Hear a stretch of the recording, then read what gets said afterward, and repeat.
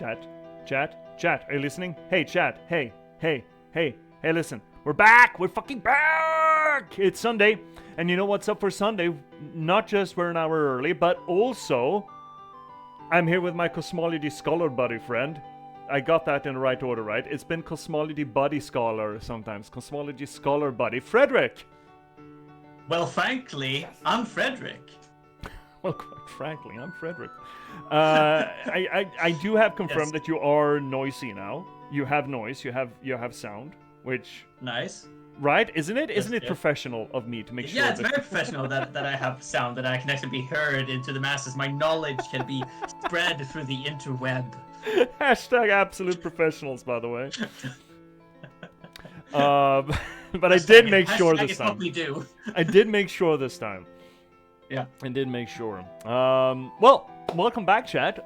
Welcome back to our little corner of Twitch that try to treat the games that we play from a literary standpoint. That is to say that we make attempts to do close reading, structuralist analysis, we do deconstruction, pretty much anything that we can, find purchase with in trying to figure out what the game, not necessarily what the story is that's being told, but rather how that story is being told. Pardon the burps, I just made dinner and it's a very spicy curry that I'm very proud of. I might be a little burpy. Shut up. It's fine. Everything is fine. My body is dying at the exact appropriate rate, okay?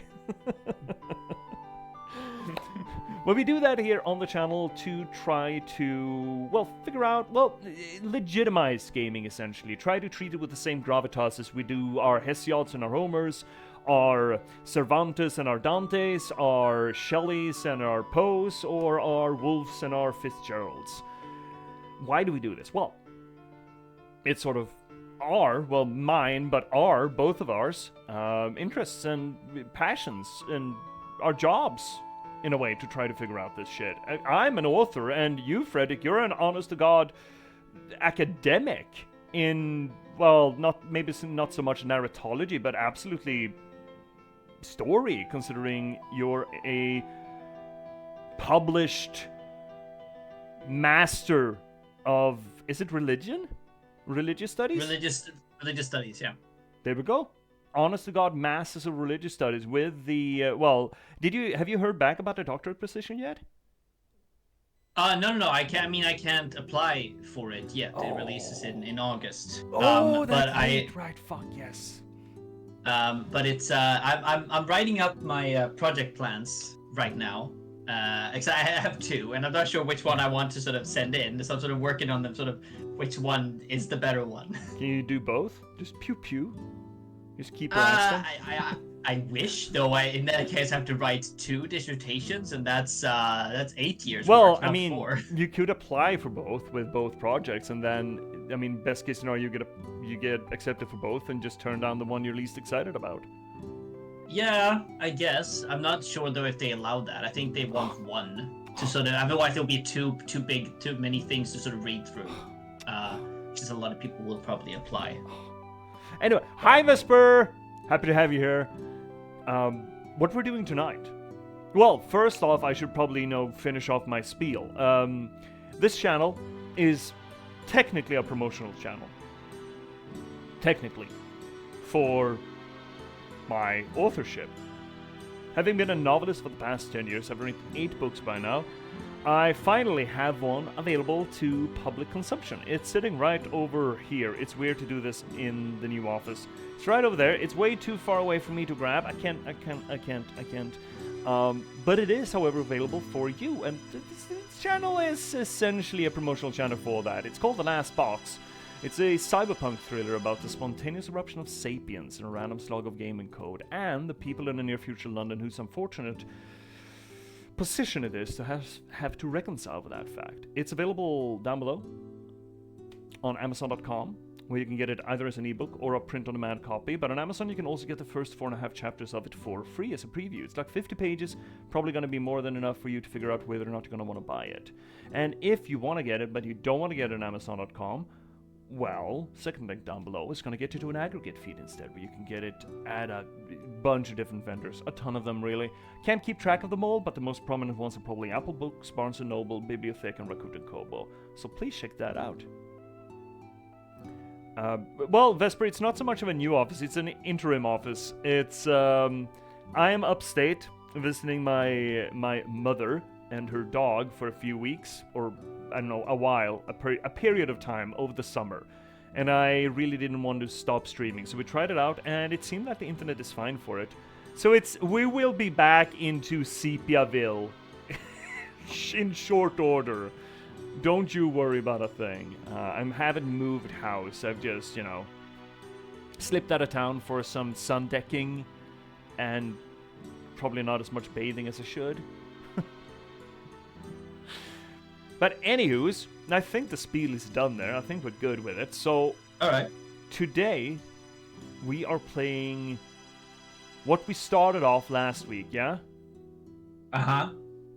Hellblade Senua's Sacrifice.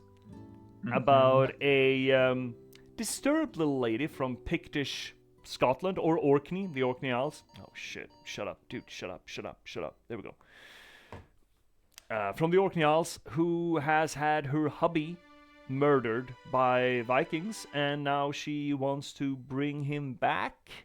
So she's descending into Norse hell to do so. As one does. As yeah, I mean, to be fair, it is a time-honored tradition to descend to the underworld to bring your loved one back. Pretty much everyone has done it by now. Yeah, kind of. Everyone's done it. I was going to bring this to chat today. I learned a word, like an actual, the academic or the classification word, the definition word for traveling into the underworld, either with a guide or to find someone. But right now I cannot remember it. It was something with catablis or something like that. Catablis? Okay, so it's nothing to do with Orpheus. Otherwise, no, it was just because because I mean, again, we have it in other cultures than just in the Greek one. We do. It keeps cropping up. It's almost like that is a driving interest for human beings to just bring back their dead loved ones. You could, yeah. It might I don't know why would anyone do that. Absolutely bizarre to me. Catabasis? Oh, that sounds recognizable, Vesper. Oh yeah, that's the one. Thank you, Vesper. That's what you get when collecting a rich group of academics together. We start knowing weird shit. Yeah, it's good it's good to cultivate a nerd space for academics. We need it. We fucking need it.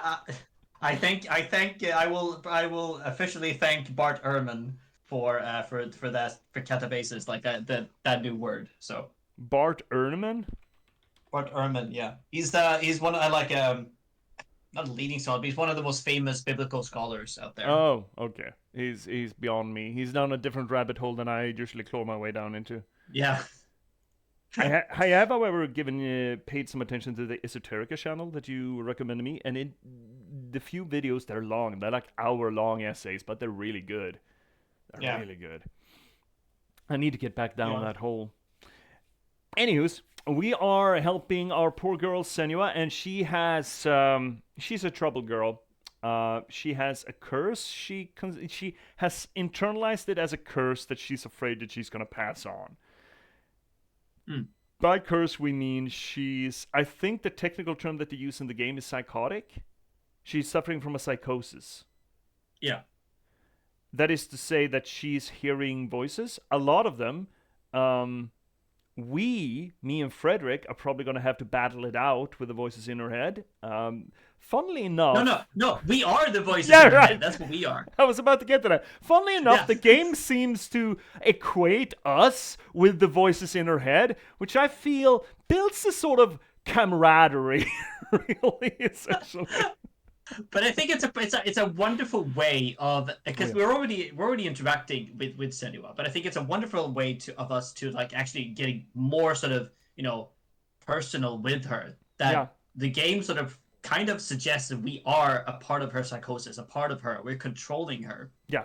Which creates such a stronger connection to Senua. Yeah, it's an absolutely fascinating way of building the narrative where, especially in a game, right? Because in a game, you are in control of the behavior of your character, mostly at least. And making that a part of her mental unwellness, mental unhealth, I don't know what the proper nomenclature is for it, but making the fact that she's a protagonist in a game part of her psychosis, part of her problem, is an absolutely fascinating way of framing the influence or the agency we have on her and thus the story. It breaks the fourth wall in an absolutely fascinating way that I have never seen before personally. I feel that it breaks the fourth wall, but I wouldn't say that it breaks it completely. I think it creates a little bit of a hole into it. Yeah. That we occasionally sort of like it's like she punched a wall into it, and like a punch a little um a hole into it, and we Mm. just like peeking through the hole sometimes, and sometimes we get through, and then she sees us, and we go, oh nope, No. gotta go back. It's sort of reminiscent of the whole idea that the firmament of the sky is just a canvas through which the gods have poked little holes so that we can see the celestial spheres beyond it. It's all Right. Aristotelian cosmology, right? I think, and it has framework in Greek world building as well. The idea that the stars are basically little pinholes through which you can see divinity, essentially. And I guess the same kind of works here because she can sort of see us in a way because the game has projected its narration onto the fourth wall and are poking holes in it. It's I love narratives like that. Doki Doki Literature Club does that a lot as well. Sort of Right, right. plays around with the notion that you, or at least the game is aware of you, and of course it's programmed to do that, and you have very little agency in what you put into the game. It's basically a visual novel, but still, though, playing around with that fourth wall as a part of the narration I think is a lot of fun, and you can create a lot of interesting things by just doing that projection, essentially. Um, I we think I think even dojo, what was it called? Doki Doki Literature Club. Doki. I think Doki Doki Literature. I think that even goes like one step further in that you have to like they basically just shuts down the game. You have to delete a file on your freaking computer so that you can eventually go back into the game or something of that sense. And I think that that's like it's a beautiful way of using not only the interactive part of it but also the game system Yeah, to express and using like sort of do something further with the interactivity of it. It yeah. makes it even seem even more real. It's great. I love Doki Doki. I not gonna play it on stream because I've played it already like twice, I think. So it's not that. I think Doki Doki is best experienced by someone who doesn't know what the fuck they're getting into. It's Yeah, right. also most harrowing. Yep, love DDLC, right, Vesper? It's fucking good. We briefly talked about another piece of media that I'm currently reading. I don't have a book here. It's probably downstairs. I'm reading. I've read this before previously, but I'm reading it now for Literature Club and or book club, and having actually studied a little bit of literature now and rereading it, it's absolutely fascinating. It is a book by Jeff Vandermeer. Um, he is most famous for his Southern Reach trilogy. The first one of those is called Annihilation, which was made into a fairly upscale movie with Natalie Portman, I believe. The movie's good. It is not quite the same as the book or the book series, but this short story collection that he's got. It's called, I think it's the first of three. It's called The City of Saints and Madmen. And it is an absolutely bizarre portrait of a city and a culture in a world that is just three shades of weird off ours. It takes place in Ambergris, a city that is situated in a big river. We're talking Amazon big, Mm. by old whalers turned pirates turned evacuees or refugees, founding it on the eradication of a previous mushroom culture and then just setting up a weird ass sort of totalitarian anarchy city. It's strange as fuck. And then the short stories, it begins with this third person, pretty bog standard love story or manic obsession story, really, by a person who comes to the city, falls in love with a woman in a third story office window, and it turns out his obsession is over a dictation doll, a robot essentially up there. And then it goes on with a pamphlet of the city's history as written kind of like an academic paper, going on into another strange, what is that? What is the third one? It ends up, though, the four first big short stories ends up with a story about a dude who believes who's in a mental institution, and he believes that he is in ambergris. He's the writer of ambergris, but he believes that it is real. And the appendix, the next half, like 250 pages, are just an appendix of short stories and academic texts that supposedly he had left after disappearing from his mental institution. It plays around with the layers of abstraction and fiction to the point where the stories that you read are non-fiction in a fictional universe that almost even talk about its own fictionality and discusses whether or not it is fiction. It is absolutely I'm trying to bizarre. think of, is this the sixth wall or the seventh wall? I don't know, but it keeps layering these things on top of one another. It is absolutely fascinating. And Jeff Vandermeer is a very good writer, number one, but he just plays around with it. I read the last short story of them I read now. It's a academic pamphlet written for the tourists of the city by someone who calls themselves a squidologist. The city is basically a whaling city, but for giant squid. And he does that about squids and the giant squid, the big king squid, they call it, in particular. And it goes so far as having created a 15-page bibliography at the end of that short story. And he has commentary on the bibliography. So you kind of need to read through the bibliography. And it turns out that he believes that he's turning into a squid. It's just fucking bizarre, man. It's fascinating. It is an absolutely fascinating piece of fiction.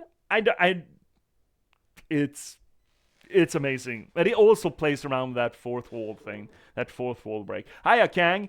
Hello, Kang. I can't recommend Jeff Vandermeer enough. If you don't want that weird, just go with the Southern Reach. It's basic X-Files, sort of Control, Alan Wake-ishness to it. It's very good. If you've seen the movie, I mean, start with the movie. The movie's really good too.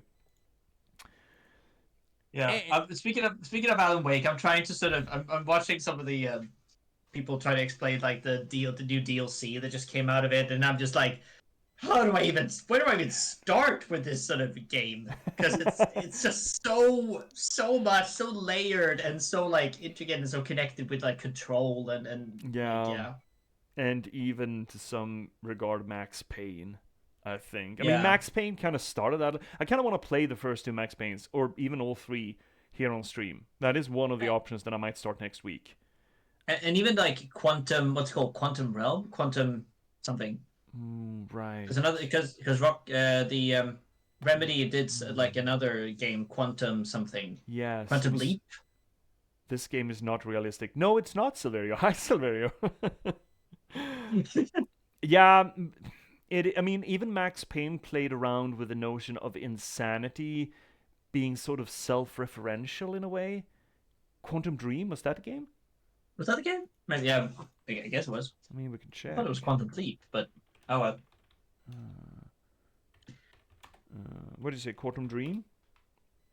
No, that's the developer of those shitty games.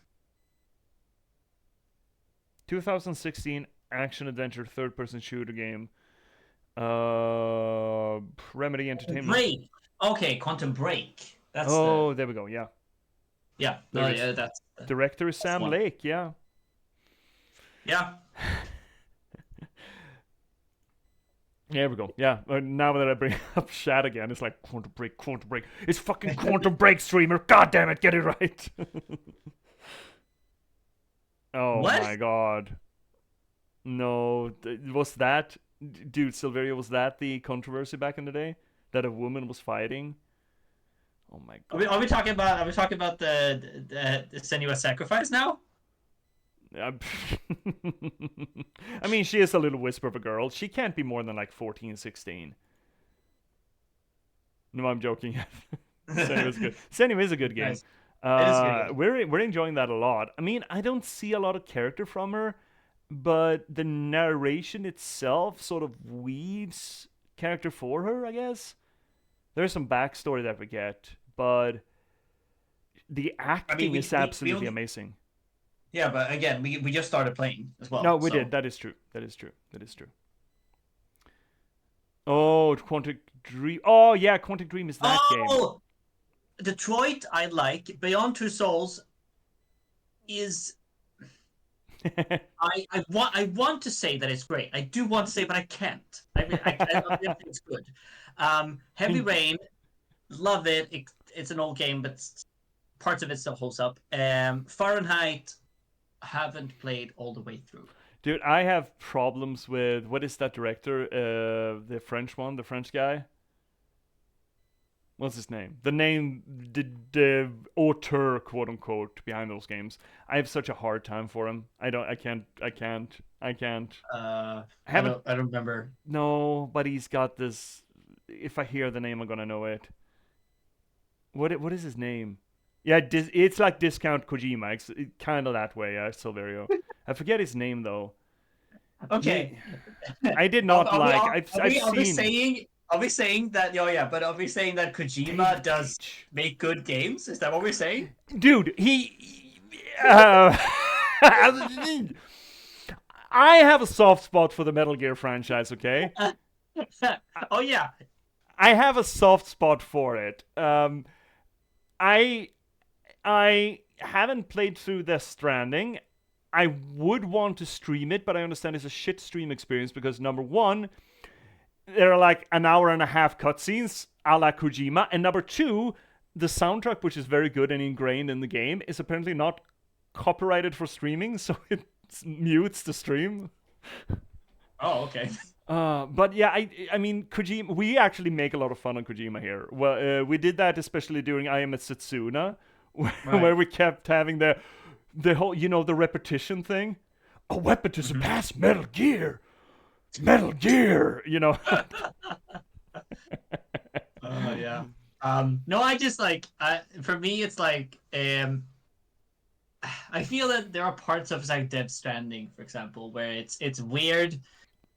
It's incomprehensible because that's the point of it. It's there to frustrate and he doesn't know it himself. He just puts out stuff to sort of just like whatever thought is in his head. Like I want that. It doesn't make any sense. Yeah. Fuck that. Kojima needs a filter. Kojima is like Tarantino. He needs a fucking filter. And Silverio knows exactly what's going on with David Hayter's absolutely mind-boggling repetitions of shit. Then again, I do have a soft spot for the games, though. I love Metal Gear, the PlayStation 1, everything from the PlayStation era, and not least which Phantom Pain. I thought Phantom Pain was great.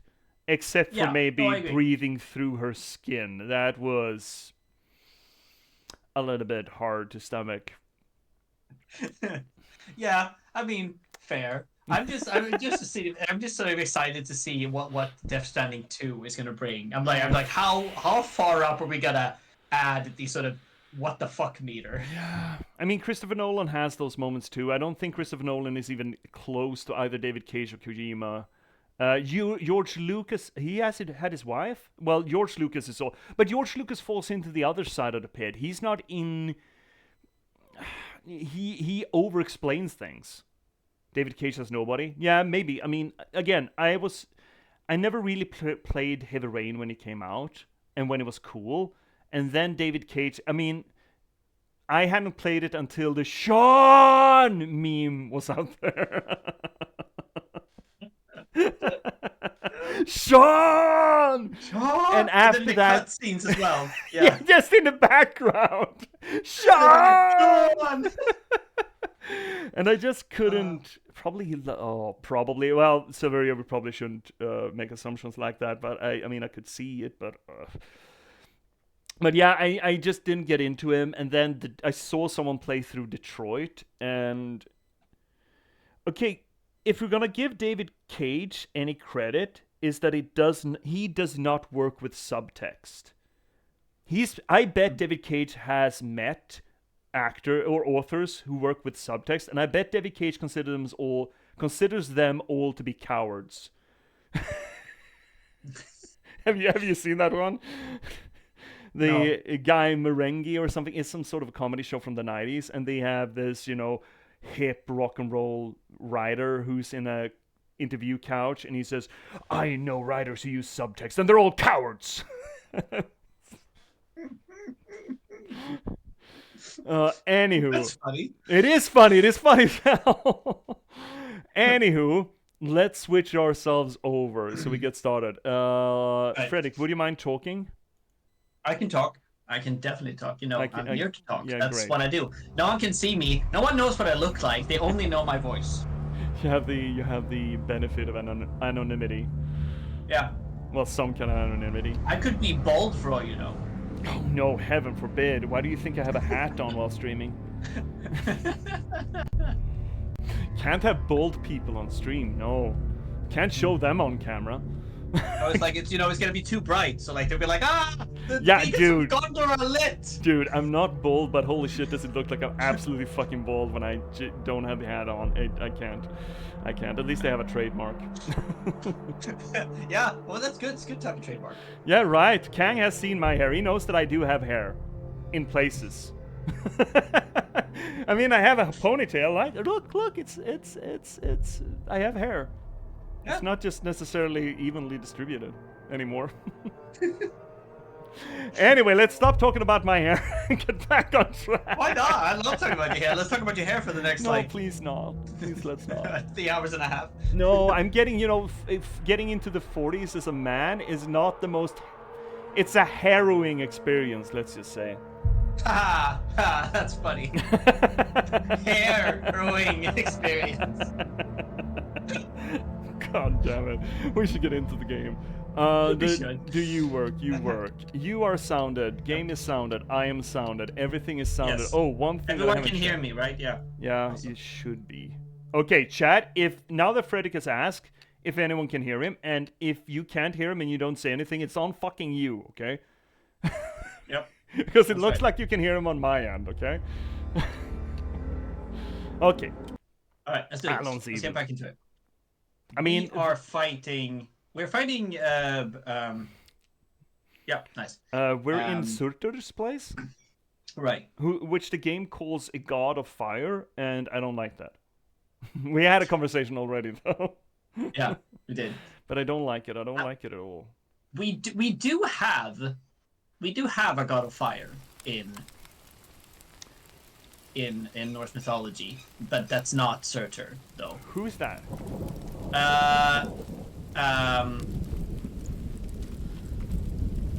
There is a story. I know that Red talks about it in OSP, where they go to Utgard Loki, and there they find the god of fire. I do believe. Okay. Otherwise, also Red on OSP does talk about the idea that Loki is a form of Hearth god, essentially. Yeah, exactly. Similar to Hestia, for example. Yeah, exactly. Which is not necessarily the exact same thing as a fire god, but it's not irrelevant. No, because like Hestia is different because in Greek mythology it's Hephaestus who is the god of fire. Yeah. While Hestia is the god of the hearth. Oh, Okay, this so reminds me of Sorry? We got things here. We got runes over there. We got a burning door over there. Can I remember how to do this game? I think that's heavy. I think that is... Fuck. Fighting is gonna be fun. I mean, you can just like look it up, the controls. But that's no fun. Besides, those button prompts are incorrect for my controller. I'm running the PS5 controller, man. I don't know where the Oh, yeah, fuck right. X. Well, actually X, but I know that X is not there. I think. Is it? Y is Look at the top. controls. Look at the controls, perhaps. No, it never works, dude. There's never any. It's all. No shit. Fuck. Back. Reset to defaults. Default. Shit. No. There's a thing. The PlayStation controller are never respected in PC play. Never. It's always defaulting to Xbox controllers.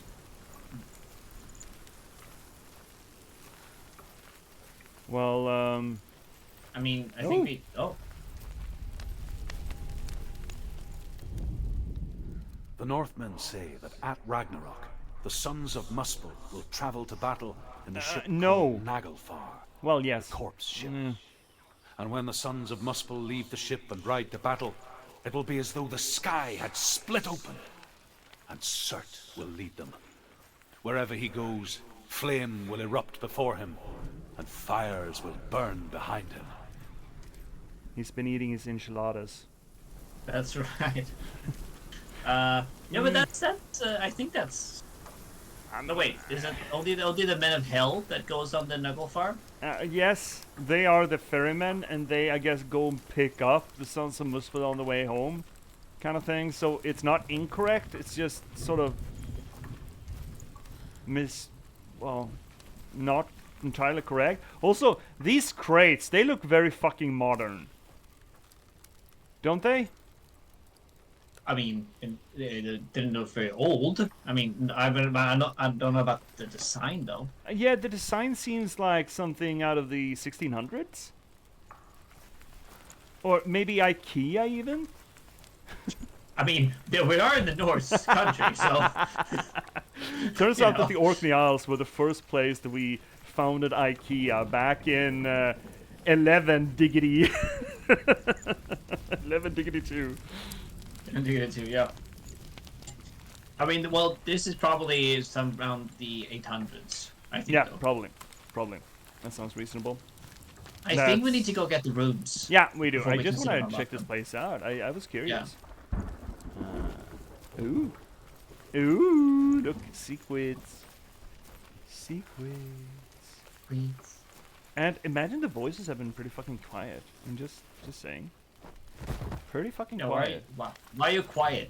Yeah, why are we quiet? We're the voices. Frederick. Exactly. we are the ones talking. Exactly. There we go. We are the ones who whisper in your ear. Always. Hey everyone, let me whisper in your ear, tell you about abilities you like to hear. Flying, fire breathing, I cast for 2, and for a few many more, my dragons too.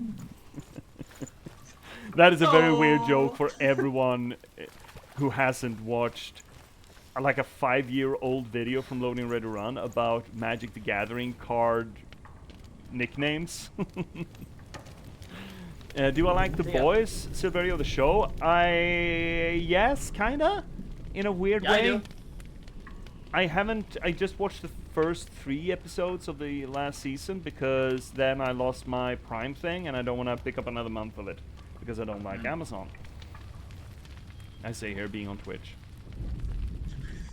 But I understand that people have been pissy about it because they're just now realizing that the right wing is the enemy. Worship the devourers, insatiable gods of darkness.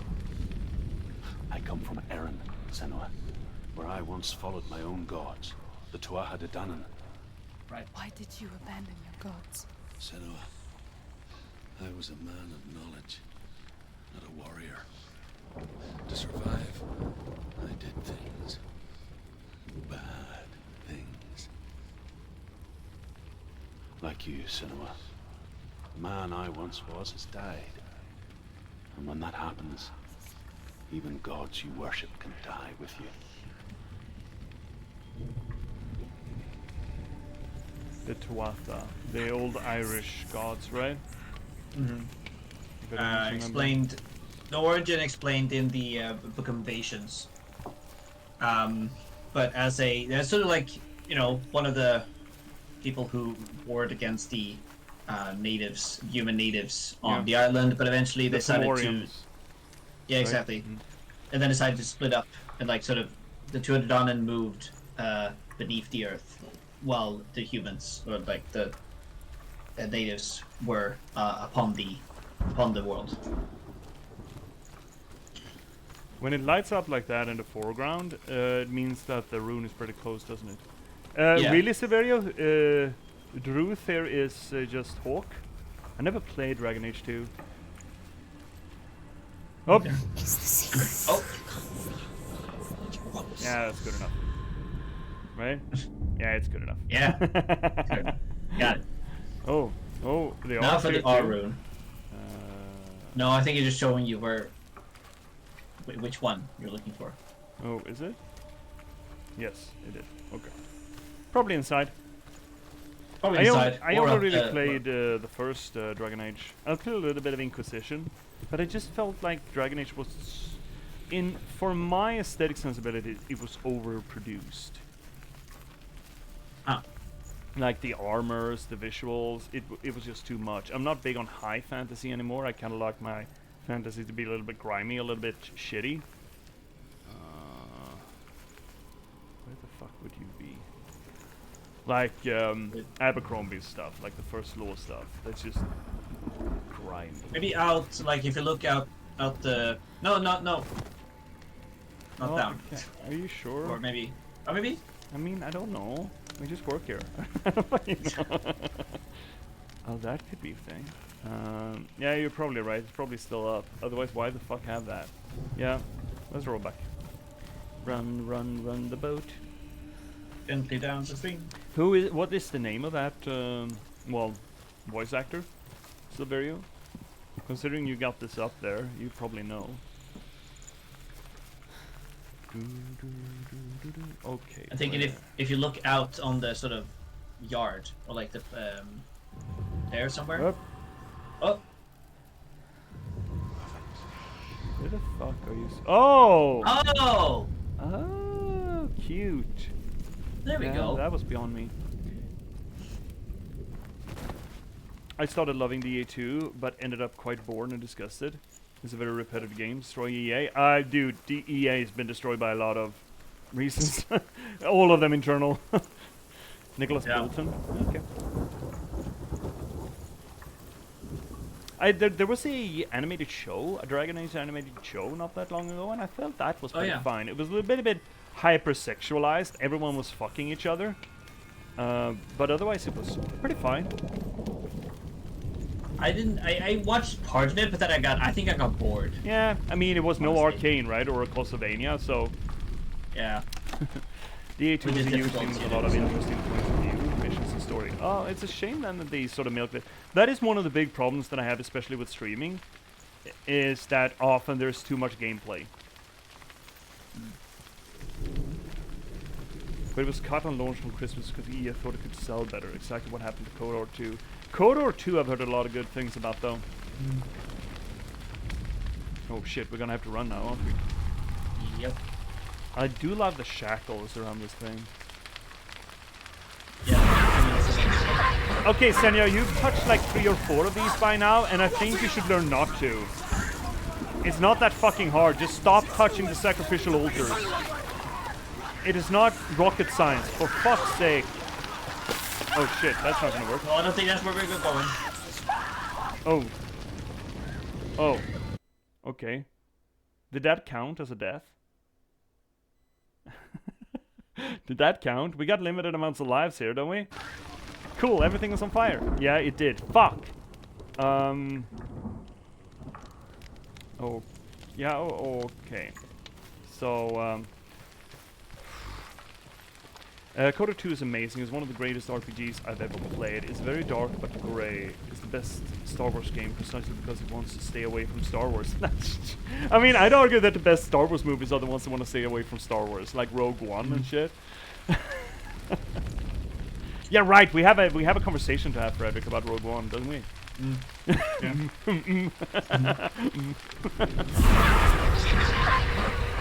Alright, so don't run into the fire. That should have been self-explanatory also. I'm sorry, Senua, that I gave you shit for touching the altar. I'm sorry. I should have known.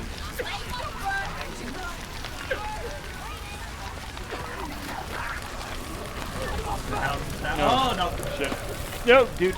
Dude, there's a dude there. He's Bernie. Dude there? There's a Bernie dude here. Oh, okay. Okay. I guess we're doing this. We need to milk this set piece for all it's worth, you know?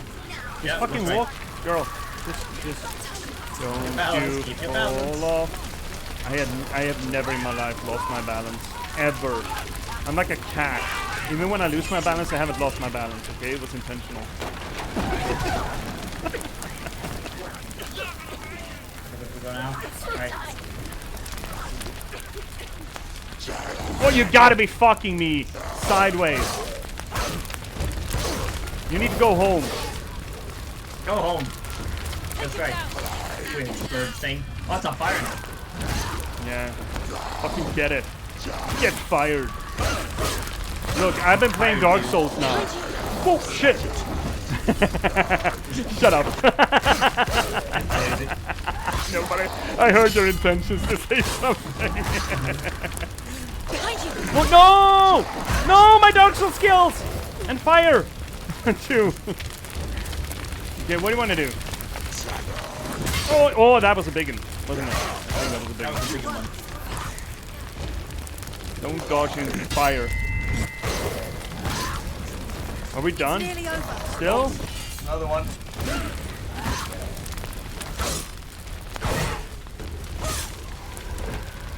Quite finished? Quite finished. Great. Go home. Get out of here, Senua. Gotta go. Oh, yeah. Ah, there we go. Everything's fine. Look, everything is fine. Say your world has collapsed. Good. Let it collapse, and have the courage to shed your tears. Raise your world to a cry! My world is dead. Only then, as with a newborn, will you see the world anew. No. He I doesn't. see nothing now. He doesn't sound like a great therapist. I mean, that depends on what you need. And burn the whole world to the ground doesn't seem like the most constructive way to deal with your grief.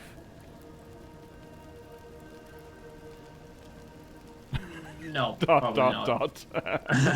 dot. Silence.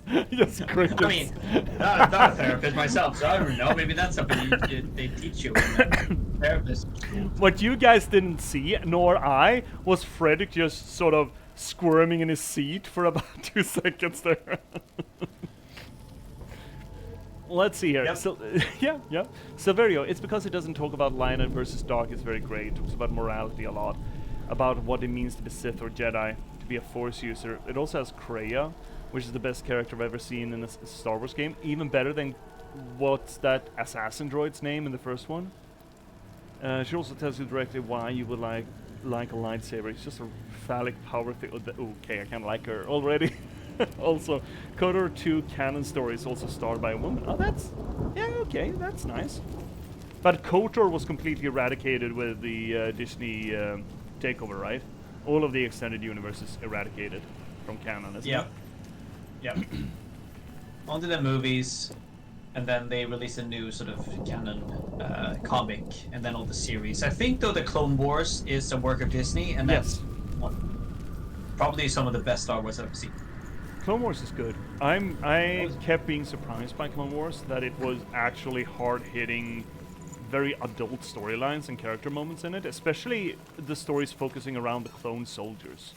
Yeah, that's what they because I feel like the original, the prequel movies had the clones, but we see sort of developing them through the between the second and the third movie, and then it's you get why you start to understand why did they sort of betray in Gravadiers. Why did they betray their Jedi's that they've been around for so many years and fleshed out some of the characters? It created Ahsoka, which I love. I don't think I've ever finished Clone Wars. I tried to, but when I watched it, it was sort of difficult to get all of the show, and it's a lot, man. It's a lot. Let's see here. All of this, but things from KOTOR have been introduced little by little, planet stories, etc. The rumor for 4 years has been that they wanted to make a TV series about it. Maybe with KOTOR remake is introduced in the lore. Yeah, okay. I mean that'd be cool. That'd be cool. I've heard good The things of Northmen it. say that what we see as a rainbow is the bridge that goes from the world of men to the world of the gods. For now, Bifrost. they say the frost giants and the mountain giants cannot cross it. But they say that when Ragnarok comes, not a thing in this world will be safe. The Rainbow Bridge will break under the onslaught of the fire giants riding on flaming steeds. Senua, I have seen the fire of Surt spread far and wide, and to our lands. Ragnarok is coming. I mean, yeah.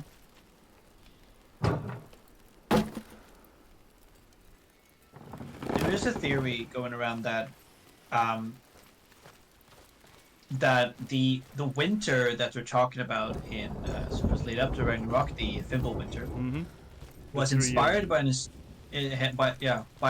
it was inspired by an historical event. Yeah. Happened around the 500s, 6th century. 600s? Yeah. Yeah, the 6th century. Yeah, the little ice age. Right. And like, I think it was because of a volcano erupting on Iceland, which eventually spread the ashes over the Northlands. I don't know the reason for it, but I know of it. Yeah.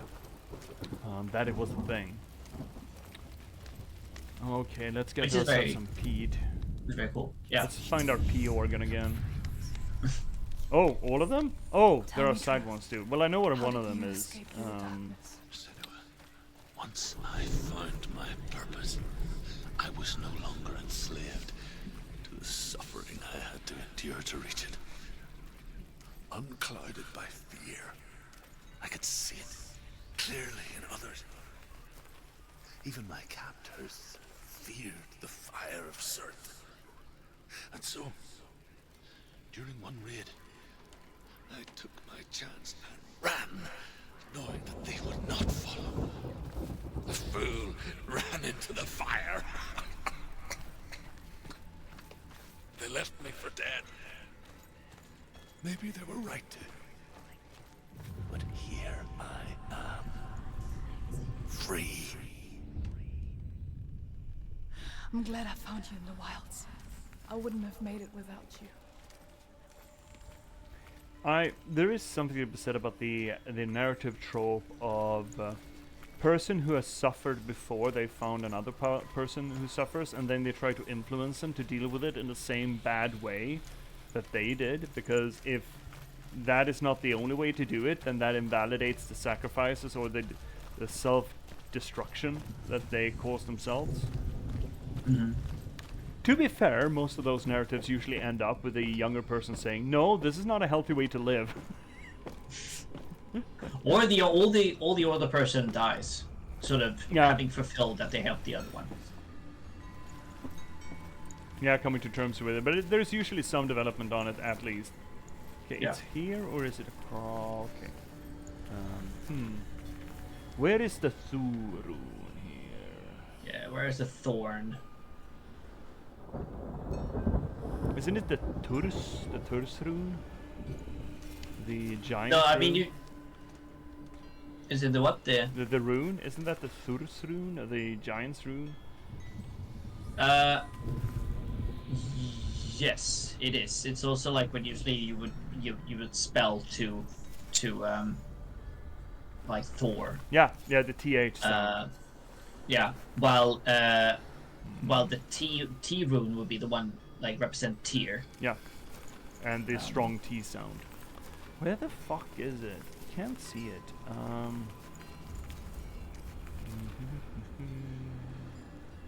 Where art thou? Just scanning around the Christmas tree, looking for a Tursrun. That's a good. Oh. Ah, Ooh, There that's you go. a good angle. That's it's a all good about angle. perspectives. Yeah, that's a very good angle. Ooh. And the P1 is a W. Oh, okay. Phonetically, that is to say. Yeah. Viking perspective, yeah. Just put a stick in front of your face. Viking perspective. All warfare is a matter of bigger stick, right? Essentially. Gently. I'm gonna beat the shit out of you. Find Oh out. yeah? What's the size of your stick? Well, about 5 or 6, my dude. Oh, Ah, got such there a we big are. stick. There, Such a big stick. aren't we? There we go. I'm like, that's a fucking P, okay? That's a stick. That's a W. Have you never seen a W before? My God. Come on. I mean, that's how I would, signal W. Right? I really want to really learn runes so I can sort of really write with them, so I can write secret messages to people. Well, the problem is that you don't really. It's not. If I can survive the fire of Surt and escape my darkness, then so can you. There is a problem with blending the idea of a different writing structure instead of just using it as a cipher and instead writing in the actual language, because if you just use it as a cipher, if it becomes some sort of a half. I was about to say a very bad word. Some sort of a half thing, mongrel language kind of thing. If you just use it as it would be as strange as using the hieroglyphs to write in English, essentially. Yeah, true. Though, I mean, yeah. Less so in Swedish, though, I guess, but still. Yeah. I mean, if you were to write more Norse, perhaps, then both of you need to know it. So. Yeah, which is not a thing. Actually, no Norse. Through the fire! Keep running! Go on! Dude, I was punished last time. Run, Senua! Run! Shut up! I was punished last time I ran through the fire. Yeah, but don't run to the fire this time. Yeah, motherfucker, I got limited lives, dude. Oh no! Asshole. Go! Wait, we're still on fire? Keep on running. But I don't want to be undead. Is that gonna count? She's dying. It's empty.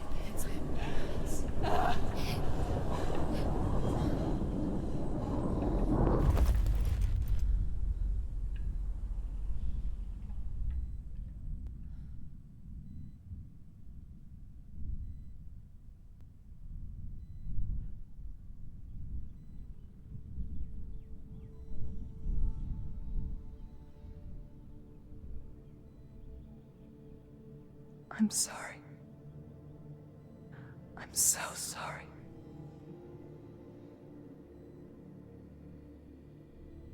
This darkness takes everything. Everyone. Senua, are you sure you want to do this? We can fight this together, side by side. We always do. This is my battle. I have to face it alone, away from here.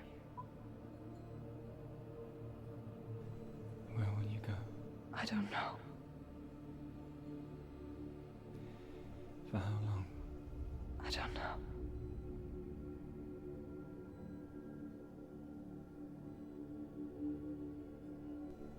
I believe in you. You know that.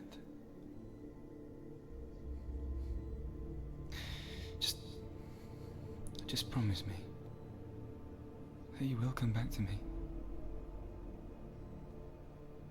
I want you to say it. I want you to say it.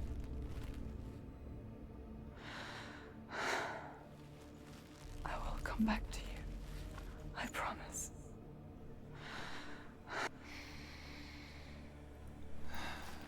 Come on.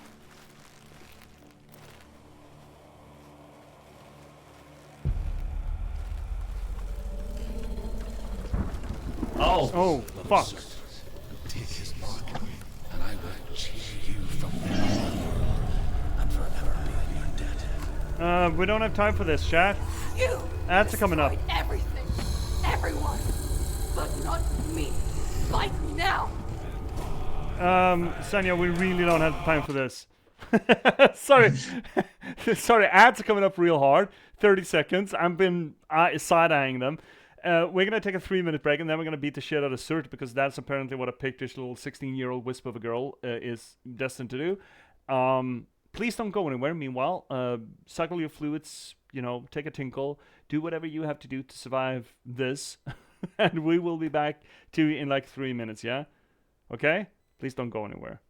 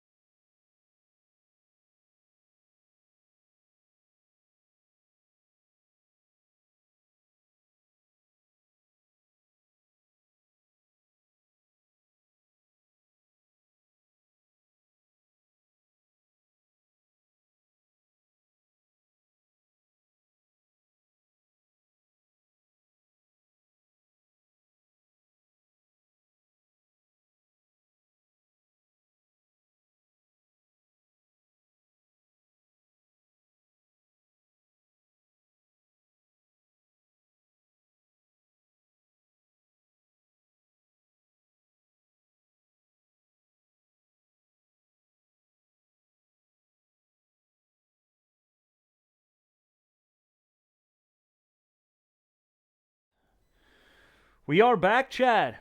Hope you're doing well. Frederick, say something. Something. Great. I just wanted to make damn sure that I could still hear you. So I before we were so rudely interrupted by Surt just sitting there on his fucking throne like a big ass, I had a little bit of a revelation with that interaction scene that Senua seemed to have with her hubby. I forget his name. Dylan, yeah. did she go out in the woods to try to get a handle on her psychosis? Was that the reason she was not with him when the Vikings came and killed him? I mean, I would assume so, because I feel like they've been talking about this game for, like, the darkness. And I feel that it's not a subtle metaphor, I would say, to mental illness. No. And I mean that the darkness got worse when they attacked and everything. Like, yeah, that makes sense. If she got she got into a psychosis. I mean, her lover being killed and everything, that wouldn't, that it wouldn't help her. No. And it also makes sense Yes. if he was so concerned about her that he made her promise, please come back to me. And then he's dead. And she goes, oh, fine, I got an extra trip to do. Fuck. I Yeah, guess I'm going exactly. downstairs now. Yeah. And I mean, the fire of everything. I mean, it makes sense that she, because she survived, and with Sandstorm being away from it, the Vikings came, destroyed everything, and then she came back, and it's all in flames. Yeah. There's a bit of survivor's guilt thrown in for shits and giggles. Yeah. And also like her feeling that she can't control the darkness. Yeah. Well, we have a fight to do. Fuck. We do. and I have limited lives. Oh my god, no. Dark Souls never gave me limited lives. Yeah, not even Dark Souls. Oh shit. Okay, I don't think I'm gonna be able to.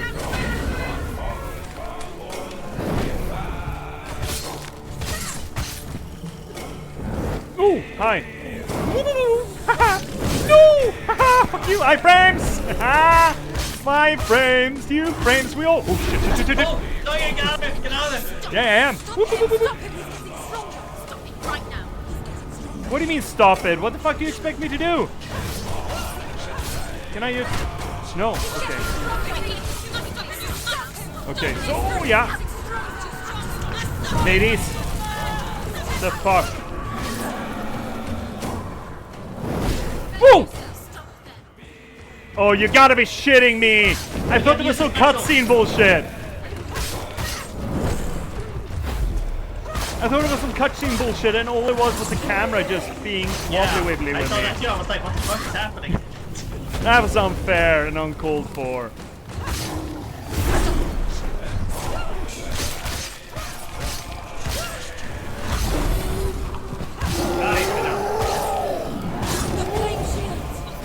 Oh, ow!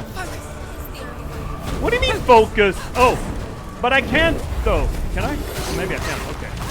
So save the focus for when he has the shield up. Okay, that's fair. Oh, yeah, fucking whack. Just fucking whack at him, yeah? Nice job. Get again. What? Oh, what the shit? That's unfair. That's uncalled for. Oh, right. Don't go near him. So what is this, Pyramid Head wannabe? Yeah. Oh, okay. Weak! Shittles! Whoa, shittles! No! We're fine. Really? Oh. Really? That was easier than the Crow Boy. Maybe because you were more experienced. I don't know. Stage 2. Are you ready for stage 2? Yeah, exactly. Yeah, we've had 1 health bar, but what about the second health bar? Yeah.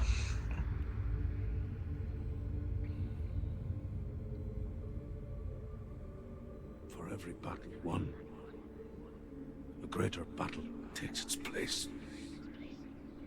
And so it goes.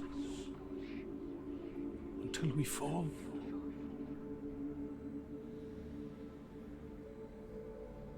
And in the end,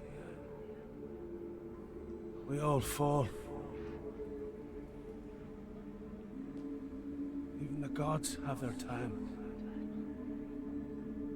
Yet we still go on. Why? I made a promise, and I will go to hell to keep I it. die free, knowing you will carry my stories with you. I have fulfilled my quest. Yes, you have. When the darkness comes, I vow to guide you in this life and the next to fulfill yours. Then I will see you in hell. Be ready to face horror in the eye, as I have,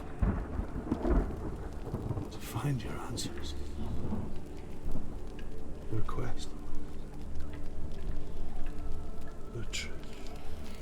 I like the fact that the cutscenes are still centered around the same model and everything just fades in and out for her. That really does evoke the whole can't really trust the environment and just making everything feel transient in her perspective, right?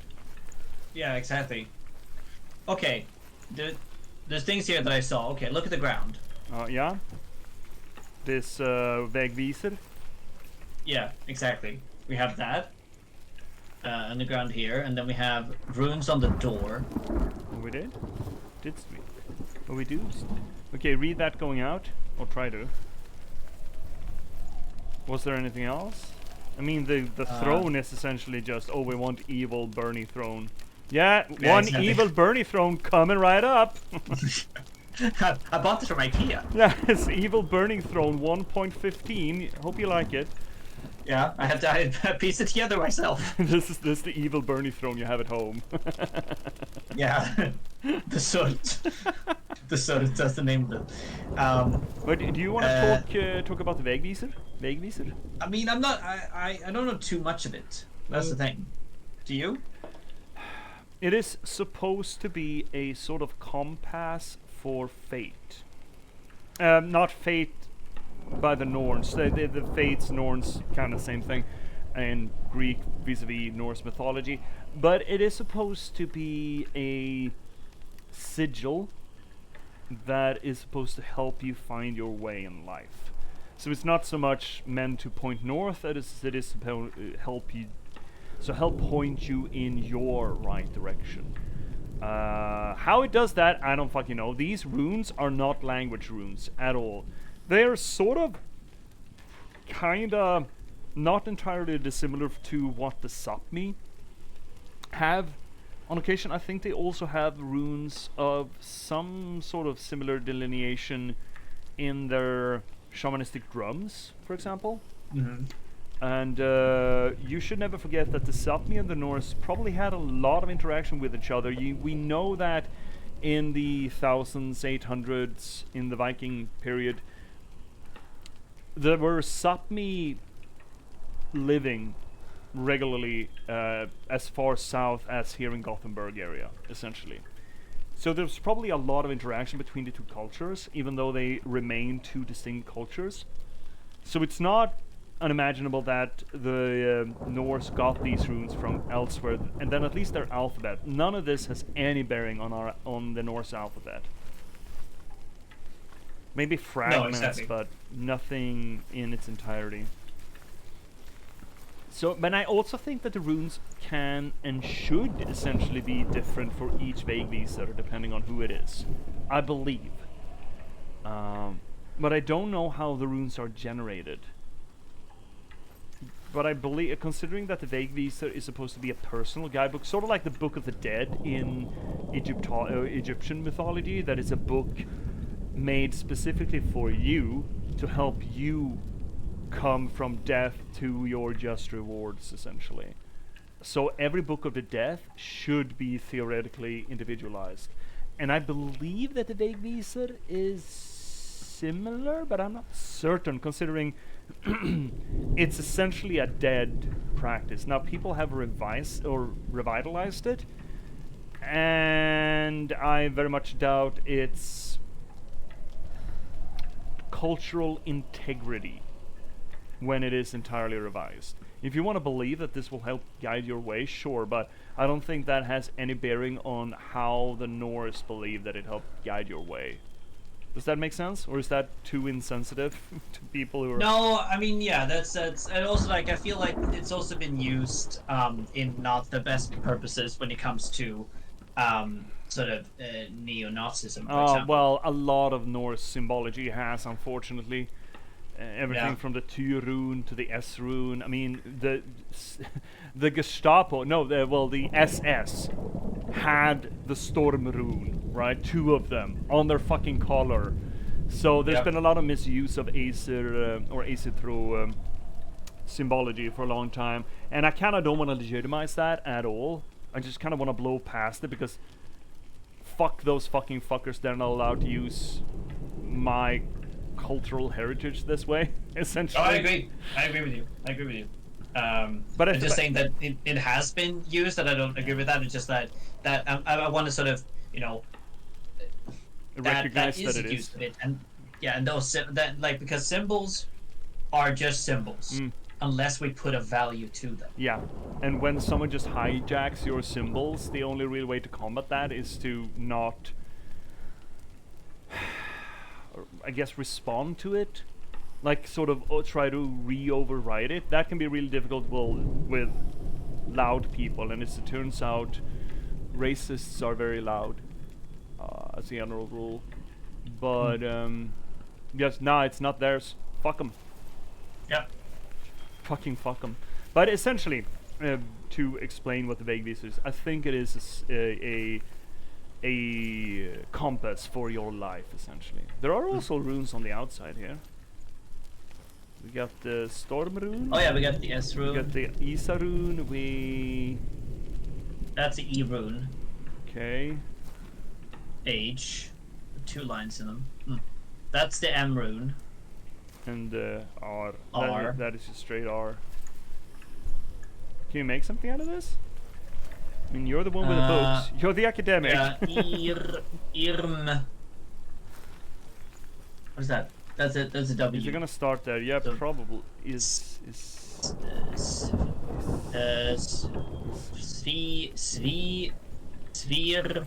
Svirm, me, l. Something. I don't know. That doesn't make any sense to me. They have previously used the rune letters as ciphers for the English language. Yeah, so I'm assuming that they're doing. Man. Scholar turned slave. They tortured him, took him with them on their raids, drove him to madness, spreading this new form of darkness to new worlds. To my world.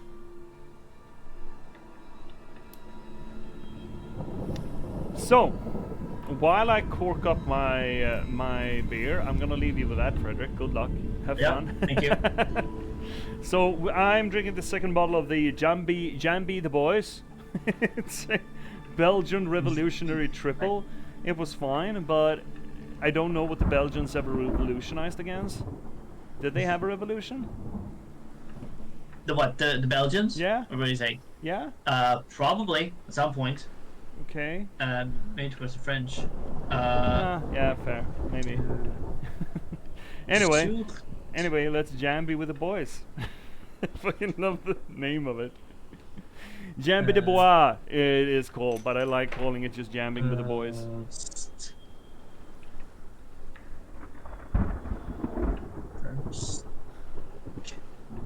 First and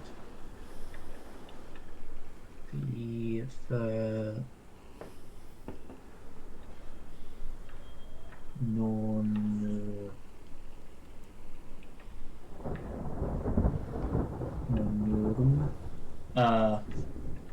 och yeah, and I guess med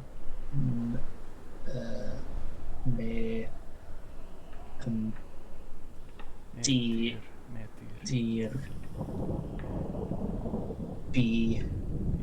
BC. That could be a little tip on. No, that's the Avas rune. That is not an I. Is it an A? Is E? Is that what you're saying? It's an Avas. It's the straight line with opposite side crooks at each end. Yeah. So, yeah, because it's either an E or it's sometimes Easy. A or E. Baby. The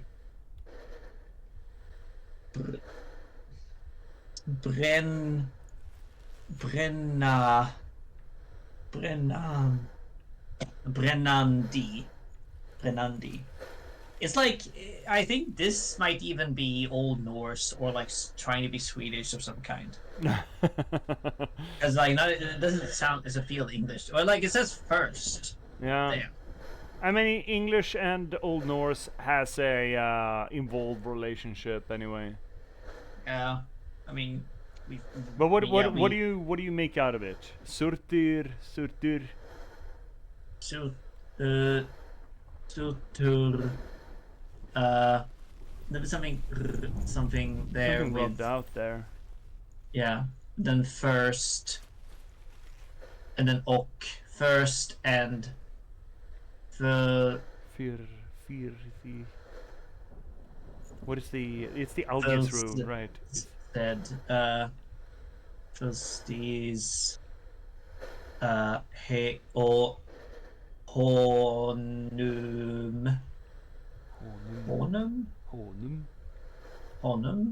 and Metir. which is no, that's MP. That's a P. Oh. So MP. Eptir. Emtir. Is it something about when hell is empty? ST. Yeah. And then yeah, no, it's not English at least, so Oh, okay, well that's nice. It's like burning. I appreciate Yeah, that. that's cool. Yeah. Yeah, that's nice. Thank you for kindly using Yeah, I using mean, Old Norse actually. it does piss me off. It doesn't piss me off, but I do react on the idea that just using the runic alphabet as a cipher. I mean, sure, fine, do it, but you're kind of making a bastardization of it, which essentially fine. We don't have the language preserved, so I guess that's all you can do, really. And I guess that's better than never not anything. Senua saw a deep connection form between the Northmen and the darkness. If his tales of hell were true, then that was the source of it. She learned everything she could from him, until she too could see what he saw. Shared mania, that is a thing, Senua. Huh. It's probably usually So- not healthy either. No. I still So love the idea that she's got her dead husband's head on her butt. Sit on my face and tell me that you love me. That's all you want, right? Yes, exactly. I'll sit in your face and then I'll love you too. I love to hear you oralize. When I'm between your thighs, you blow me away. You sit on my face and let my lips embrace you. I'll sit in I your love face. the fact that like we haven't even pressed the singing button yet. Like and you're still like Haven't even. We don't need to. It's a completely obsolete button these days. Mhm. It just Speaking of, no. no, dude. No. No, I'm not. I'm not. Gonna be kind. Have you ever died before? It's a serious question. When the illusion of self is shattered, you simply cease to be. Mm-hmm. Fair enough. Though it may not seem that way to others, you know when it is true. You can feel it. A stranger in your own body. An imposter. And nothing is the same ever again. Senua has died before. And she will do so again. You can be sure of that. Well, that's comforting. Well, that's nice. I mean, yeah. It's But I do like the idea of death being a cessation of identity. and I think that is a North, like from what I've read now, like how the Norse saw themselves. Identity was a big thing. Mm. And how they identified themselves and how they saw them interacting with the world. And like shattering of self, yeah, it could be, considered a death, like something that is, blowing away identity. Then what consists, sort of. Usually a fairly what I like to consider I mean, I understand that, but in that case, you probably shouldn't fear death. You should embrace it. And anytime you get better, that you find a new way of looking at life, any change to the way that you perceive the world is essentially a change to how you perceive yourself and thus identity. So growing, becoming better, is a death. And that could be a cool way of looking at things. I'd get behind that. But I don't think that's the way they mean it here, or even the Norse meant it traditionally. With the mark of Valravn and the mark of Surt, you may cross the bridge over the River of Knives to Helheim. River of Knives. I'm trying to remember if that is a thing. I don't recognize it personally. It's the closest thing I can think of is from Cultist Simulator. The stair of knives. The stair of glass. Oh yeah, right. One of the parts of the manses. Holy shit, and we need to play more Cultist Simulator or Book of Hours. Yeah. Why is she waiting? Open the gate. No, it's dangerous. It's dangerous. Don't open the gate. Don't. She's done it. She's done it. I kind of love that delivery. She's done it. Oh shit, she's done it. I love that delivery so much. It's so dark. It's dark. The dark. Only the dead may cross. Only the dead may cross. Only the dead may cross.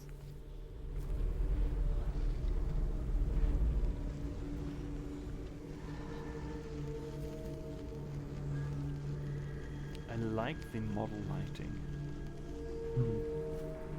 Feel like an art film. Yeah. It's like a stage show. Yeah. Truth? Anyone? There is no one here but me. Not you. Did you think that I would let you go? That you lost me back in the wilds? I will never let you go. You can't get rid of me. I am your shadow. And I will be watching when you draw your last dying gasp. I'm not ready to die. You will be when you see what they did to your dear beloved.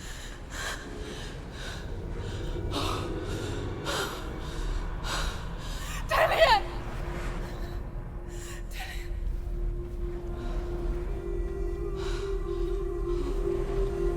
In this waking nightmare, where all dreams come true, you searched for control, a way to pull through. When you were in love, you left him in tears, to smother your furies and banish your fears. Did Jeremy But in Irons? darkness they came, through stormy black seas they raided these shores. I don't think so. Do you still hear his screams? And now that you're home, he's so far away. They've taken his soul. To these gods you cannot pray. They can break you, but not your promise. Even death won't keep you apart. Through his darkness you will find him. In your sword still beats a heart. You fought for love unspoilt by your darkness within. You fought for your dreams. Now there's no way to win. In the head of his corpse lies the seat of his soul. So you must carry his vessel to bring him back home.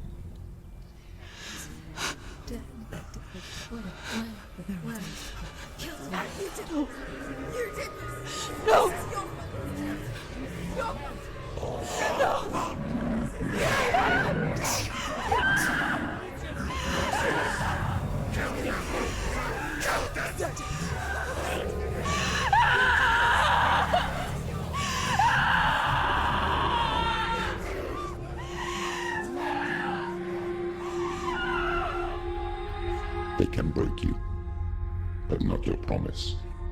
Even death won't keep you apart. Through this darkness you will find him. In your sword still beats a heart.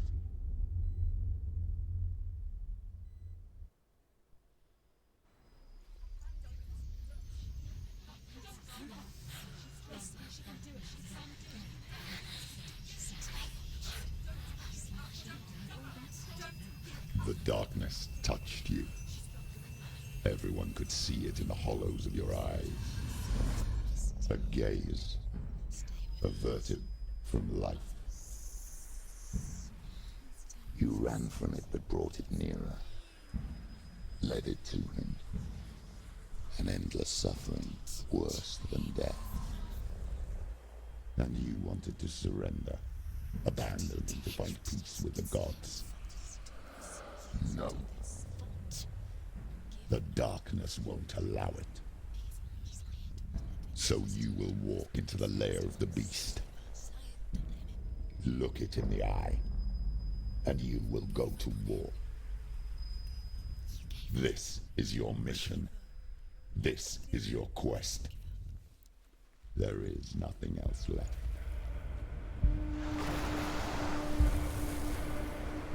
Holy shit, I love how she is such a focal point for anything that goes on. Everything happens around her and she's just this, not rock, absolutely not that, but it's absolutely a linchpin that the camera and the scenes just twist and twirl around her. Yeah, she's always there, and it's so like from her perspective, but what's real, what's not, and the voice is just like, it's haunting. It's such a haunting voice. What is... okay, maybe not... I'm sure not Jeremy Irons, but... I fucking don't recognize it. I would recognize him if I saw him, but I don't recognize the... It's not Gary Oldman. It's not Tim Roth. Who the I don't know if there's any sort of like, not someone famous, honestly. I don't probably. know. Just... fuck, it sounds like something. Yeah. I will say, though, he, like, also an interesting detail, he got blood eagled. Was that the Blood Eagle? Yeah. There we go. Stephen Hartley. No, don't know him. Hartley, no. Not him either. Yeah, so Dillian got blood eagle. It basically means that they peeled the skin open over him from behind, crushed his spine, and then took probably his lungs out and put them on his shoulders while he was still alive. And considering he's in hell, he probably screamed. Probably. Because supposedly, well, I only really have Vikings to go on from this, but if you didn't scream out, if you don't cry out during the procedure, you went to Valhalla. I don't know how much of that is actually... Me neither. But it is a fun idea. It is a fun idea, I gotta say, but I don't know how much, like, it's a cool way of thinking about it. I'm not sure how much essentialized it is, though. Well, let's go to hell. That's one hell of a Trojan horse. Oh! That's a hall to be built. Oh, yeah!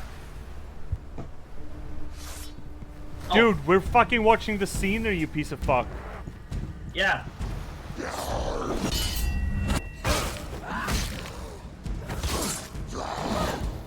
We fought Searcher. You don't stand a chance, my guy. You really shouldn't. Do it. You're close.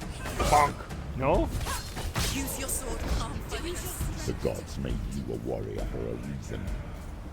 It's your calling. Oh, you don't give a shit. Okay.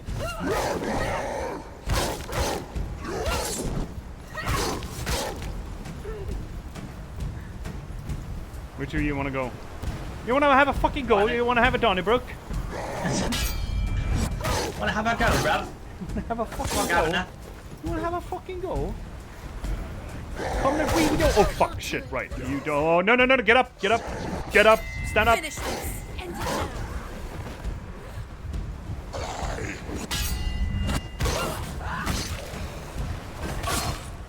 Take him off the ledge. Oh, cowards. When there is a new road ahead, the only one that makes any sense.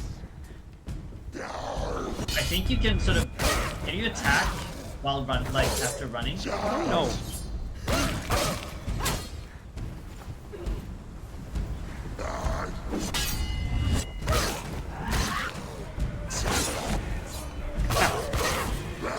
No! Oh, I got a shield bot. Oh, listen to the music. Yeah. Oh my god, what is this?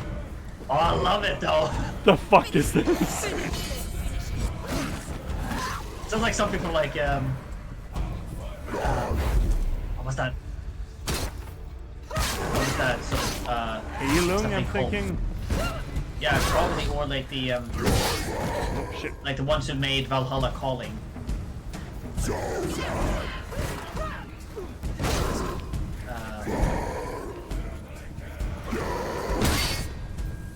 Okay.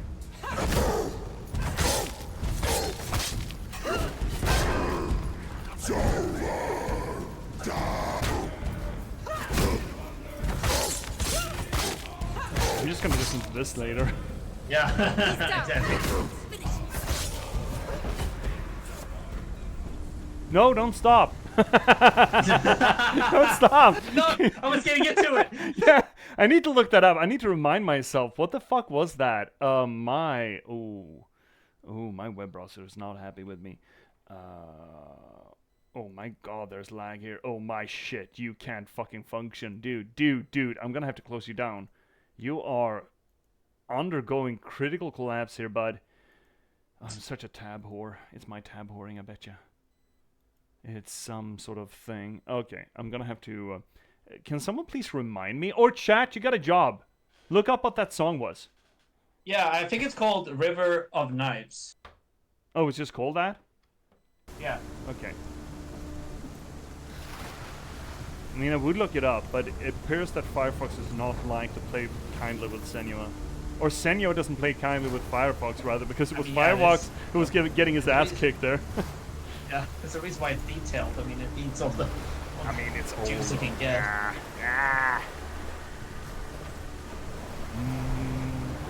There are a few of those old songs, well, reconstructions or reimaginings that I really enjoy. Trodla Bundir by Eivor as well is a very good one. Oh yeah, I like that one. Oh, come on. Oh, you can do it. Oh, you little wisp. Gate you open into darkness brings another challenge. Oh! Oh, that's cheating. That's a sucker punch, that is. Whoop. Sucker punching! Shit. Stop sucker punching me! Who the fuck do you think you are? No wonder you're in hell. You're using the wrong side of the axe, buddy. Hate to have to be the one to tell you this. Now he is.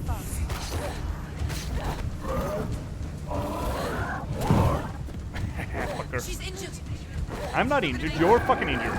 Shit. Oh, I was not there though.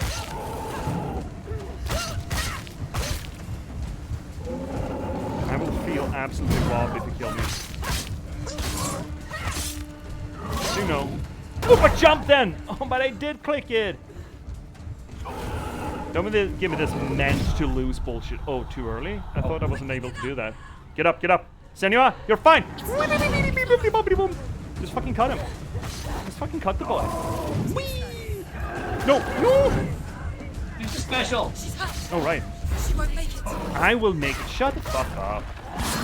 Voices in my head. You're supposed to be fucking helpful. If I can't expect your support, then whose can I expect? End it now. What do you mean, end it? Fucking working here, girls. Where's the female support that I keep hearing about? Yeah. Not here. Women should help. Whoa! No! What the fuck, dude? No, I see another one. No, that was just flags. Or? No, I see another one. There we go. Come at me, that one. Piece of fuck.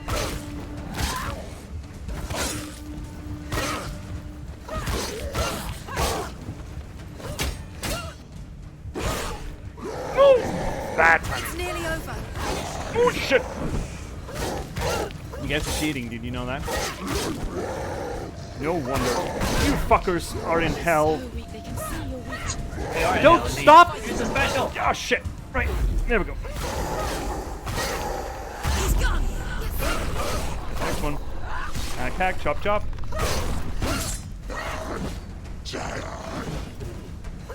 Behind you. Fuck, okay. Oh shit! Did he sneak Yeah, see, around? they are helpful. They are helpful. Are they though? There's a shield one. Yeah, I see him, but he's a bit away though. Okay, there we go. I'm stabilizing, by the way. Oh shit, that's a shit! Everything's fine. No, fuck!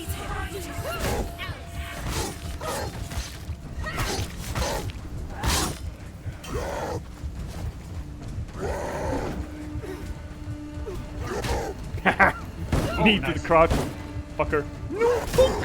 Fuck you. You're close. Are we done? We're done. Thank you. Holy shit. Oh. Start off with a sucker punch and then just wail on me, do you? Do that. How dare you? How even dare? How dare? How dare? Where's me supposed to go? There's no door. I came in through that.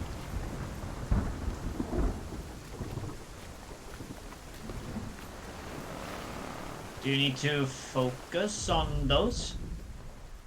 Somehow? I mean, this is me focusing. To get sort of like an angle, maybe? I don't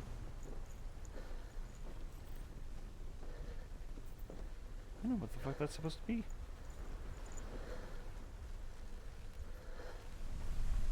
You get up somehow? Oh, door. Oh, there we are. Have you tried the door? Have I tried the door? Walking forward. Ah, there we go.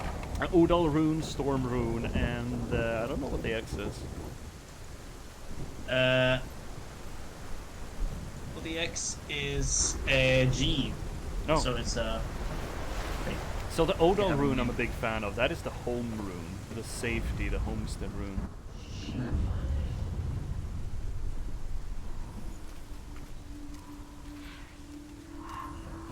The journey to Helheim is Are never you a back? straight one. I thought you died. Each must find their own path. Align yourself to its secrets, and you will find yours. it's an eye. Are you done, Druth? There's an ice. However you piece. come to the gold-covered bridge that leads to Hell, you may find it guarded by a giantess. She will ask your name. She will ask your lineage. She will ask your business. And what the airspeed velocity is Tell all of the laden warrior swallow. woman Brynhild, Huh. who leapt into fire and rode to Hell to join her slain love Sigurd, and is challenged by the giantess. Wait, what? Sigurd I guess and wait a minute. Wait a goddamn minute. Brynhildr and Sigurd are the two characters in this, you know, the whole Fafnir epic. Yeah. Sigurd wasn't a slave? He was not a slave. I don't think he was a slave. Oh, what do you mean slave? Did he say slave? Yeah, Brynhildr goes to challenge the Jotun at the Golden Bridge to Hell so that she can rejoin her slave lover Sigurd.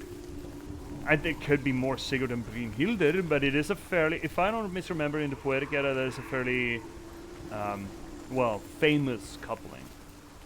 Yeah. I think those are, yeah, this is Sigurd and Brynhild. Yeah. They start off like that or something? Oh! There we go. Well, that wasn't there before. Well, now it is. There we go. That's the way to do it.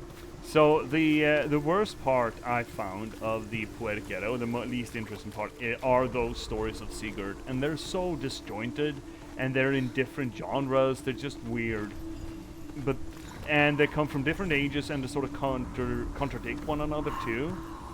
Yeah, well, that's also the thing. That's the thing about a Poetic Edda, because it's like people want to. I mean, again, we prefer the Poetic Edda over the what's it called?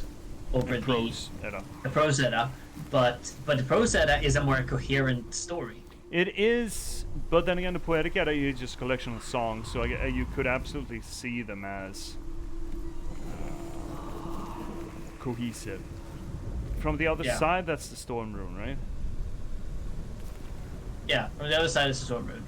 So I think you need to go up like in the middle there to get the X rune? We just Or across. the G rune? No, on the... Go there and then to the middle. No, further. No? I really want him to get the S rune, man. I don't know what to tell you, man. Really hard for the S rune. Here we go.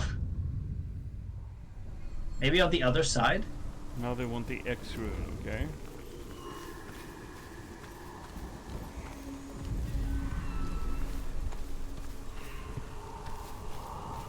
I feel like we can get the Odal out of that, but... guess that's for later. Maybe we do need to be on the other no, side. No, this way. Oh. Oh, yeah, that makes sense. There we go. Now we got the Odal boy. Which... I guess we can run around and see when Probably- it starts flashing. Yeah. That's usually the thing with these. Yeah, I mean, I want the game to solve the puzzles for me, don't I? I'm a gamer. I don't have time for this bullshit. I say that coming off Gabriel Knight. Yeah. Dude, Gabriel Knight was kind of cool with how he treated exoticism of, well, non-conformist cultures and the demonization of that. It did voodoo, witchcraft in voodoo, and it made a big huff of this is not real voodoo. Voodoo is a religious practice, and just listen to the historic basis of it. Oh, It was kind of cool, actually. that's nice. That's good. There's not a lot of modern media. That's Right? what I'm saying. And I mean, that's from the 90s, man. They had every excuse imaginable to just, it's just evil mumbo jumbo. It's from them black people, you know? Yeah. But they didn't. Actually made an effort not to. And I will probably play the other two games someday. That is supposed to be vampires and werewolves, I think. Oh. And I wonder how they're gonna... Oh, hi, Mom. Oh, Senua. Your father does not hate me. He just fears the souls in the underworld. He cannot see that they are already afraid. But I am their healer, and I must answer their cries for help, even if it displeases him.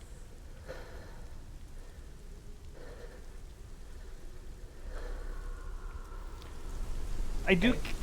As far as story exposition goes, I feel that Senua seeing flashes and memories from what people have told her that's sort of disjointed is not a bad way to deliver exposition.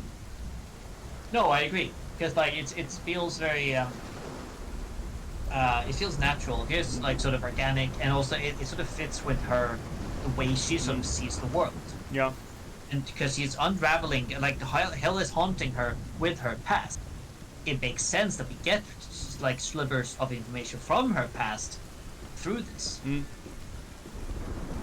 So it's a part of the story. It's a part of the narrative that we're following, which is it's like, again, it's a good way to deliver exposition. Yeah. And I mean, it's so close to what... It's so close to the standard, and the standard I think very rarely works.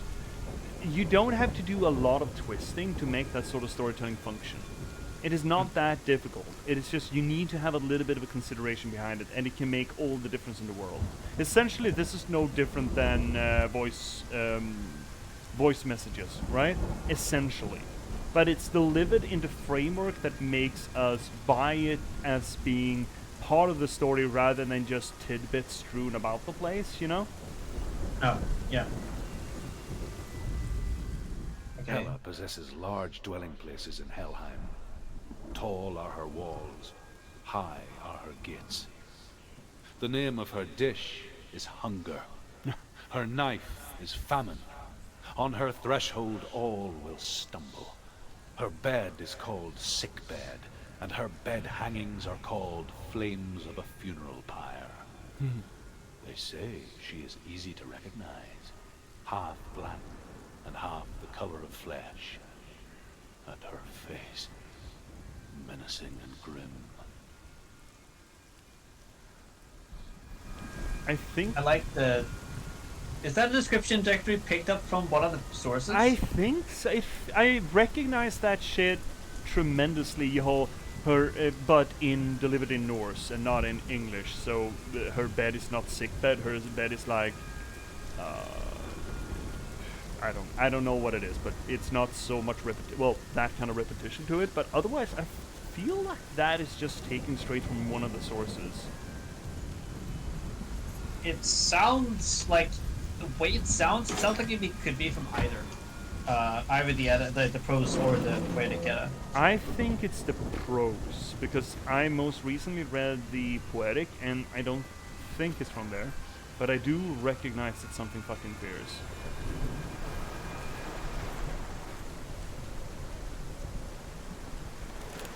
I'll see if I can find it. Her dish is hunger, her knife is famine.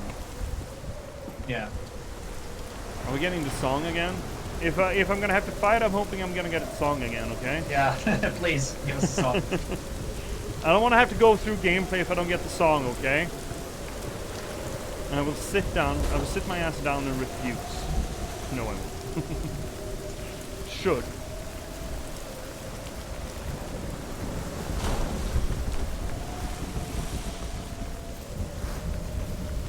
Hella, your place sucks. Yeah, it's hell, so. It's opening.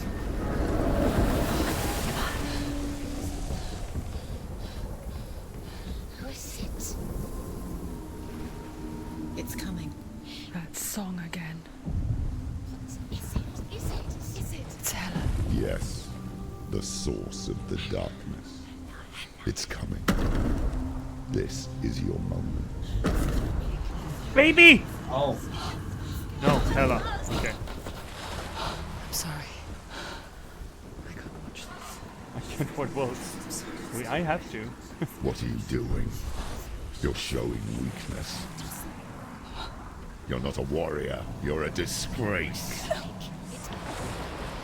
The gods will punish you for this.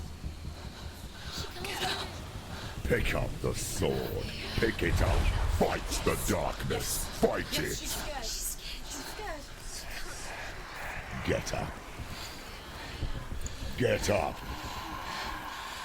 Get up and fight.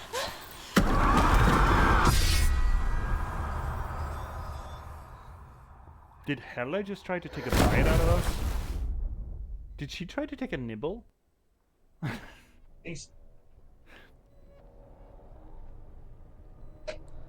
Stormy seas and lost souls.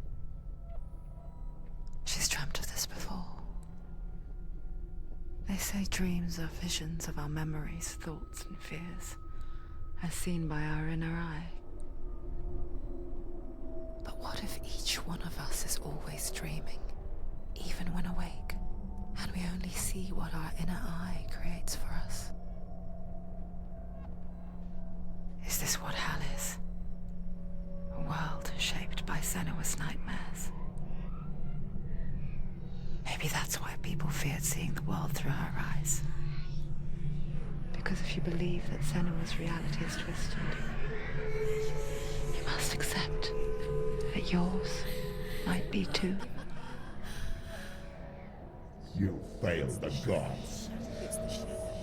You're pathetic. Rotten. Cursed. What were you thinking? Did you really think you could win? How stupid can you be? So stupid. Everyone hates her. She's cursed. The shadow hates. Look at you. A warrior. Worthless. Weak. Pathetic. Go on. Feel sorry for yourself, because there is no one left to do that for you. Everywhere. That is so cool. Take it. Yeah. If you're too much of a coward to fight, then end the suffering. Broken and lost. Just like your sword. Come on. There.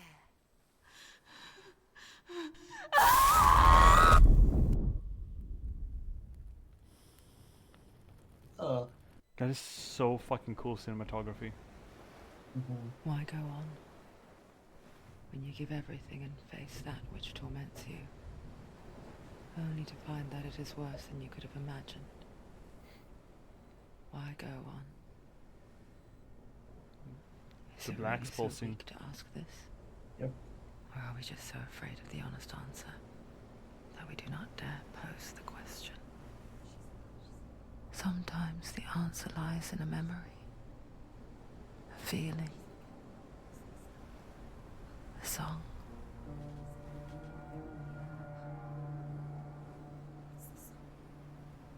It's not real. It's a trick. It's not real. It is real. Listen to it. She can Don't give up. Did it? It's Not like this. It's not real. It is real. It's a trick. Don't trust it. Maybe you're already dead. Who are you? Do you still believe in me, Senua? No, it's not. It's a trick. She knows it's him. It's a trick. He's already dead. You know he's here. He can't be here. It's impossible.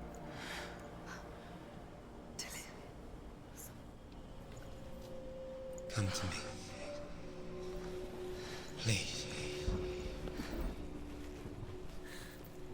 The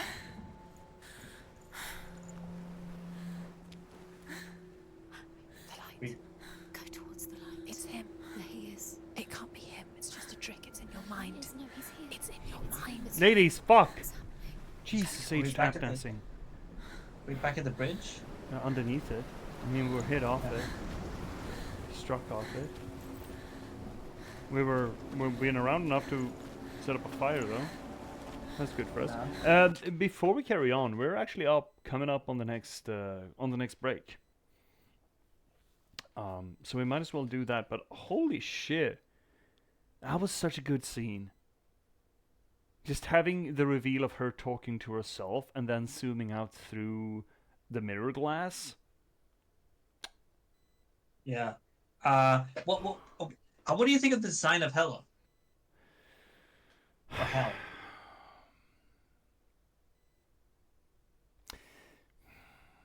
A bit too monstrous for my taste.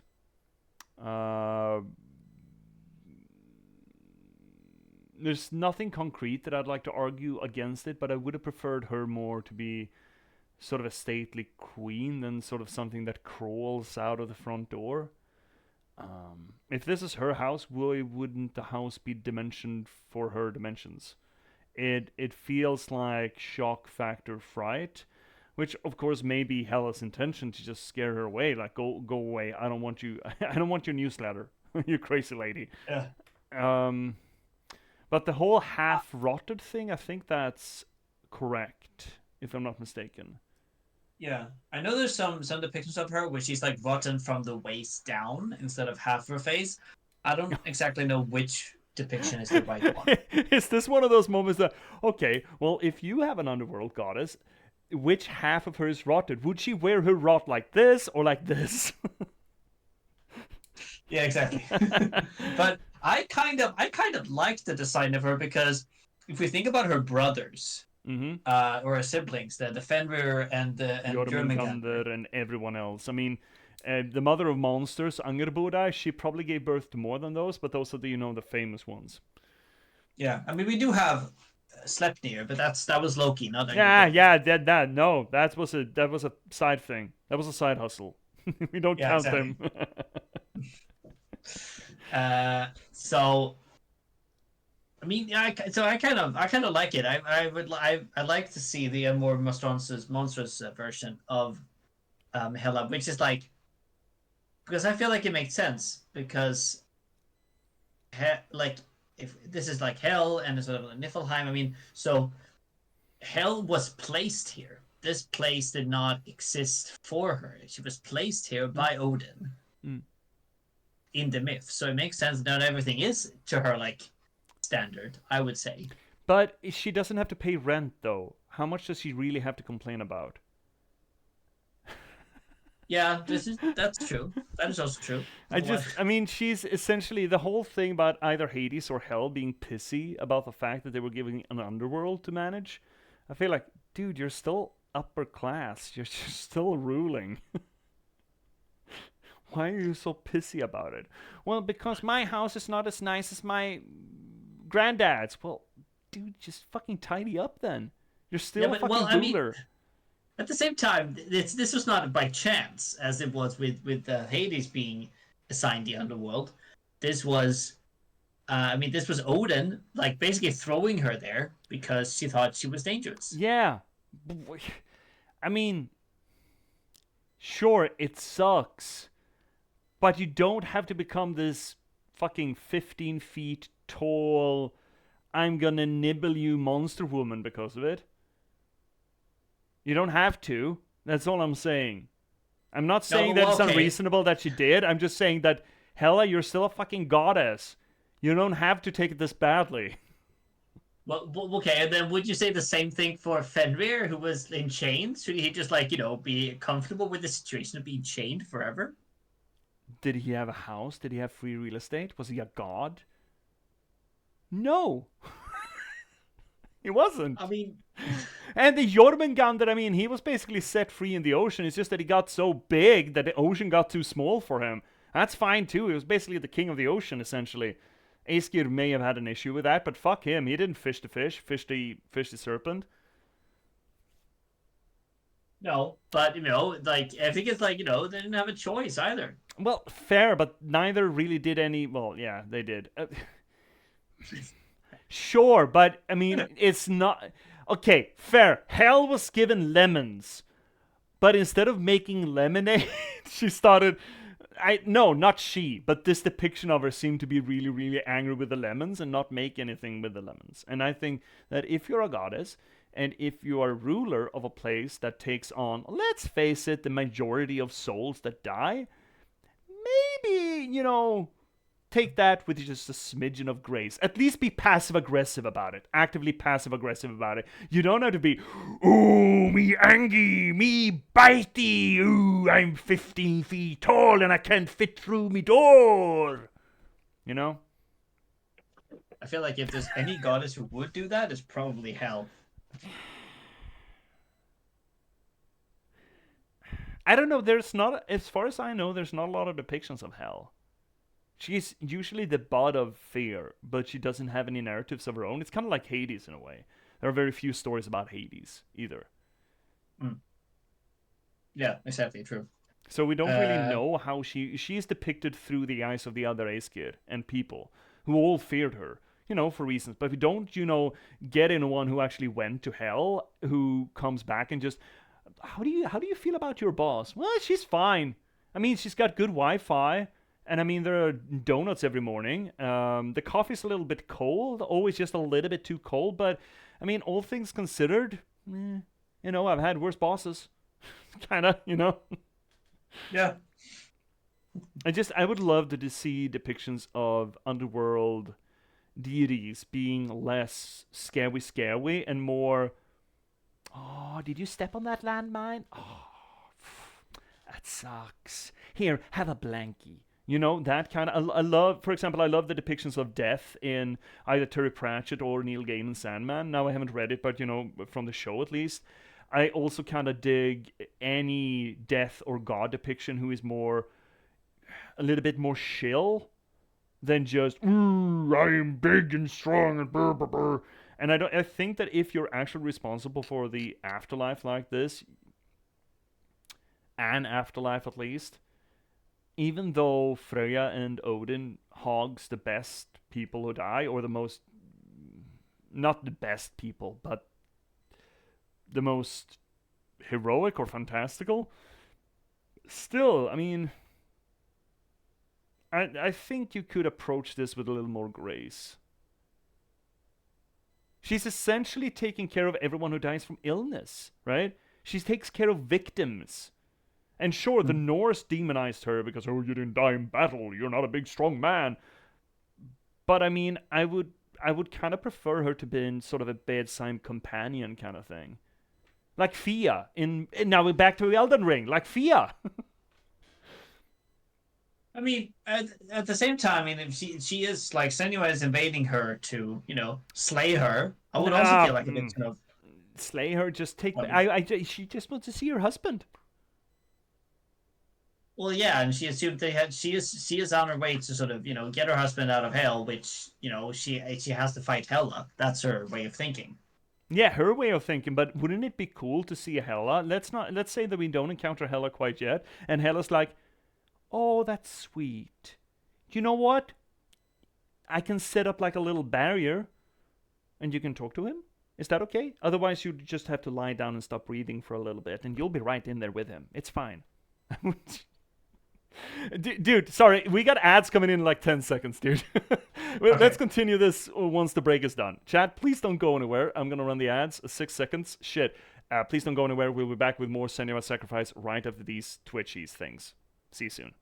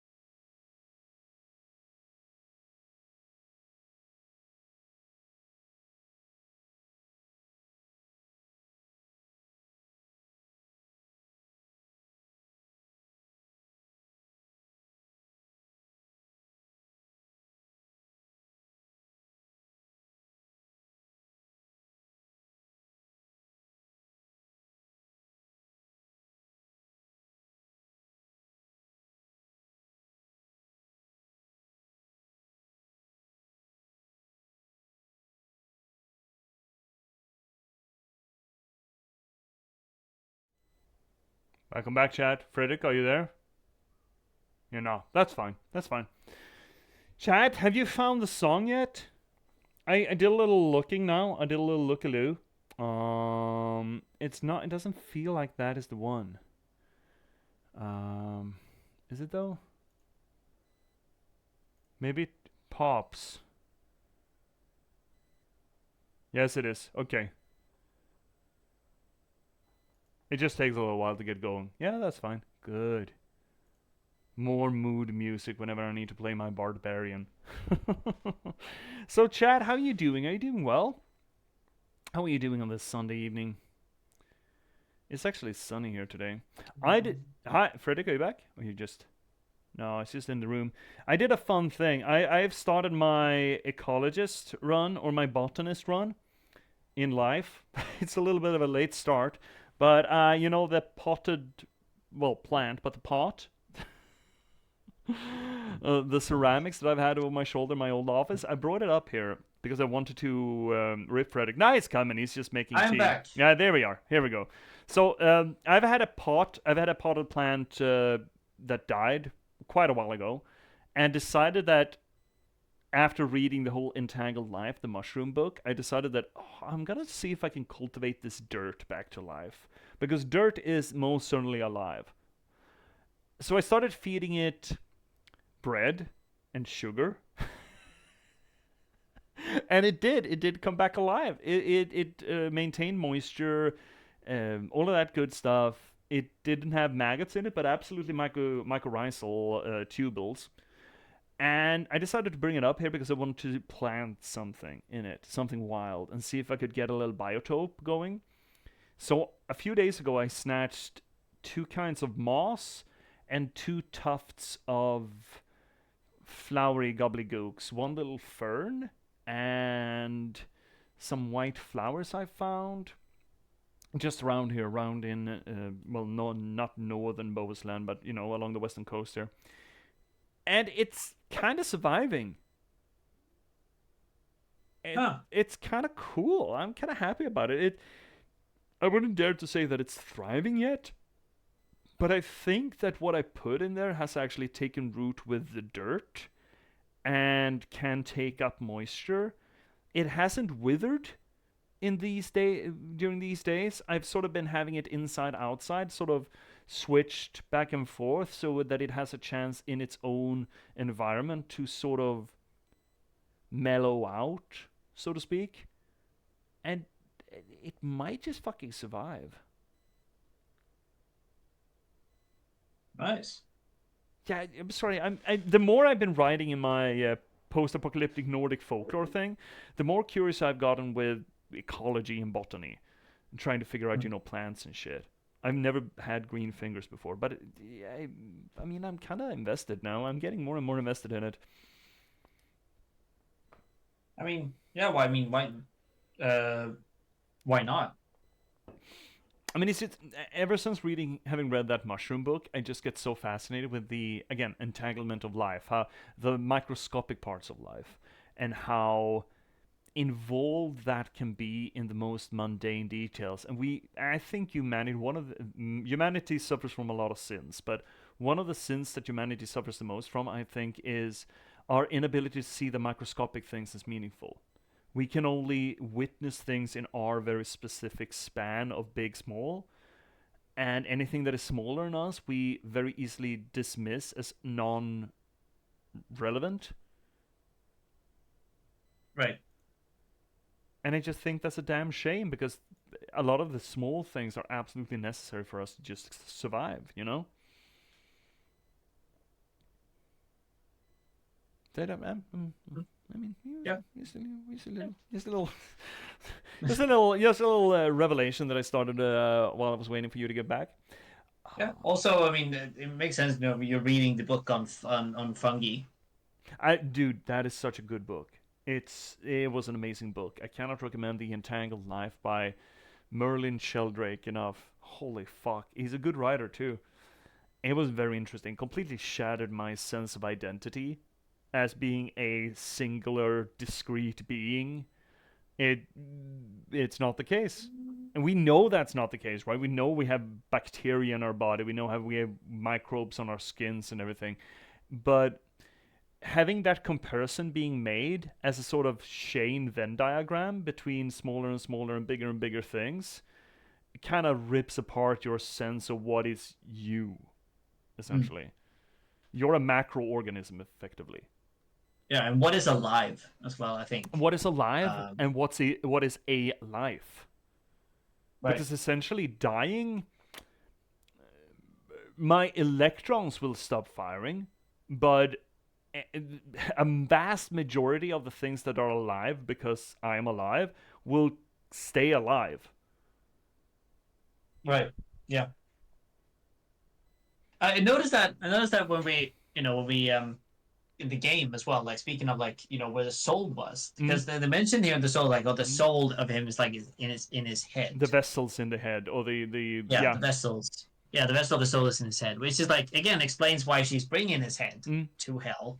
And I think I'm not sure. I'm not sure if I remember if that is a thing actually picked up from actual Norse belief. I mean, you could argue that there is precedence for preserving the head to preserve the identity. Mimir, Right. for example. Yeah, true.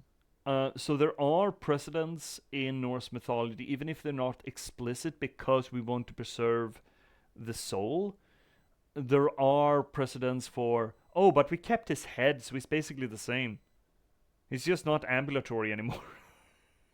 Right. Maybe Okay, there's it's interesting. something to the habit of cutting off your enemy's head and keeping that as keeping their soul, keeping them enslaved so that they can't move on. Yeah, because we do have Bronze Age, I think it is, or even before that. We found rituals where people have placed skulls on tombs as a way to as a ritual like burials basically. Yeah. As a way of sort of maybe securing their soul, it within that or releasing it in a certain way. I don't exactly remember what, but yes, we do have evidence for that. Or further back. So, and I mean, it is a fairly modern idea. I mean, today we still consider that our souls basically live in our head, considering it's the brain. So it's not like we could argue, they're so primitive, they're so incorrect. It's like, I mean, yeah, kinda. There was a while that we thought it lived in the heart, but I think we've concluded that just a circulatory pump is not necessarily the best house for the soul.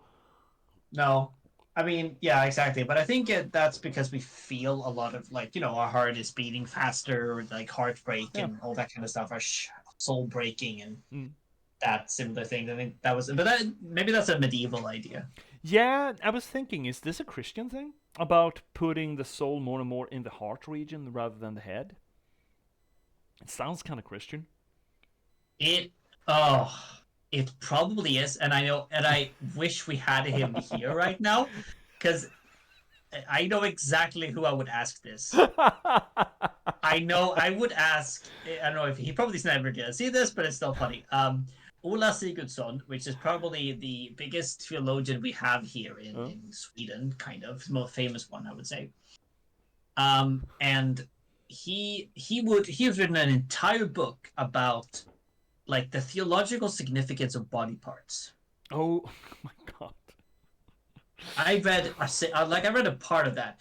It's a lot. It's very interesting, and I wish I was better at theology to be able to understand it. But he has written an entire part of that book only on the heart. What the heart signifies within Christian theology. Right, because you have the blood, blood of Christ, and all of that, and associating that with the heart is very easy. Aren't there several depictions of the body of Christ as just his heart? We do have.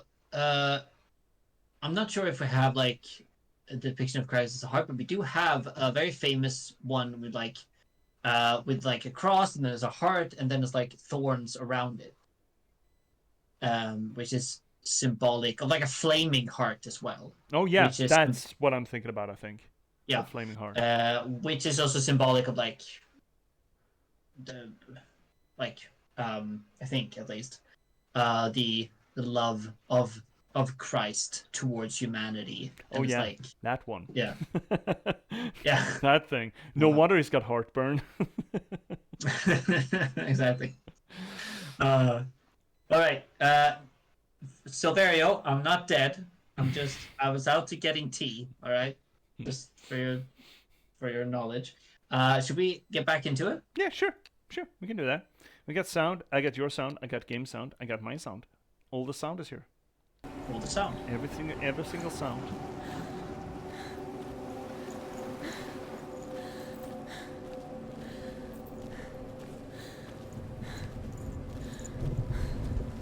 God, Senua. Yeah, okay, you can put a little bit of hustle into this. That's great. Yeah, not too much though. No, not too much at all. Blue dude is fencing. Dillian! You're imagining things. It's Dillian. He's gone. You would I discuss. love this confliction. Keep going. Could you keep going? Ignore the pain. I told you. Girls. It was to trick you. I told you. Fuck, shut up! Where are you going? See, there's nothing to follow. Come on. I do like that the voices are split on it. Yeah. That's a very Again, the internal conflict here. yeah. That's a very sharp beak. Yeah. Well done. Oh yeah, I've said this to you personally. I've said this to you on stream previously as well. Before she first met him, she was You would love the cosmology of Elden Ring, by the way, dude. Right. The death birds. not in a good place. Just a teenager, but not like the others. Barely functioning, she rarely left the house. Her father's inbell made sure of that. Only occasionally did she venture out on her own, collecting firewood and herbs. Errands out in the Orkney Plains. That was her world. Like this one. Barren and lonely.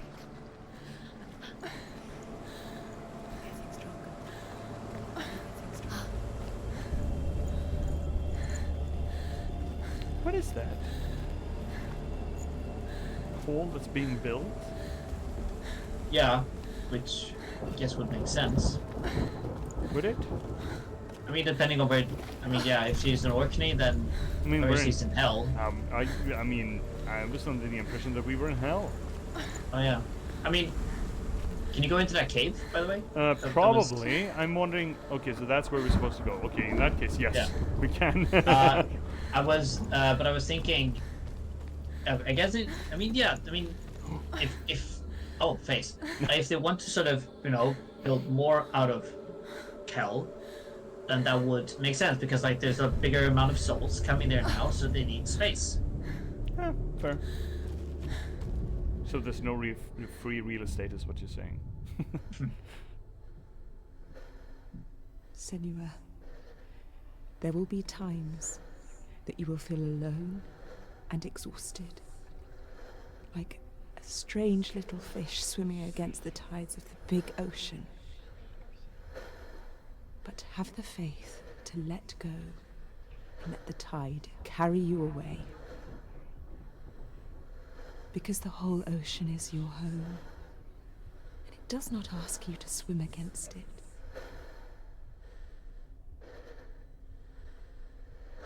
Did Mom just basically tell Senua that please become a game character and let the gamers just rule you? I mean, that would be an ultimate sort of, full fallback. Just let gamers run your life.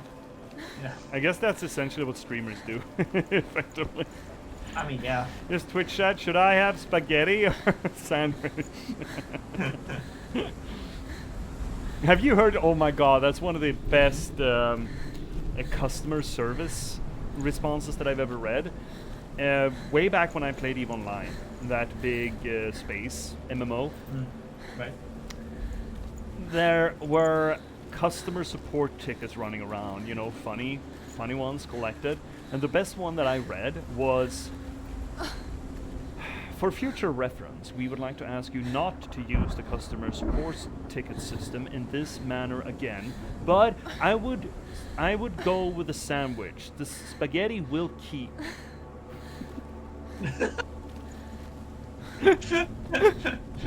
The spaghetti will keep. It's already disappeared. Nothing lives here, Like not that. even you. Yes. It's in your mind. You think you can see it, but it's in your mind. I mean, he's supposed to be here somewhere, right? Yeah. The fact that he's making us run after him is, a little bit iffy, but otherwise, I mean, maybe he's leading us somewhere. Could he There just was, asked? the lone figure of a boy. Swordplay under the shade of a tree. She remembers the first time she saw him. To her young eyes, he moved as if dancing, and the world danced with him. The gloom lifted, and for the first time in years, she felt a ray of hope. It's a long way away. He's there, under the tree. Ooh. I Music. see him. Girl, shut the fuck up. Dillian, go waiting. Keep going. I'm gonna have to listen to this OST later. Yeah, I'm the same, obviously. I'll put some of it on my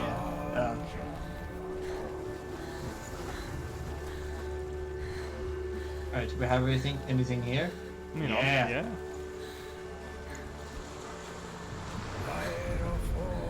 The Northmen tell of a great hero.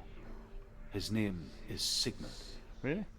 His father's hall was built around a great tree, and one day, Odin comes and thrusts a sword into the tree, a gift to whomever can Oh, we release it. recognize this one. Many try, Yep. but the sword only comes out at Sigmund's touch. His brother-in-law, King Siggeir, wants it, but Sigmund refuses him, so King Siggeir plots revenge. He invites Sigmund and his brothers to a feast, but when they arrive, they are met with an army, not a warm welcome. King Siggeir captures Sigmund and his brothers, steals his coveted sword, and readies them for execution.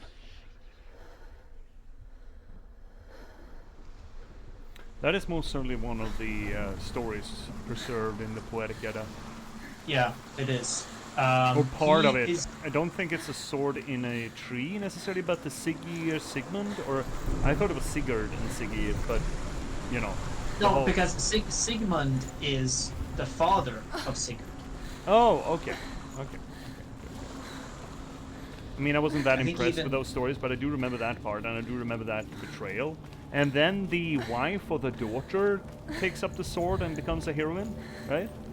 Isn't that Brynhilde? Yeah, does she take the sword? I'm not sure. Maybe she does. Right, Maybe- not that yeah. necessarily that sword, but just picks up the sword as in, you know, takes up arms and becomes a war hero. Against Siggeir, I think. I mean, again, I wasn't that impressed with the story, so I can't remember the details very well, but it was part of the big Sigurd epic cycle. There are plenty Yeah. of stories surrounding him and his family, both before and after him. And Brynhilde, I like to remember, was one of them, who was occasionally a Valkyrie? I think. Did she turn into a Valkyrie, or? See, one of the reasons why I can't really remember the details is that the details sort of shift between each story, because they are originally sourced, and obviously they played part together in some sort of great epic cycle, but it was malleable enough that what we have preserved doesn't really gel with each other. The fragments are from different parts of Scandinavia, essentially. And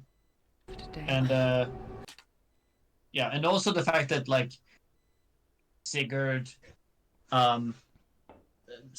as well, and like the Brynhild is also a German one legend, Yeah.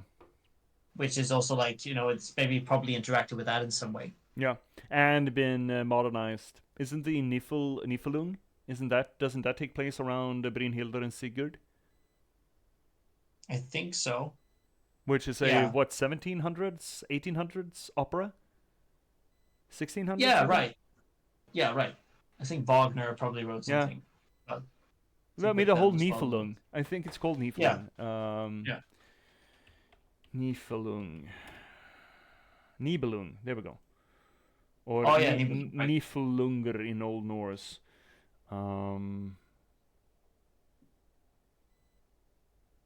Yeah, it's that whole epic, but done through well, the modern one is done through Wagner.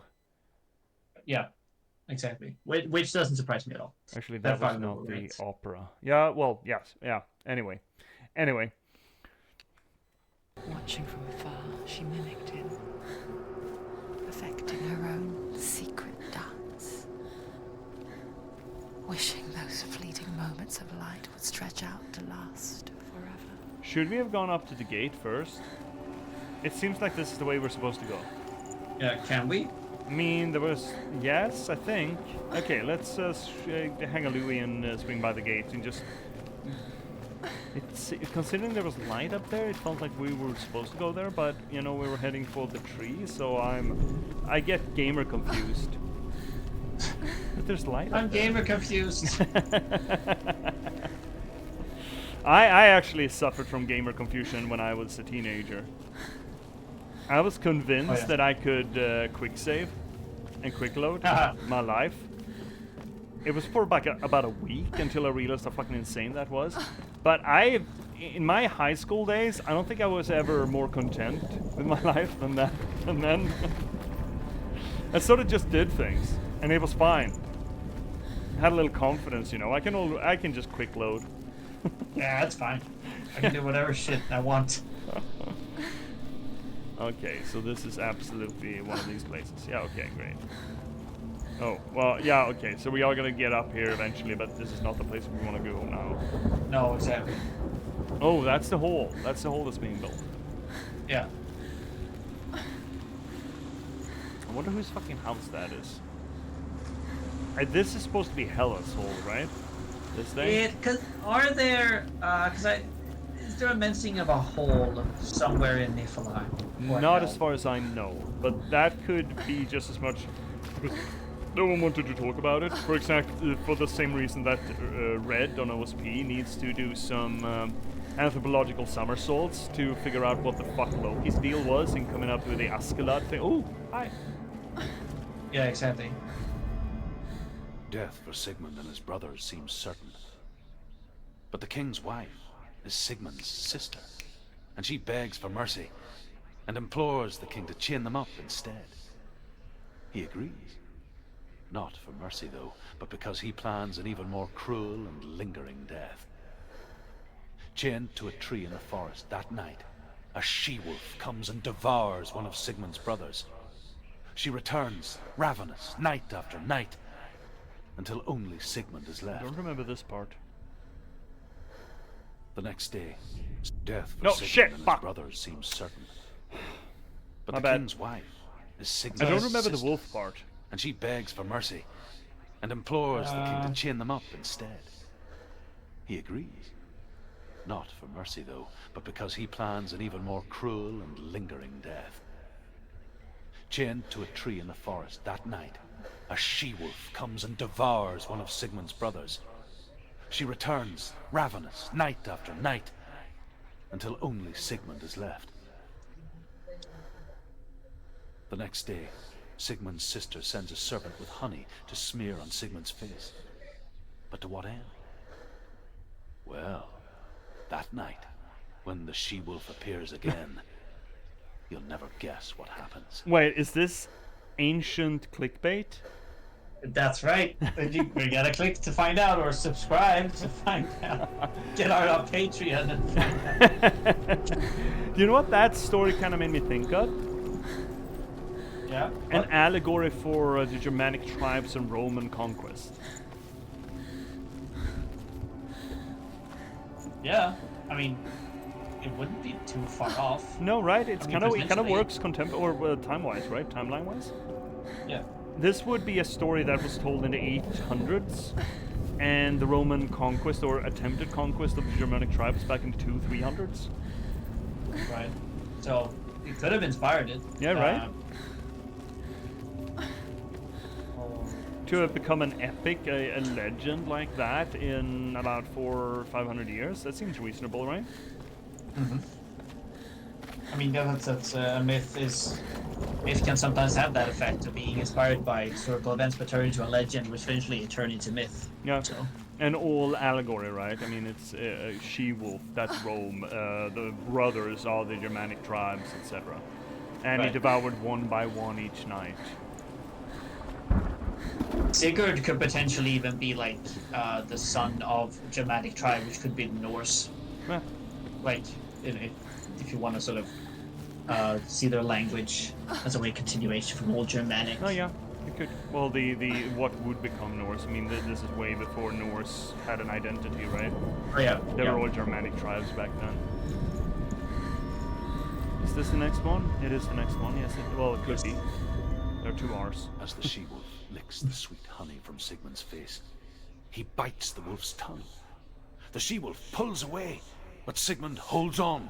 The chains break, and he is free. I don't think chains work that way. After his escape, Sigmund lives like us, hidden in the forest. His enemy, King Siggeir, believing him dead, as his sister plots revenge. And for vengeance to succeed, even the great Sigmund needs help. So she sends her sons to him. But their blood is weak and corrupted, and they're put to death by Sigmund. Okay. So his sister hatches a new plan. One that is cold of heart and pure of blood. I'm so angry that we're missing one of the S runes up there. The completionist just goes, It just fucking honks and just staring me right in the face. Just look at that. My gamer score is never gonna recover. No. I'm not a gamer anymore. No. No, it's a trick. It's an illusion. It's not real. You want to believe it's real, but it's a trick. Did she record all these voices? Where are you going? I think so. Must have been a lot of fun. Oh, he's an alien. You can't even Fuck. fight. It's just No, a okay. deception. No, I'm out. I'm out. Those flowers, they're lupins, and they... Well, maybe they were around back then, but there were no cars, so they didn't have anywhere to grow, really.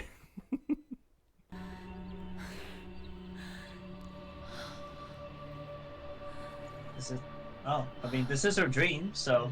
How does he so effortlessly court the world and bliss? If only she could do the same.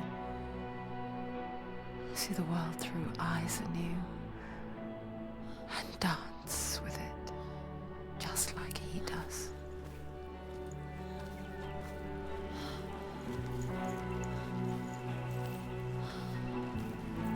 Girl, you're high.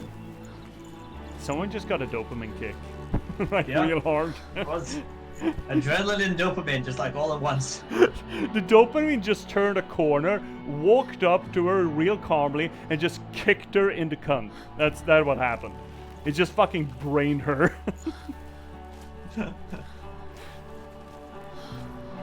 It's a hard ass not quick kick. You gotta say.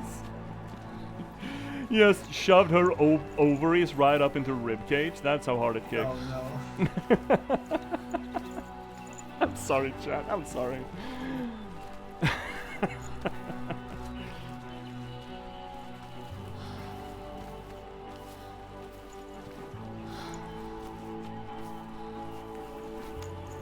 I don't think this tree has any Norse relevance, right?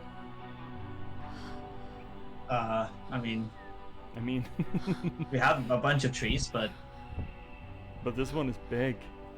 I think you know what that means. Actually, big trees, massive roots, right? Yeah. What's your Also, name? Well, hi. Oh, Senua, I haven't seen you before.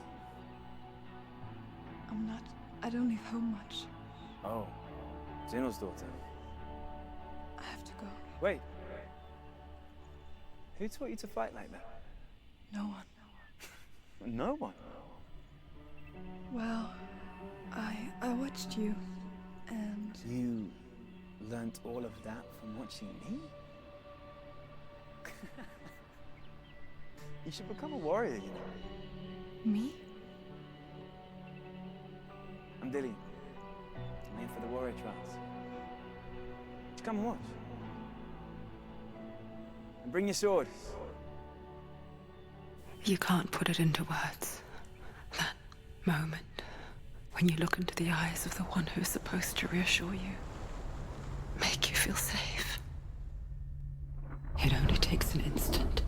Fear swallows you before you have a chance to make sense of it. And darkness becomes a part of who you are.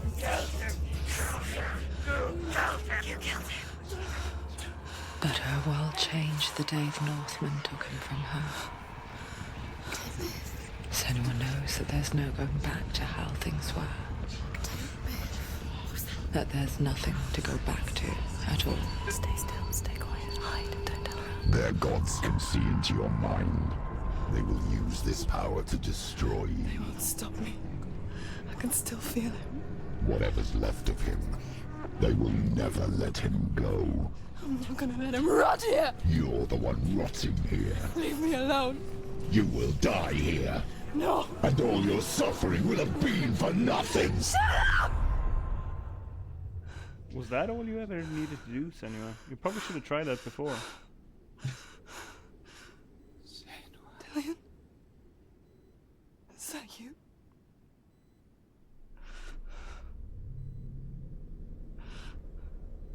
I'll find you, my love.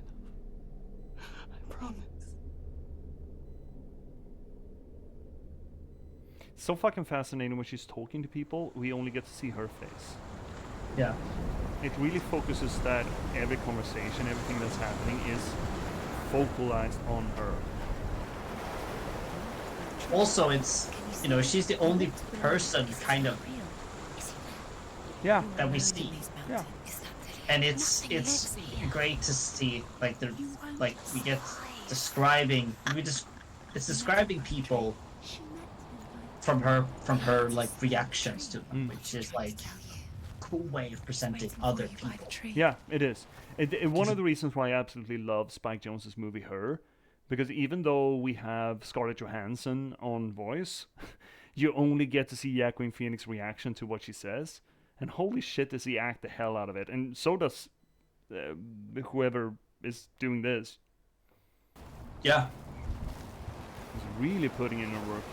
It's amazing. I love it. And also, I love the fact again that she was chosen as and just like to be it said it, but she acted so well that they just like replaced her with the actress. I absolutely love that. Just whoopsied herself into a masterpiece. Yeah.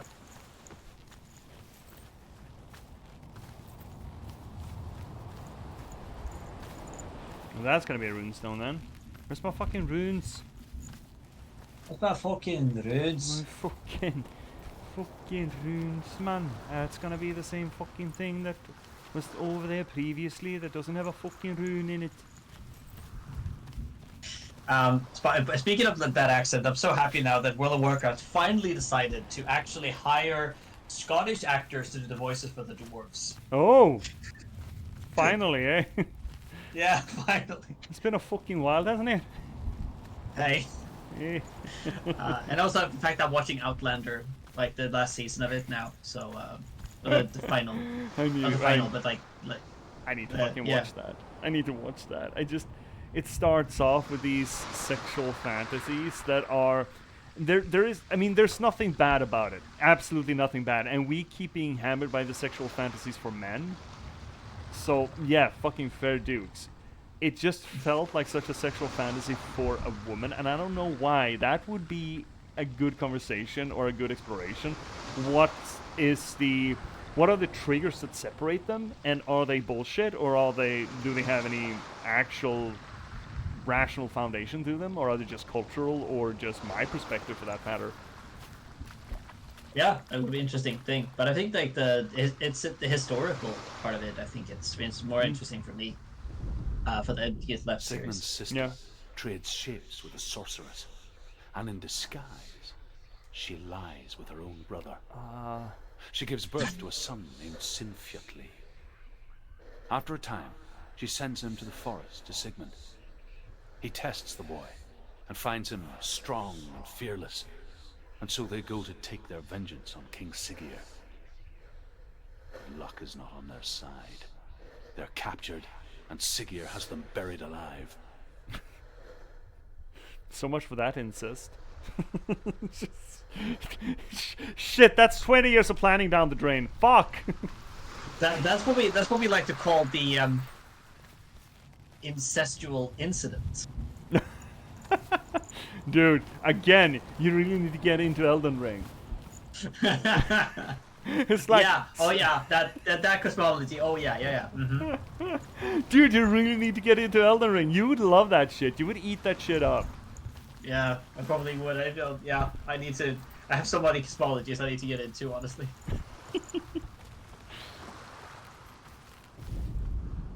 As Sigmund and Sinfjotli are being buried alive, Sigmund's sister throws an armful of straw into the grave mound. Hidden in the straw is Sigmund's sword, the gift of Odin. Can't be a very big sword. They cut their way out of the grave mound and set fire to Siggeir's hall. The king burns to death. Sigmund calls to his sister to come out, so that she may live and be honored. She does come out, but only to tell him the truth. That she had slept with him, her brother, to beget a strong avenger. I don't think that's how incest works. I am not fit to live, she says, and walks back into the fire. Oh. I mean, strike vengeance from your heart, Senua, as there is always a heavy price to pay. she doesn't have to fuck her brother. I don't think this questline, this game plot, has any brother fucking in it. But yeah, I mean, I don't know, but I don't think. Well, again, we don't know, so. We don't know.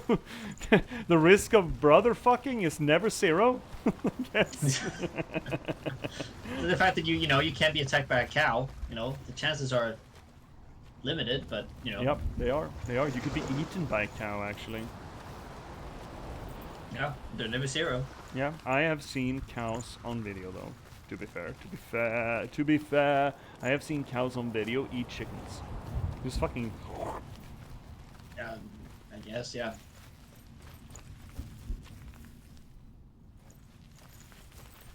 Epilepsy warning, I guess. Oh, sword.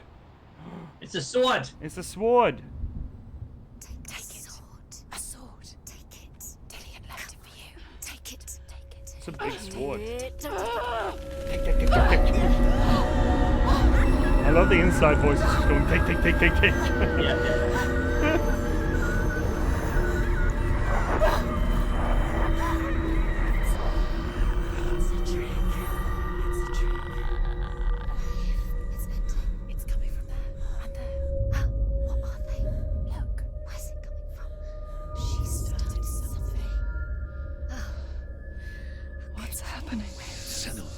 Imagine a sword that can slay gods. Its name is Gramr. It was forged by the god of all Northmen, Odin, and gifted to Sigmund, a great warrior. I need this sword. It's important. Can you help me?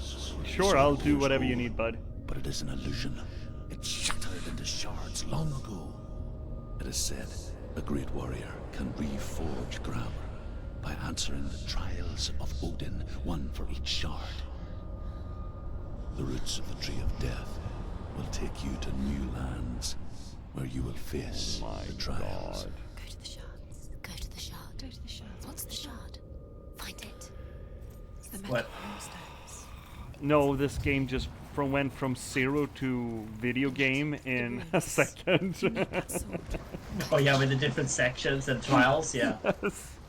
It's like, oh, you didn't think this was a video game? Well, what about a split sword you need to collect the pieces of? Find it. Why not collect your eight pick ladders while you're at it? Like, Yeah, okay, fuck it, fine, sure, Odin, whatever the old man says. yeah. Closer. Go. A king in the north forced the dwarves to make a sword that would never fail and never rust, and that would slice through iron and stone and bring victory to its bearer. But the angry dwarves cursed it.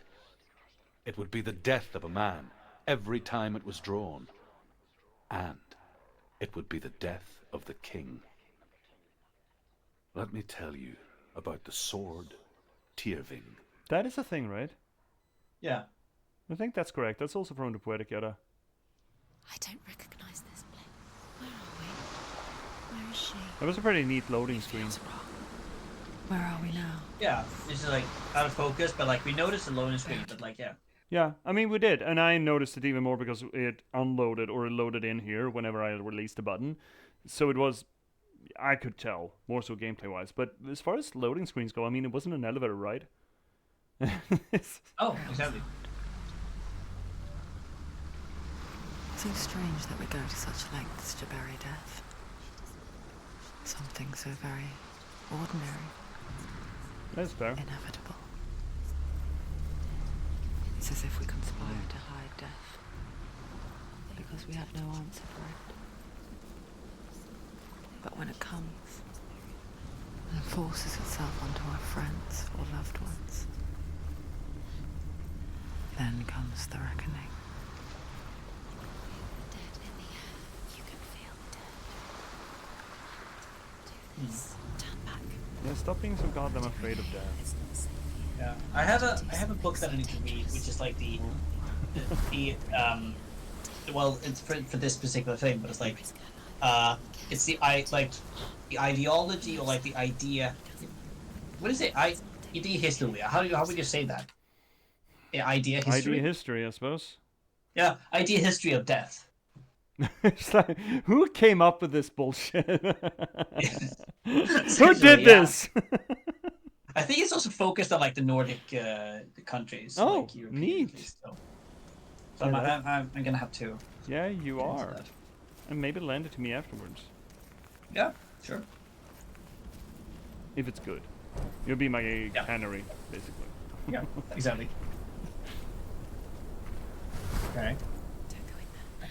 Go in. You have to go. Don't go in there. Go in. It's too dark. Take it. I fucking love the fact that they're contradicting each other. Careful. You have to be able to see.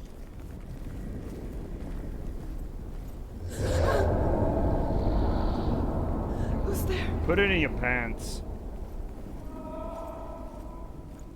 Dillian, I'm here. I'm here for the trials. Like when we first met, remember?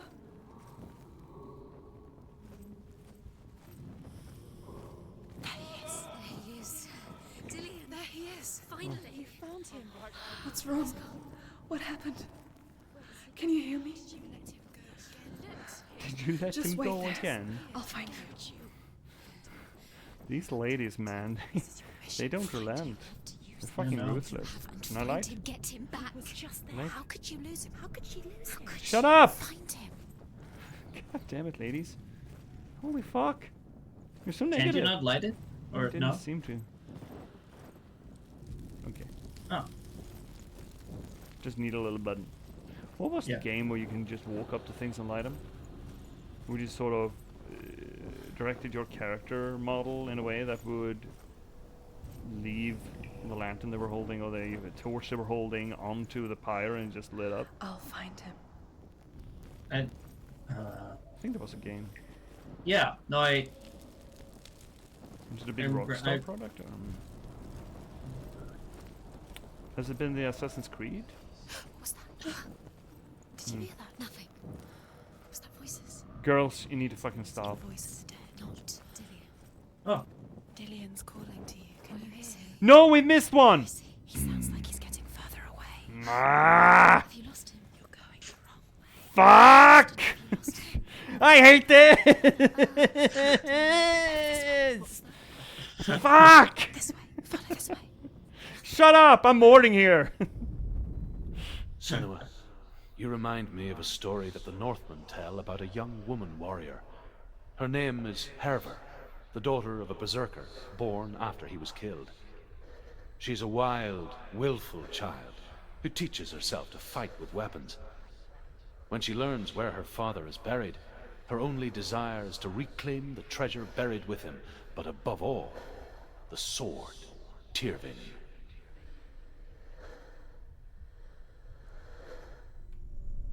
okay. Thank you.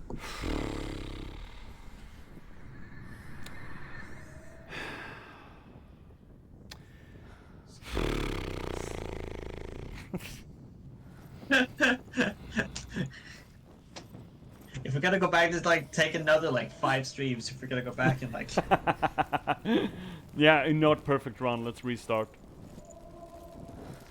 It's like quick runs, speed runs. Yeah. Ah, we fucked this frame up. Let's start over. Yeah, exactly. Don't touch the walls. Oh, that hair physics is not right. Let's start with it. Nah, fuck this game. It's not safe here. She has to keep going. If you go down there, no one can save you. It's too scary. What? I can hear him. Are you saying that someone could save me up until this point? Push X to doubt. Herver disguises herself as a man to join a band of warriors, and soon becomes their leader. When they come to the island where her father is buried, her men do not want to go ashore. They say that evil haunts the island, and that it is a worse place by day than other places are by night. Fearless, she lands alone. There are many grave mounds, and all of them have ghostly flames burning over them. She comes to the grave mound of her father after passing through these ghostly fires, as though they were mist. The flames I passed through were real enough. Damn the Northmen to hell. Can we take a moment to appreciate the animation of the fire here? Yeah. I like it. Isn't this very fucking good fire animation? Because that's what I keep on like thinking. That is like some animation things here. It seems like, for example, when other people appear. For example, when Druth appears, it looks like it's like, you know, it's a normal actor. I think that though, I since you said that, I have been looking at it, and it does kind of feel like an FMV. But you can't say that they caught fire on an FMV to implement like this. No, true, but it's like it feels. It's very. Look at how it burns like along the lines there, like further down on it. It just feels. And just the use of negative space. Yeah. That's very good fire. It's a very good fire. It's good fire, Bront. I don't know what to tell you. It's good I fire. love the fact that when when I was reading a part of the Elder Edda, there was a part where it's like it describes fire and it says what damages branches, and I like that formulation. What damages branches? Yeah, and that's fire. Listen. It's him. Huh. That was like another sort of, that's a way of explaining what fire is without saying fire. Yeah. It's an allegory or whatever you call it, an euphemism for fire. Exactly. Going to save you. Find the voice. And I want to name a play that. Yes, that is a good title for a thing. Yeah. Oh shit! Fuck! We've been there. We've been there. Then let's go the other way. Oh wait, is this a? Oh no, is this a labyrinth? Maybe that's a puzzle. You have to use your mind. Where can you go? You're failing. Think. Shut up, girls! I'm fucking working here. It's not here. We told you. We told you it was a trick. Don't be so Like you fucking- think you're going the right way, but they're going against you. Yeah, of course.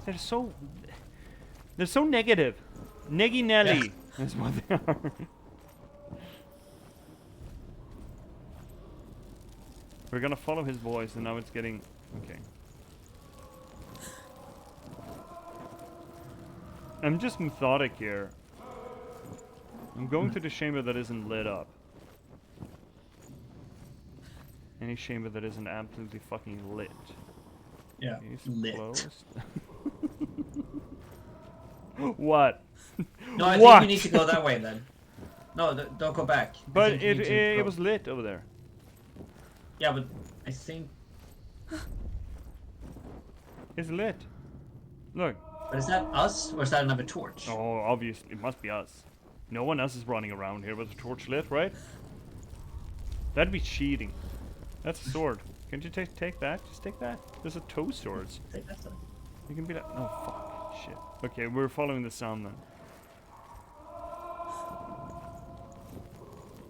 If it's gonna be like this, we're following the sound.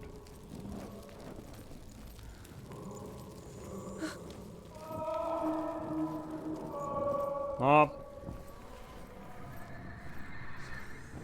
I just didn't want to miss any of the cool stuff, you know? Any of the runes. Yeah. This doesn't sound like Dillian. What's happening? Quiet. wants me to find him. I'm lost without him.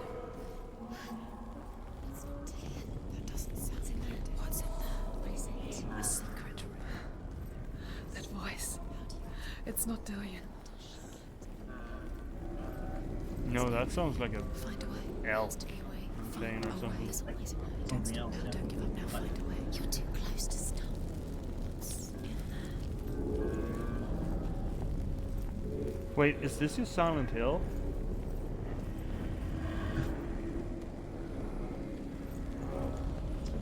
Or Blair Something red Witch? in there. I don't think we should. I don't want to go in there. I mean, guy that played with light. Aren't you a gamer, Frederick? Dillian wants me to face my fears. Fucking open it then. Oh, we did it. I mean, yeah, we're fucking gamers. Don't drop the door. Oh, you dumbass.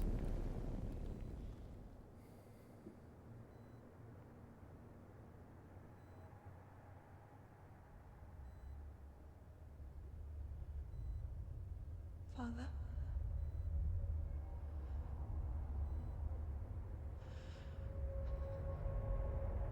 I'm leaving. I've decided. I think it will be good for me.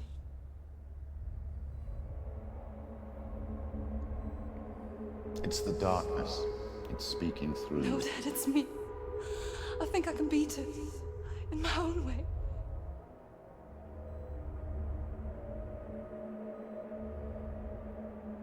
I can see the darkness in your eyes, child. I met a boy. Boy. The J.P.S. No. He said he could help me. It's a trick. He said I could be normal. Normal. Yes. No boy is going to save you. No one can. When they see the rot growing inside you, No. they will turn their back on you. The gods can only fix you through my hand. You're going nowhere. No. You will not defy the gods. Who the fuck are you to say what the gods want, motherfucker? Come, child, take my hand. Stab him. Come. Senua. There we go. I am leaving. You cannot escape the darkness. Your curse will make everyone suffer. You will have blood on your hands! I mean, blood is better than shit. Yeah. Like yours, Dad. You did it, but there's more. Where's the fucking shard then? There's That's more. been. Oh, okay. You know what? First thing off though, we're gonna find a fucking runestone. Easy. It's gotta be right here somewhere, right? Is it that one? No, that was. I think we did that one. Did we?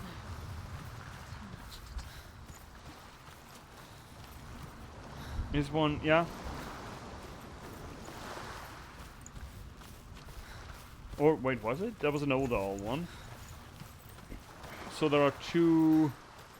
We got another one, and this R. There's supposed to be an R on the mainland. Is this really how we're spending tonight? You know what, chat? Actually, you know what, chat? Ads are coming up. Woohoo! Yay. Do you think I'll be able to find this runestone in 3 minutes?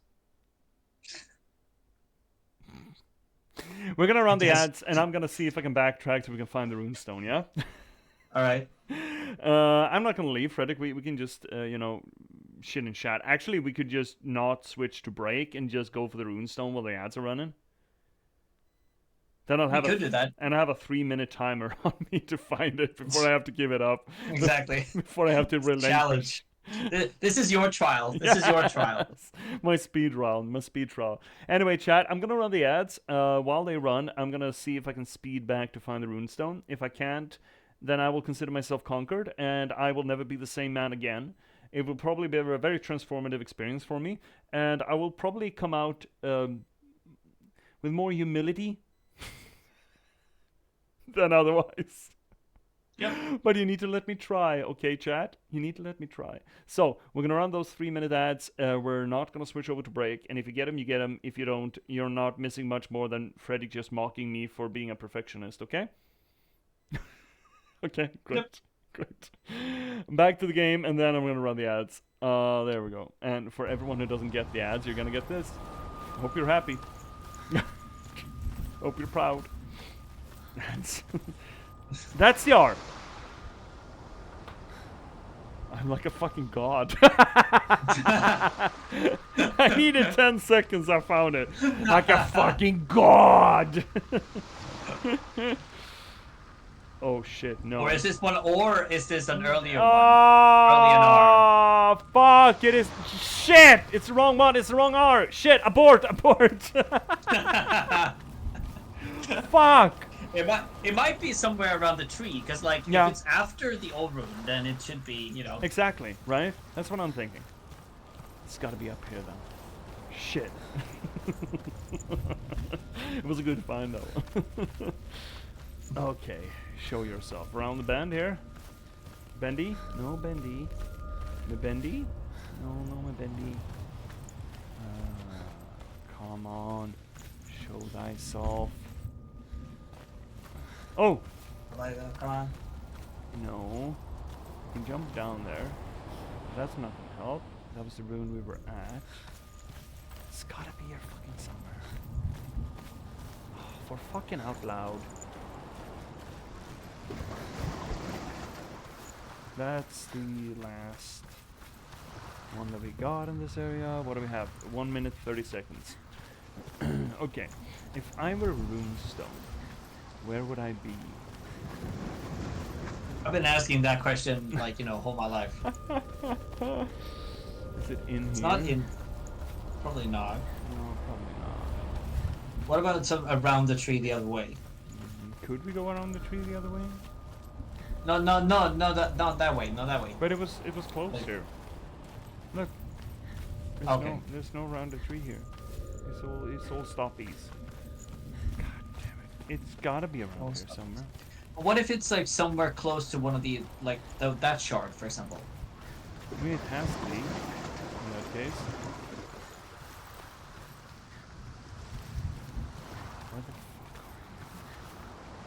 Where the fuck are you? Show yourself, you fucking shard. You've been fucking toasted Where's away. that fucking shard? Where's the fucking shard, man? I keep running around in circles and I can't find the fucking shard. So I watched an Irish show on Netflix, Bodkin. Mm-hmm. Have you seen it? No. It's fine. It's, you know, mystery drama thing. It's pretty fun. Seems to have actually, you know, had Irish actors for it. And they make this... I know that they refer to riding as having sex. You want to go for a ride? In Ireland as a euphemism for sex. But I've never before heard, because there's this old guy who curses off this journalist, this woman in the show, and she just hassles him to no end, and he just barks off, "You fucking wagon!" It absolutely fucking breaks me. I mean, it's not a good... It's basically the same thing as calling her a whore, right? It's not a good... I can't convince myself to start using it, but the abstraction of the euphemisms, it's just too fucking funny in my head. You fucking wagon? Fucking wagon. The fuck? I find that have you seen the show Dairy Girls? No, I've heard about it though. Yeah, that if you want a real authentic like Irish show, that's the one to watch. Set during the Troubles as well. Oh yeah. Is it available anywhere? Yes, on Netflix. Oh, okay. Well, I'll. You know what? Just so I don't forget. You know what I started watching on Netflix now? 6 Feet Under. Oh yeah, that's been morally like universally praised. Yeah, Good show. I never watched it back in the day. Well, I watched a little bit here and there, you know, but I never watched all of it. And it was available on Netflix now, and started watching it, and it's actually kind of fucking fun. It is. 6 Feet Under is okay. Profoundly, all caps okay. I kind of dig it. It feels oddly old in its cinematography and formatting. And coincidentally, with my mum up here, we started rewatching House, and House is just like 2 years after, and it's a vastly different show. It feels so much more modern. It's strange. Nah, Sylvain, maybe tone it down a bit. I mean, I don't want to outlaw caps for comic effect, but with any form of comedy, usually less is more, unless you want to go hog wild with it. Like Peter Capaldi, angry, you know? No, that's still not the R. That's not the R. I mean, Peter Capaldi, angry, is only angry funny because he's always angry. Yeah, exactly. That's why he was cast as the grumpiest doctor ever. Yes. So you kind of get a cycle on it. It kind of reinforces itself. So sure, sure, go ahead with the caps. I am gonna make fun of you though, Silverio, on occasion, and you're gonna have to be fine with that. Yeah. It's okay. I don't go when caps are bothering people. No, it's fine. It doesn't bother, not necessarily, but. Okay, let's just say I'm gonna start making fun of you if or when it bothers me. I feel that's fair.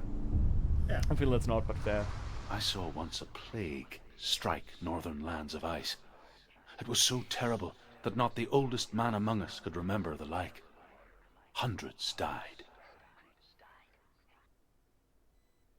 The sickness took nearly every person younger than 40 and many older.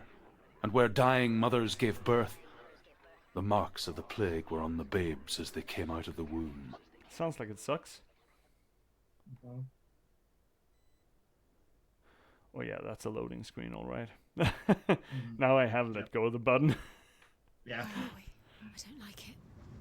This place feels... What is this place? Oh, it's stinky! Oh no, it's a stinky place! They said it's stinky! Where is it? Oh no, it's a stinky. What do you mean turn back? This has to be wrong. This place stinks. Oh, it's stinky. Dilius, the light. Go towards it. What is he He's doing going, here? It's he's just stinky going. here. Follow him. Dillian's not It's stinky. stinky. Where's it gone? Keep going. How do you find it? It's just a trial. It's just another test. You just have to solve it, and then you will find him. Obviously, I'm just jumping down in the stinky, right? So close. Obviously, we're just jumping down in stinky. Where else would you go? I mean, it is a trial, so. Oh, stinky! It's a test. Ew. Like the old warrior trials. Ew! Dillian will help me. It's so stinky! It just looks like a normal Swedish beach. She can almost Dude, taste we had the worst algae bloom here a few days ago. There's a slimy orange in it. Don't worry, not everyone can. It was kind of stinky, actually. Spring day when she went. Apparently, it was Moreld. The others. Huh. But the water. She could taste the rot. Well, don't drink it then. No one else could. She knew something was wrong. Something sinister. She begged them to leave, but they just laughed at her. Oh. Soon enough, as the bodies piled up, no one was laughing. And they knew that she was not like that. Senua.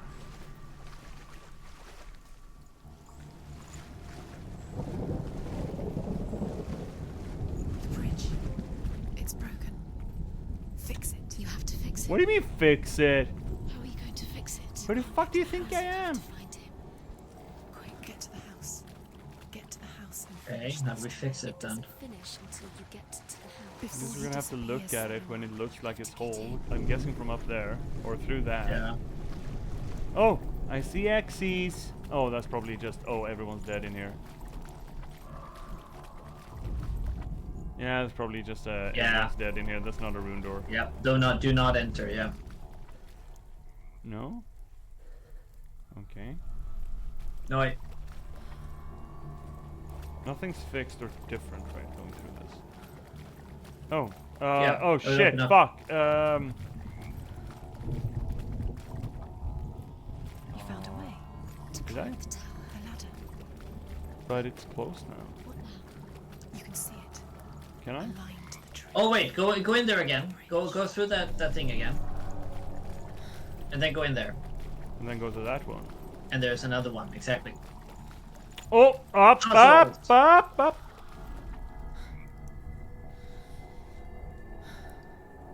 Oh, we're doing them out of order. I was like, how many fuckers have I missed? Yeah. The Northmen speak of a death moon, a light shaped like a half moon that appears inside a house and goes around the walls. I once saw the death moon appear at a farm, and first the shepherd died, then a guest died, and then the farm hands, and then the farmer and 6 of his men drowned at sea. But that is not the end of it, because the dead return to haunt the living. If you see the death moon, then beware, because there will be death in that house. You know what fucking They sucks? talking about the Dragu? But they were usually ritual sacrifices for mounts, I thought. That they were interred as protectors, sort of like a Grim. But do you know what really fucking honks? We missed 2 in the labyrinth. Oh. And we will never be the same again. No. That's it. But Did it? Shh. it didn't do fuck all. It's not done yet. Didn't do fuck all, Just a man. small piece of the puzzle. Or did I remove this shit? Yeah. Oh, there we go. There we fucking go. Here we are. And now it's all fixed there. Hey laddie, now it's all fixed. I mean, you have some legitimacy doing that accent, considering you lived in Scotland for a while. I have none. I mean, I'm doing it like an Irish. No, Oh, that was an Irish one? I'm not Oh. doing a Scottish. Like I can do a Scottish one. Irish one, I just picked up from like YouTubers. Oh yeah, okay. Basically, Well, but like the Scottish one, I have some legitimacy. yeah, some legitimacy. An amount of legitimacy. I mean, the Scots would not agree with me that that's a good one, but everyone else says it's like it's good. So No, I just. but at least you can, you know, they like you probably because you stayed there for a bit. You can say, well, I was there and then there, and then you're kind of allowed to make fun of them. Yeah, they'll be like, "Hey lad, you survived Glasgow? You're one of us now." Eh? Exactly. You can talk any smack you want, motherfucker.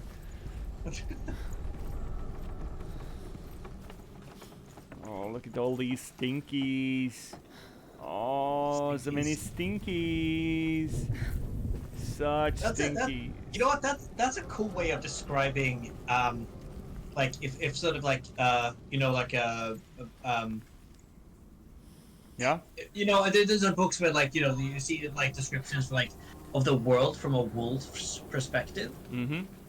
Well, no, Yeah, like, but and it yeah, has, like, sure. Yeah, but like, okay, you can do it, and like, just like, oh, there's a hill is like a ground thing. It's like describe everything like the sky is like the big blue, that kind of thing. Yeah, sure. I do so- love describing a hill as big ground thing. Yeah, big ground. I don't know. That's the first thing I thought of. So like, what if their version of like bodies? If they describe bodies as stinkies, Yes. because they do stink. 5 stinkies came through here the other day. Oh, they were big Well, like, they're like stinkies. dead things. Like they put 3 stinkies up on a cart or up on a wood thing with wheels. So like, I don't know, like something like that. Or when you're actually dead and start decomposing, the wolf's like, I kind of dig this. Yeah. Senua, come to me. Oh, but they're so stinky. I'm here. I'm right here. Are you in there? Come out if you Where is he? Find him. Shut up. You have to find him. No, I don't. You need to shut up. What happened so far? Well, we're in a stinky place, gang. We've met Hell, or Hella, and she was big lady. Focus now. She was so big lady she couldn't exit her own front door, which I felt was a little bit silly. And now we're chasing after the ghost of our buddy, our boy, Adillion, and we need to put together Tyrfing. There was a Northman called Grettir. Big, red-haired, immensely strong. But he was afraid of the dark. It happened one night that an undead creature came to his house to drag him outside That was a into Drogon, I darkness think. and kill him. He resisted with every ounce of his strength. He clung to the doorframe, but it gave way, and they spilled out of the house, and the monster fell back, and the moon shone down on its ghastly face. Grettir, terrified, cuts off its head, but is cursed forever. From that moment on, wherever he was, he would see those hideous eyes staring back at him. That's another story. Sometimes we allow our own fear to haunt us to our grave. That's another story from the Poetic Edda. That I believe was a Drogon dragon. No, wait. Grettir, isn't that like another? Is that a tale from the Poetic Edda, or is that like that's an Icelandic tale? But I mean, there's overlap on that as well. The Grettir became one of the epic cycles. There were tons of stories about Grettir. But I think that part of it, at least that part, was in the Poetic Edda. I'm not sure, but I think so. I'm looking through the Poetic Edda right now. Yeah, maybe I'm wrong. Maybe it's one of the Icelandic tales, but I don't know why I would have encountered it in that case. Because I haven't read a lot of No, them. you have, because Red has done a video of it. Oh, right. Yes. That's why. Yep. Now I see it. Yep, you're correct. Yep. You're absolutely correct. So we got Evas, Algis, and Thurs. What's that sound? Are they? They're coming for me! The Stinkies? No, not the Stinkies. No. Don't tell me I need to run away from things. Go to him. He's trying to save me. Oh, this is gonna suck. This is gonna suck and honk, isn't it? Yep, it is. What? When this? Why is this turning into? Follow the light. Follow the light. Follow the light. Why is this fucking turning into Dead by Daylight suddenly? Where are they, Senua? Where are you? There it is. It's close. It's close. Move Oh, away. shite. Shut up, ladies. Ladies, for fuck's sake. No, shit.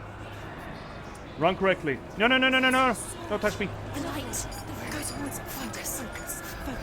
Look. One had to find one more. No, no, incorrect. Go back. No. Don't fucking die. What is this horse shit? Get up. It's nothing. It's just shit. That's one of my lives. How many lives do I have? I don't know, honestly. Oh shit, I need to redo all of that? That's horse shit. Okay. Now we kinda know. Okay. It's close. Move away. Senua, move away. You'll die. Fuck. You're dying. The burning is beginning. The burning. You ladies need to shut the fuck. Where's the door? We have to find a way out. Run What the fuck do you think I'm doing?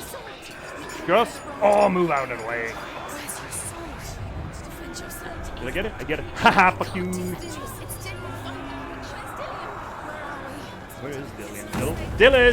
Dillis, McDillis. The big Dill. Where Bistow?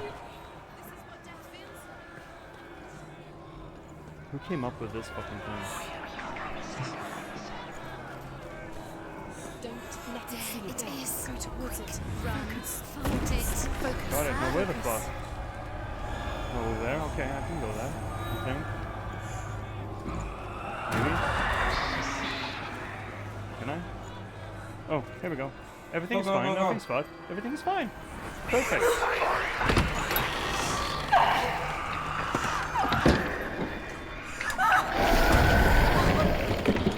Hodor. Hodor. Hodor.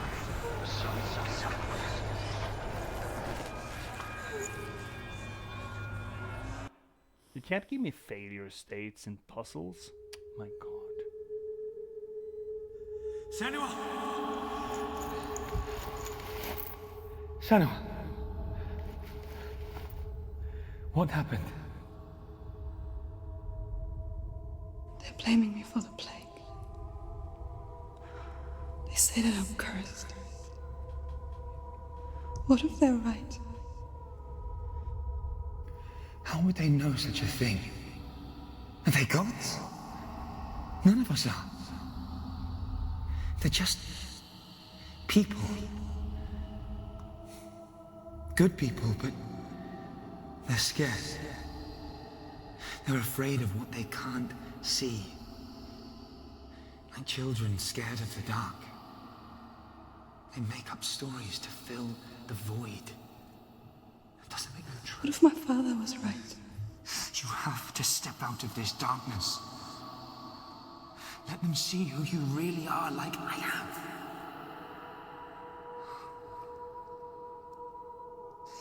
You're not a monster.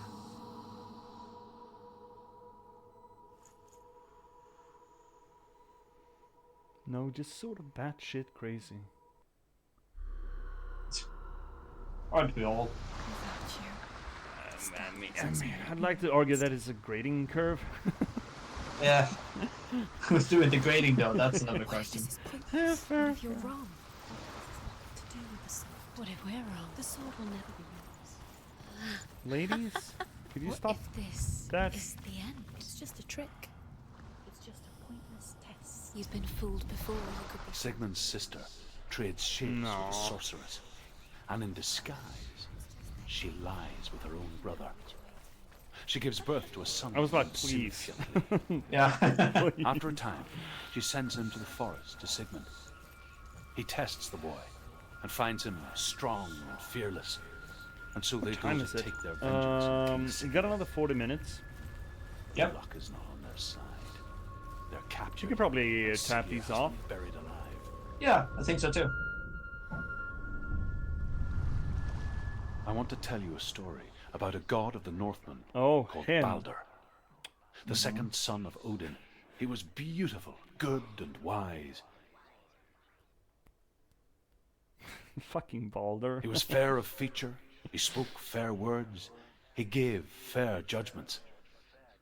Light shone from him. Only good things were told of him.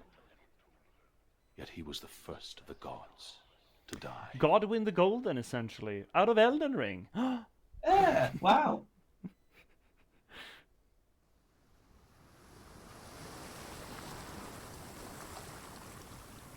Oh, Jesus. I don't think Jesus is here. Jesus doesn't live here anymore. Jesus moved. It was like, nope, not getting near any of that. Yeah, Jesus moved and didn't leave you a forwarding address.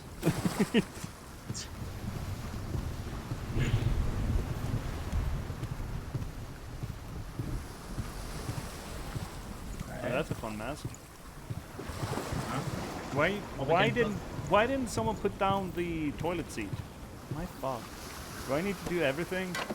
Yeah, I think we do. Fucking men, right, Senua? To be fair, I think that it's not but fair that if men are supposed to put down the saddle, women should have to put it up. Right? Then we get to touch the toilet seat as much. Isn't that fair? It's dangerous. Don't go near it. Don't I go mean, there. Don't go too close. In a perfect world, yeah. Go to the mast. You don't know what will happen if you touch it. Of course I'm gonna fucking go to the mast. Oh, Oh, look at this. Stay back. Don't Ah! What is this? It's the same.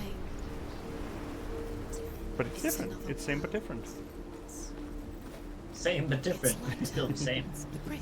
It's not broken. It's Yeah, fixed. thanks, girls. Thank you. Holy shit! This is gonna make me hear voices. Let's cross it. We are crossing it. Exactly, Calm your right? ass. I mean, fuck. Holy shit. Oh, see it. It's B. There are 5 of them. 6 of them? 6 of them in here. The Northmen tell this story about the death of Baldur. It begins with dark dreams. Night after night, Baldur dreams of his own death, and the gods fear for his life.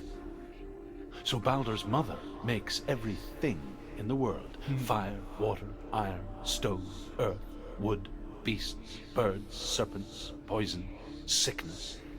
Swear an oath not to harm Imagine her getting son. all birds to swear an oath. One by one, they each make their vow. Neither weapons nor wood will injure him, Baldur's mother boasts. Only Loki, father of Hela, the mistress of death, is not amused. That's not why I wasn't amused. Loki wasn't amused because Baldur got special treatment. I bet. What? Why? I mean, yeah. I mean, He didn't give a shit about Hela's domain.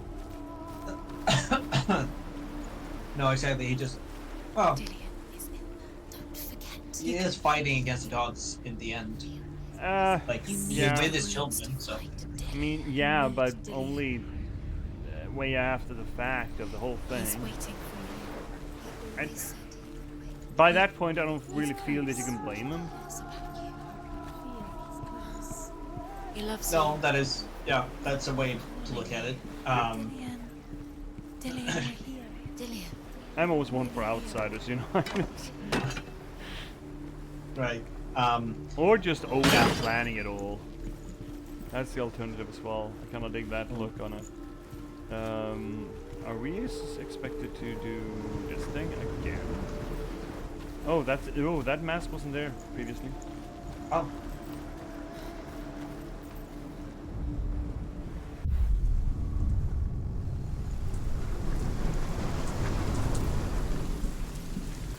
Oh, now we gotta find the F room, whatever it is. Oh yeah, is that the F? The gate is open. Go through the gate. Go through Uh, it. It's dangerous. Follow it. No, wait, is it, were those up? I Yeah, think those they were were up, right? I think they're uppies. Yeah, then it's that. If it's down, then it's an A. Two for the A? Dillion, there he is. There he is. Because there are ones with just one singular cross bars or whatever the fuck you want to call them. Way too many times. Singular ones? Yeah. Where is he? Where's he gone? Where he's not here. She's in the room. You ladies, holy He's in the shit. other one. He's in the other one. He's in the dark one. Yeah, The dark one. yeah, but we need to go through here first, ladies. Calm down. We'll get to him. I promise. The world once seemed so simple. Black and white. Darkness and light. Then usually you grow Narrow up. dividing lines of our own making. Dillion taught her to see further. To peek through the cracks and see the worlds of colour stretching away from the gloom. And Senua explored new paths into the unknown. Oh, uppies. They are uppies. Uppies. Well, we're gonna do this first. Is that the next one? It is the next one. The gods feast and rejoice and amuse themselves by throwing spears and stones at Baldur, striking at him with sword and axe. But he comes to no harm, whatever they do. The gods never cease to wonder at this great marvel. But Loki shapes himself into a woman and asks Baldur's mother, is it really true that all things promise to keep him safe? I did not ask the mistletoe, Baldur's mother confesses. I thought it was too young. Oh dear. Oh dear. Right. Oops. Oh dear indeed. Oh dearie, dearie me. You've got it. He was the only one. Why isn't he here? He's gone. He's in the dark world. He's gone to the dark Oh world. my god, you're starting to sound like Alan Wake in here. He's in the other world. The dark world. It's in the dark world. It's the dark place, yeah. With the dark place, yeah. I never really appreciated that whole thing. Alan Wake. But I never played them, but I have seen both games played through. I appreciate it. I also get why you don't do it. Because I know you don't like stories where there's an author. Because you hate fun. Also gets you a bit by now, like what kind of things you like and don't like. So Yeah, it's just like, oh, it's the dark place. Like, what the fuck, the dark place? Oh, Evil Knievel's in there. But oh no. Oh, but they went back to the dark place. But what the fuck, dude? Stop saying that. Like it means something. I gotta write my way out. They're just like, yeah, I get what you would say that. You would say that, wouldn't you? I'm like, Wait, what about the runestone there or the shield? Wait, can we look at the shield? Well, that's the first one. But is it different if we're in? No, it's not. No. Okay, that's a good call though. I wouldn't have thought of that. Good call, but I think we're gonna switch it over again, right? To open the door in the dark place. I guess. Oh, okay, to be fair, what I saw of Alan Wake 2, it seemed like they had a lot of fucking fun making that game. Like a lot of fucking fun. So they did, yeah. So like, I appreciate that. Like the fact that they were like, you know what, fuck it, we're just gonna do our mission, and fuck everyone else didn't like it. We're just gonna have a lot of fun with this, and it showed. It really does show. The whole rock and roll stage scene. It's so fucking good. And they just go fucking ham with it. I do respect that. Maybe not the writing so much, but the hamness of it. Oh. Wait. Yeah. Oh, come on!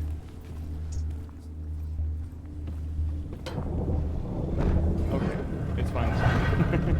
You have no chance for love now. There he is. Where are you taking? He's up there. He's up there.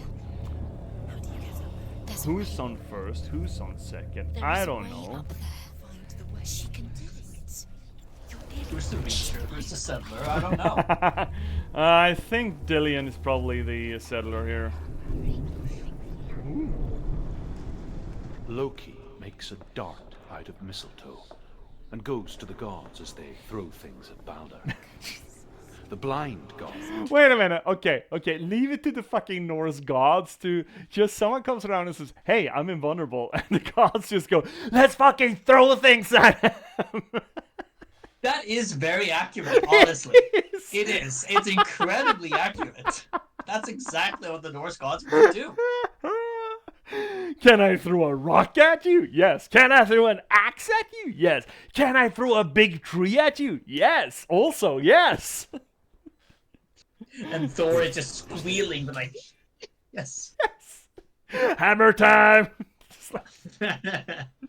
Well, sorry. It is funny, and it is absolutely up the Norse gods' lane. Loki asks him why he wasn't taking part. Hoth says, "I cannot see where Balder stands, and even if I could see him, I have no weapon." Loki replies, "Here is a wand. I will tell you where he stands." And Hoth throws the mistletoe at Balder. It pierces through him, and to everyone's horror, Balder is killed. And for this, Hoth is slain. Is he? Was Hoth killed for that? Okay. Yeah.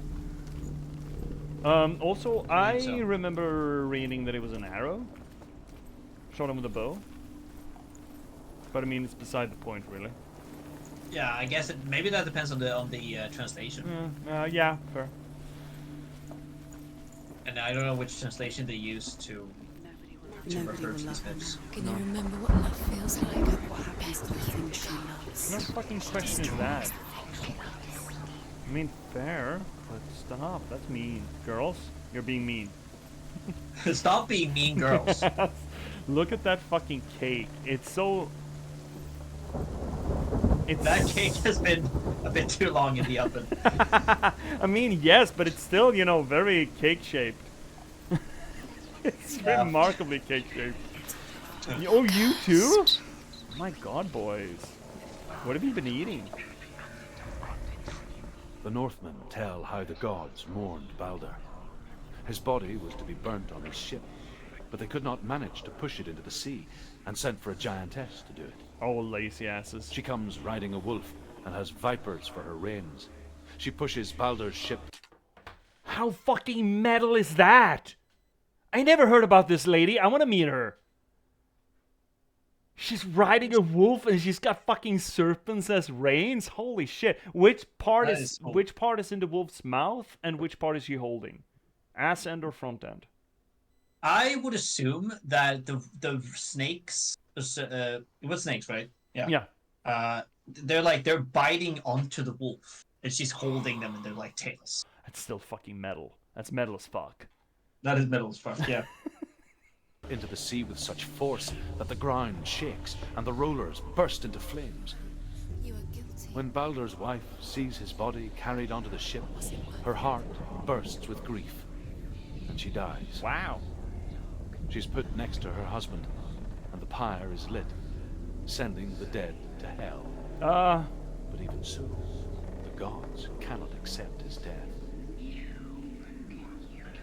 I never heard a story about Balder's funeral. I'm not sure where it is. It might be in Listen to your the father when you had the process. chance. Why didn't you listen to him? This Or love made has up. tortured you, and it tortures them. For the purpose of the game. Yeah. Years had I don't passed since she left.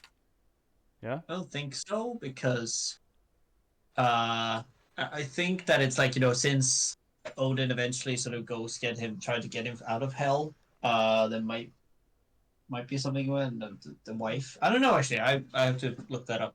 Left her father. I guess. She trained hard alongside her friend, Dillian.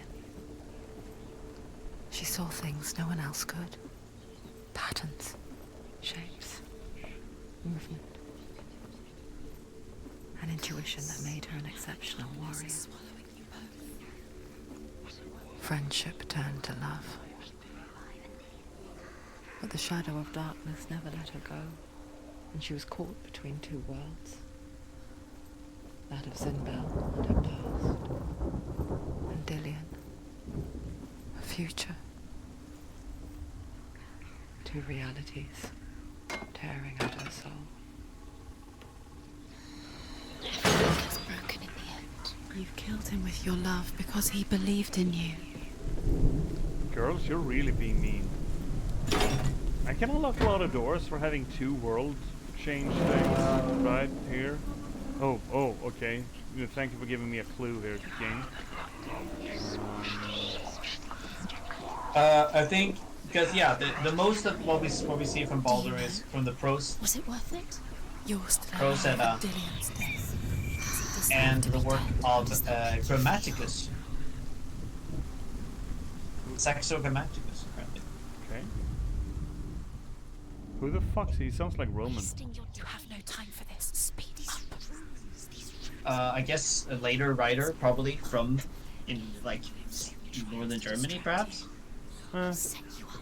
Holy Roman. Oh, that's really late though. Holy Roman Empire. Nothing. Probably before that, I would say. Yeah, right. That's really late. Curse can I set to Dillion? Well, it did sort of form in like the 1100s. This get in the way. If they are just Yeah. to tire you out, to make True. you It depends on when it's written. I don't actually know when it's written. Oh, I see it. It's right fucking there. Oh. It's right fucking there. What does it feel like Oh, to I be need to get it from the other side because it's wrong way around. We can do that. Sure. This is fine. This is fine. Correct 1, 2. Overcome with grief, the gods send Hermod to ride to Hell and ask Hela to let Balder return home. All the gods are weeping, he says. Are they? Asks Hela. We shall see if he is truly missed. If everything in the world will weep for him, he shall go back to the gods. But if even one thing refuses, Baldur stays with me. The gods send messengers everywhere. Weep for Baldur, weep him out of hell. And everything wept. Men, beasts, earth, stone, trees, metal, everything. Except for a giantess they found in a cave. Baldur was never my friend, she says. Let hell keep what she has. He cared in a way The that Northmen nobody else say did. that the giantess must have been Loki in disguise.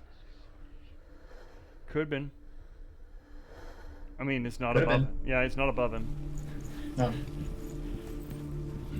Also very metal, by the way. Weep for him. Everything you need to weep for him. It's like a fucking North Korean state funeral.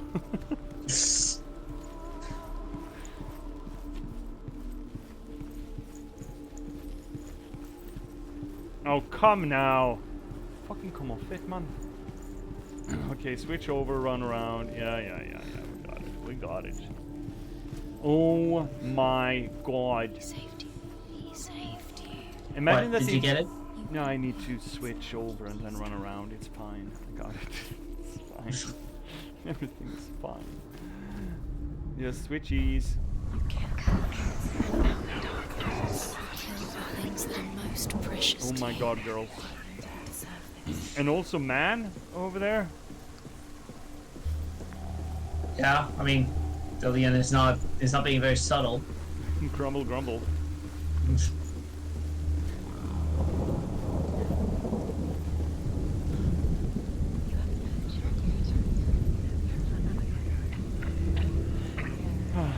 Look what happens to the things you love.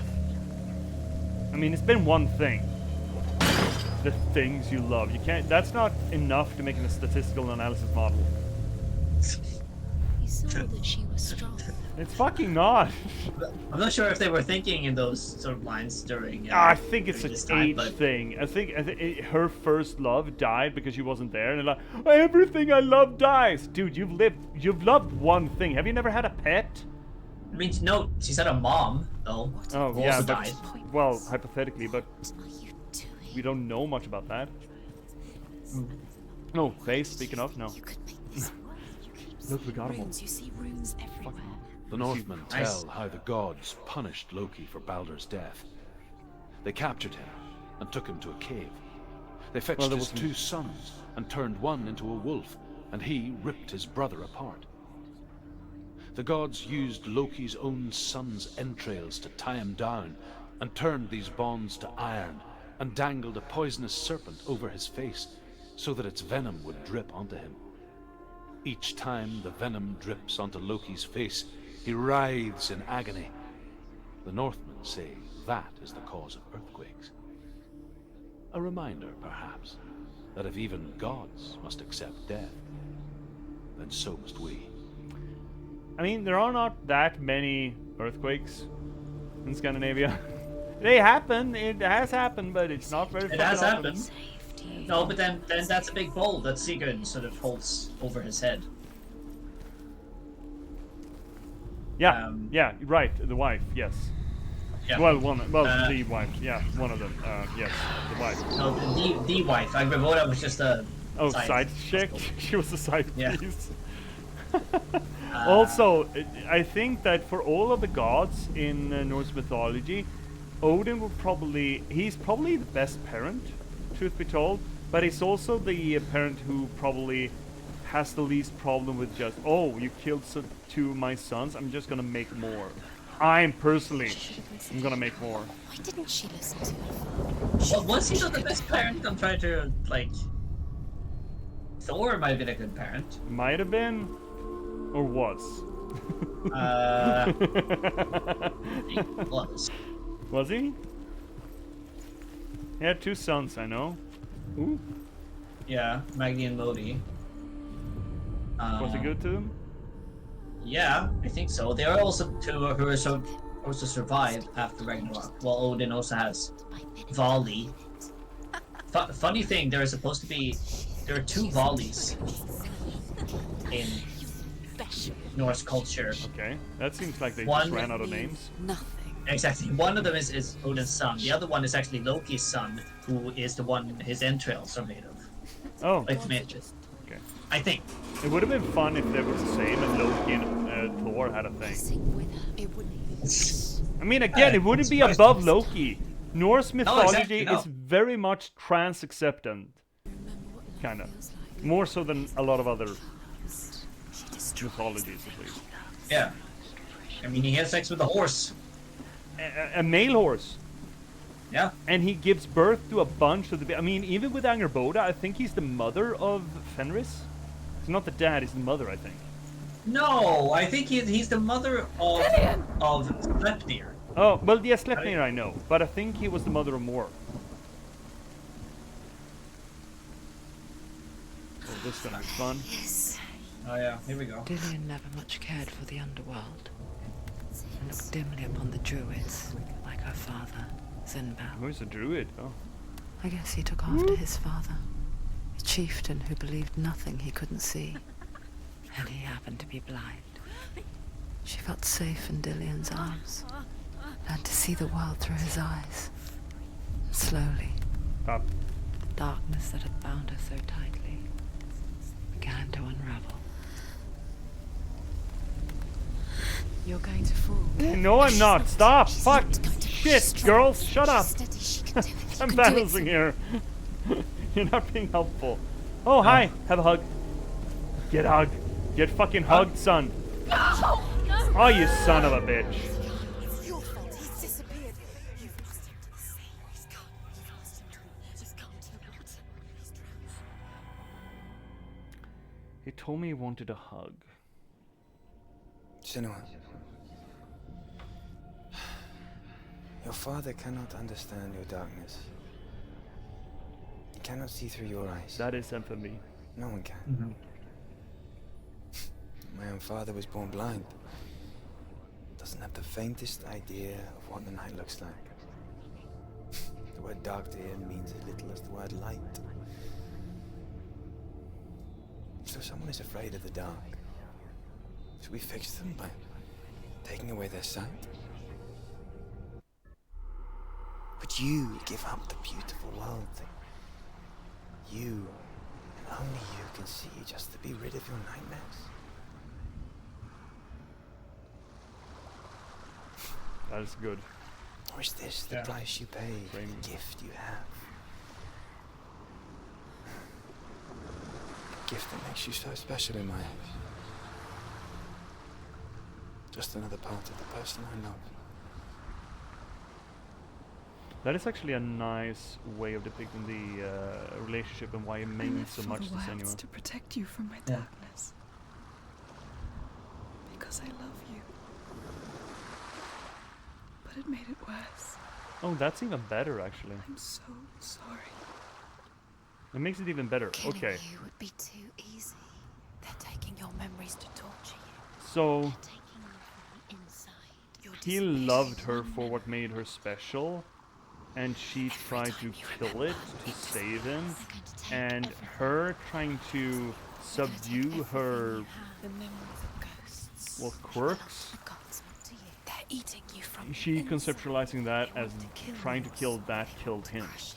They think they want your body, they want your soul. Yeah. They want your mind, and they're Again, going there's to so much more like, The you know, memories were so much yours, more but they're the doubt gods into now. this Nothing is than yours she anymore. deserves. Disappearing with your memories. That's a good depiction. You know what? We have 12 more minutes until the ads come rolling over us. Do we want to round it up here, or do we want to run the ads, then do this last puzzle, and then want to round up the stream? I mean, This is largely up to you, bud. yeah. I've slept a lot this weekend, so I'm up for continue, like, just do this last one. Okay. In that case, And I'd then- love to run the ads just so we get rid of them. Yeah, sure. Okay, great. Chat, we are, in that case, going to do our last ad break. Please don't go anywhere. We're going to continue on, and then we're going to digest this a little bit because I feel that we need to, as we usually do on the ads and the streams. So please don't go anywhere while I run these 3 minutes of, Twitch trying to carve out little bits and pieces out of your attention spans. take cover, buckle down, do whatever you need to do to survive them, and we'll see you in 3 minutes, yeah? Please don't go anywhere.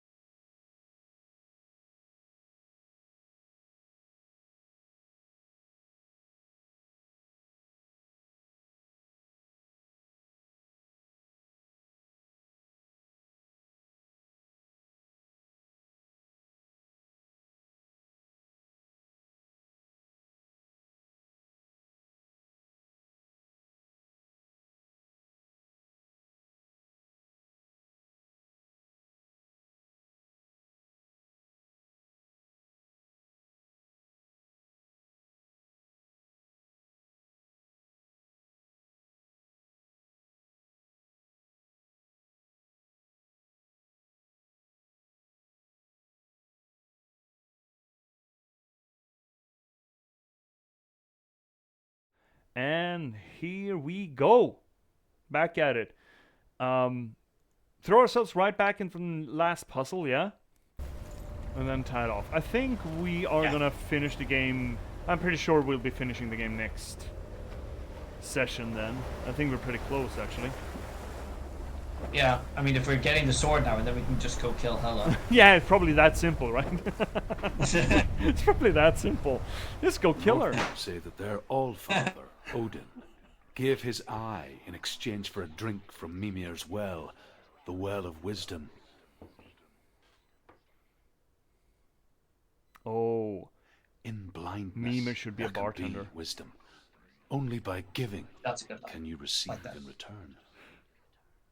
For this reason, I give my life and pass on my stories of the Northmen to you, Senua.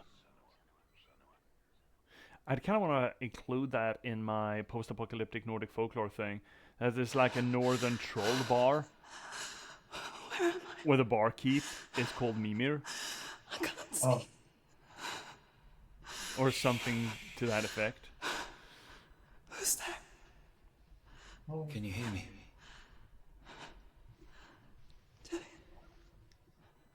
I'm right here.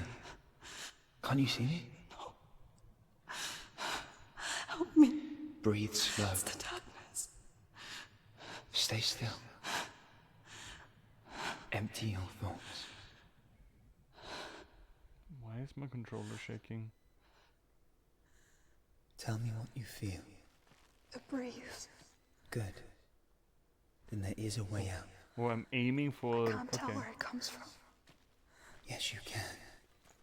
Yeah, because I got a fucking controller with shakes in it. Yeah, well, there we go. Yes. Her inner voices have dual shock. Yeah. No, you see, my inner voices come with a surround sound. Whee! The voices, they've Haptic gone. feedback, motherfuckers. I'm still here. It's so quiet. So dark. It's okay. Listen to your own breath.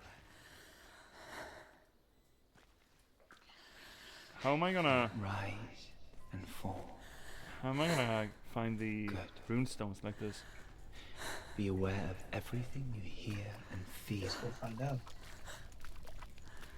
Let your senses guide you.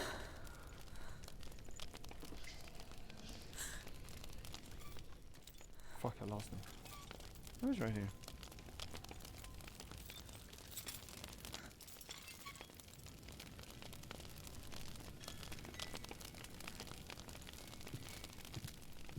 So what's the death failure state in this part? It's just braining yourself against the wall? Yeah. Ow! Yeah. I would love that so much. Just absolutely crack your head open.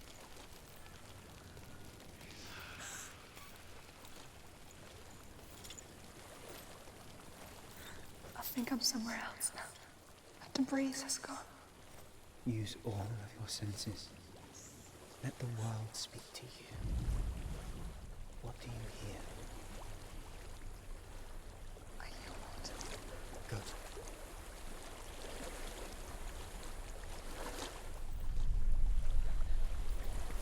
Go to water. I've reached the water. Good. That's your way out. Follow it upstream.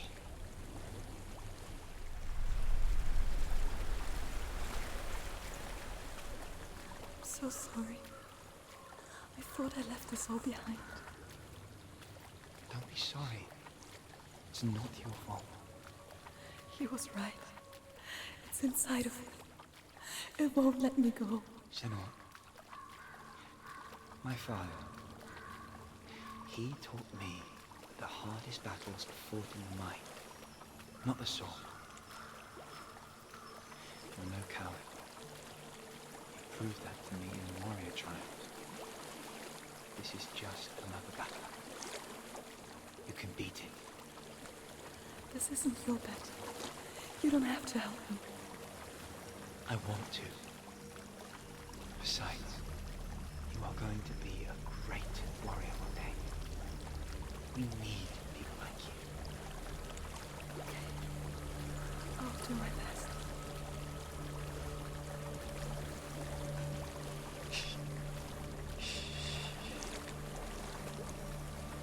I know what you're thinking. He's not really here. It seems there's no escaping the past in this place. And so she's forced to relive it. To what end?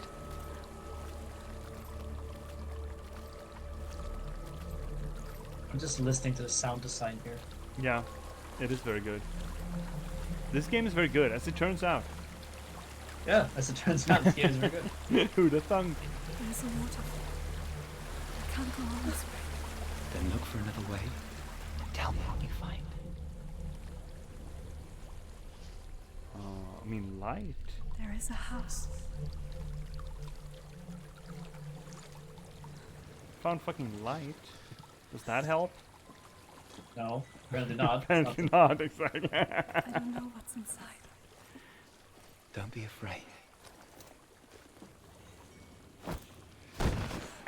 fuck! The ground was there, right there, all the time. There's something in here. Do you see it? No. Then it cannot see you. Quietly move past it. One step at a time. Fuck. Oh. Oh. Oh. Oh, I don't like this at all. Oh, dude, you should have seen the shit I saw in Elden Ring last night. Oh. Where do I need to go?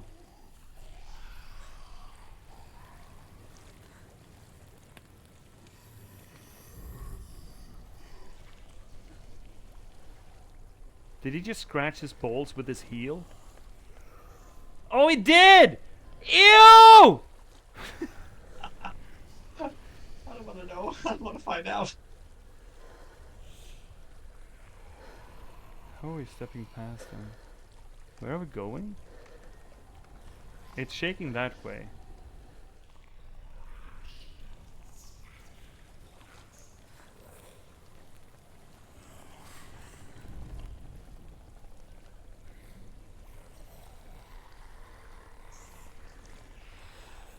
It's the fungus. No, this is too bulbous and fleshy and dangly for the fungus zombie. Oh.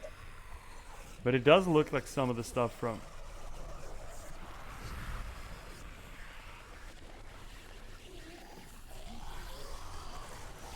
Are you gonna move past it? I don't. I would prefer not to move at all. Are you getting upsetty? Oh, is this Grendel? Yeah. Oh yeah, it could be.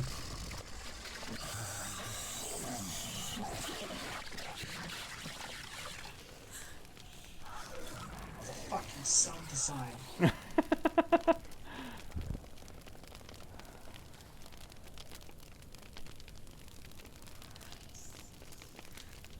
One step, deep breath.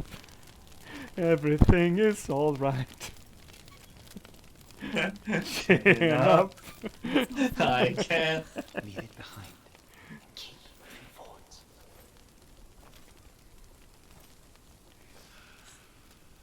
Now what the fuck? Are we gonna have more fleshy bits? Shit. Oh. Guy to play with. No, that's back. Oh. No. That's the way forward. Oh, I think. Is it? No, it's back. No, this is forward. Why are we like this? Oh, now it's moving as well. And it's Great. 2 of them. Or you should have seen the dancing lion thing we fought yesterday. Holy shit. Dude, you would have loved that shit.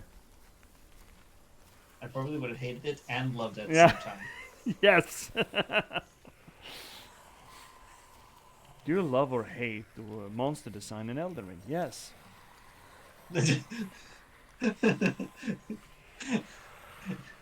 That's the answer. Dude, can I get your shield? Can I have that? I would love to have that. Where the fuck am I going next? There we are. Dude, can you, you know, I don't want to tell you how to shuffle, but, can you get a move on? Yep, please.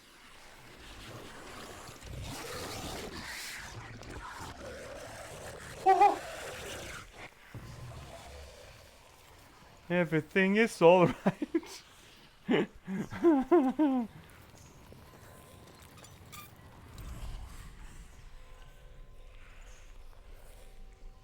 What are we gonna call these? The Squibbly Daddies? I mean, Grendel I feel is pretty spot on, but Yeah. the I Grendels? like Grendel. Yeah. Vesper, I was talking about the pluralization of words yesterday. Or this morning? No, yesterday. We had great fun. The old octopi thing. What was the word that we were talking about the I think I'm in a house. pluralization of? I forget. It stinks. Of death. Apparently, though, that it's not supposed to be called polyamory. Either multiamory or polyphilia. And I kind of like the sound of polyphilia. The darkness is testing you. And polyamory blends Latin and Greek.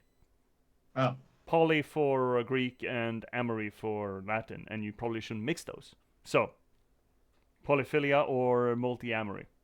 You are in control. Am I though? Ew, it's stinky in here. Are we in control? Is that what we are? In control? Oh, this is gonna be fun. Oh no. Oh, yeah, there are friends down there. Yeah, stinkies. They're very stinky boys. What was the word? Vesper, are you still there? What was the verb we were talking about before we got to octopodes?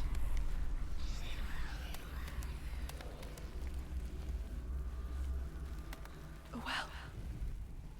There's a well. Oh shit. Don't tell me. Don't No! turn back. You're getting close. Yeah, let's fucking jump in the well. This is gonna go great, by the way. Oh! Now we're in the water! Oh, it's stinky! Help me.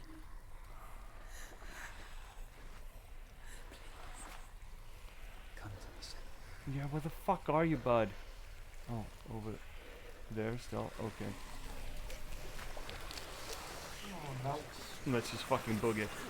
Let's just fucking book it. I can't be arsed anymore. I hate this place. This place is a prison. Dude, can you fucking not?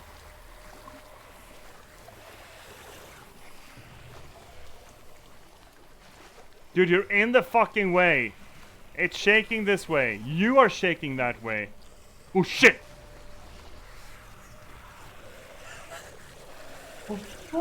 Everything's fine. It's just stinky. Oh, that's all it is. It's just stinky. Just stinky. Just stinkies. Oh. This place sucks. Is that you? Yep. It honks. Yes. I can see you too. Can you know? Can I run? I'd like to get out of here. Get out of here, please. Please? I'd like this one bit. Please? Please? You're gonna make me jump off a cliff? Dillian, you gotta tell me if you're about to make me jump off a cliff. You have to tell me. That's Oh, it's shit, in the law. that's loud. You're very loud, dude. Oh, we're done. She could spend hours, days even, trapped within herself, in the dark.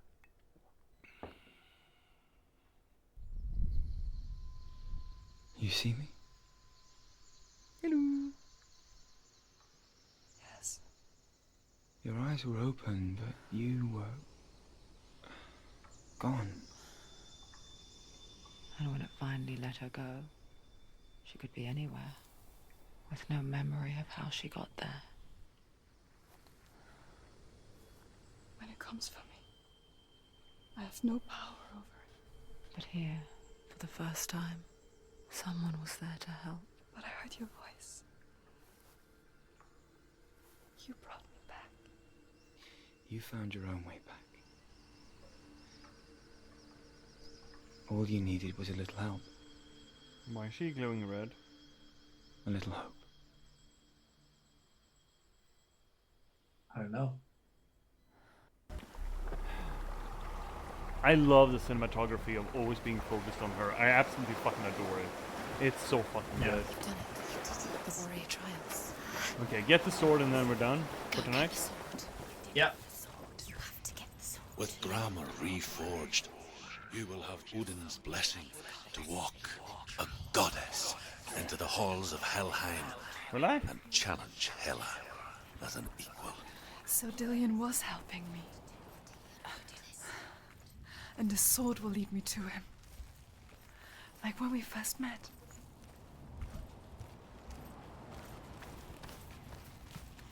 Yeah, because we're fucking gamers, so everything is click on head.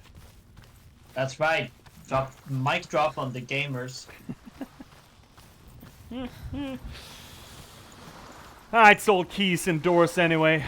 Every sword is a key, every bullet is a key. Every enemy is a door.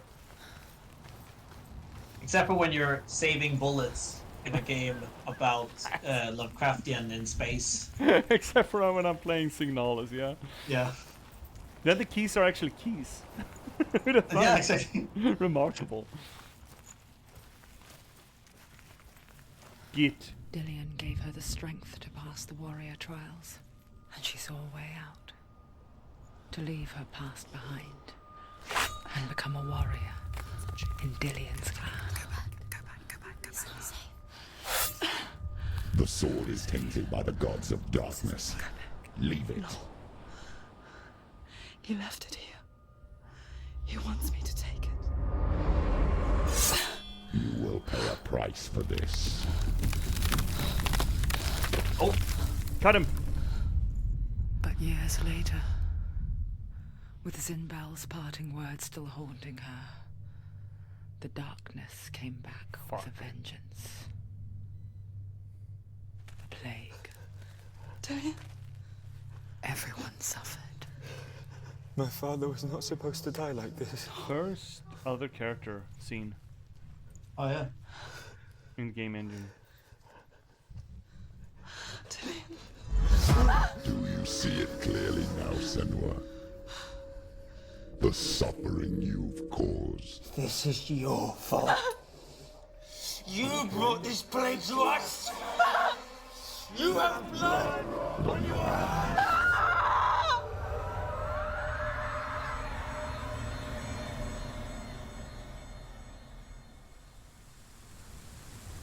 Oh shit, this. Oh, They're coming for you now. They're coming. Ah. Hold it. Hold the heavy strike. Hold the heavy strike. Okay, yeah, got it, girls. Holy fuck. Oh my god. I'm sorry. Okay, looks like the girl. Is that Twitch, really?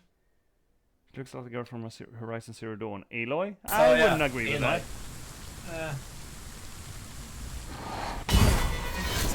Ooh. It's coming back. You want it?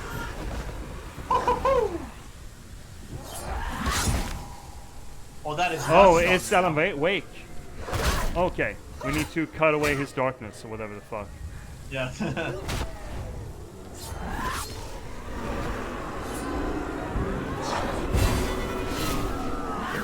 Oh shit. Step. Are we done here? Step. Okay. Being done there, should we leave Wall of fucking Hands corpses. for next The week? corpse waved through itself over the ones I Yep. loved. The ship broke up under them. The ship that had sailed from the land of shining fields. Their memorial stone is sacred. Come not here in the sun. Come not with a sword. Come not crying over a naked corpse. Come not with disturbed mind. Huh. Corpse Wave, the Sea of Corpses. Interesting. See, from what I remember, there is no mention of Sea of Corpses in Norse mythology, but there is what is it, a beach of corpses? Okay. I think it's called. That's gotta be in Hell. Yeah. Helheim, sorry. I mean, no, in actual Norse, it's Hell, not Helheim. Oh, yeah, right. It's Hell on Hell. Yeah, right. It's helpful. Yes. Kevin. It's streamlined. Great. Exactly. I mean, that's what they're using here. They're using Helheim here, like as a yeah. sort of, I mean, because like they want even if Helheim is not used in the text, I mean, you could say it. It's the home of Hell. Hell is the home of Hell, as it turns out. Exactly. That's true. And like just as in House of Hades. Yeah, right. Hades. Yeah, the House of Hades is the house that Hades built in Hades for Hades. It's not confusing. Yes. It's Not made for confusing at all. simplicity. Yeah. Anywho, I still love this game. It isn't. It hasn't been as heavy for parts with the whole voices playing around with you, but we've had now for the puzzles. They've been sort of harrying us a bit. I do like the stories that they're telling now, not just the regular ass foundational myths, but the whole Sigurd, Brunhilde, those sort of Icelandic or Germanic folk tales as part of the mythology. I kind of dig that. And I feel it in the Poetic Edda. I do feel it's a little bit weird that they are clumped together. The songs about the gods and the songs about these heroes. it's a little bit strange to me because the song about the heroes do feel a lot more Germanic to my ears. Like Sigmund, Sigir, Brunhilder, and their political struggles spanning this generational epic, essentially. They're not, if I don't misremember, there's not a lot of connections to the actual gods. There's some mention of Svartalfr, Svartalfr, which seems to suggest a connection with Norse mythology. Fafnir, I'm not sure that Fafnir, the dragon, ever comes around in any of the Norse god tales. No. Though there is something, I'm not like there could be maybe in the Fafnir story, but I'm thinking about the how Fafnir turned into a dragon. Oh, right, greed. He was a dwarf who got too Exactly. greedy. He was sitting on his gold too long. Yeah, well, the gold transformed him. Right. Which is actually a thing that I keep remembering back to, like, the first thing that gets my mind, speaking of Fafnir, I always remember the third Narnia movie. Yeah, the ring, right? Oh, the bracelet, I think yeah, it was. well, no, was yeah, it a ring. Oh, Yeah, ring. Arm ring, yes. A bracelet. Yeah, exactly. That Yeah. Edmund puts on. Yeah. I think. Yeah. It's the ship Oh, ferrying no, wait. Narnia. I don't think it's Edmund. I think it's their cousin. Oh, it's the shitty one. It's the Yeah. piece of shit. Yeah. And I forget his name. Exactly. If it wasn't Edmund, I don't know. Yeah. So yeah. So that's I picked out of that. But that's there is some of that. I don't know exactly where to find it. I'm not sure how, if the prose Edda mentions Fafnir. I don't think I don't. It was a while ago since I read the prose. I didn't really like it for the apparent reason right in the beginning. But it does sort of tell a lot more succinctly about the grand sculpture of the Aesir world. But it does so through the voice of a traveling charlatan that it wants to depict themselves as Odin, if I don't misremember.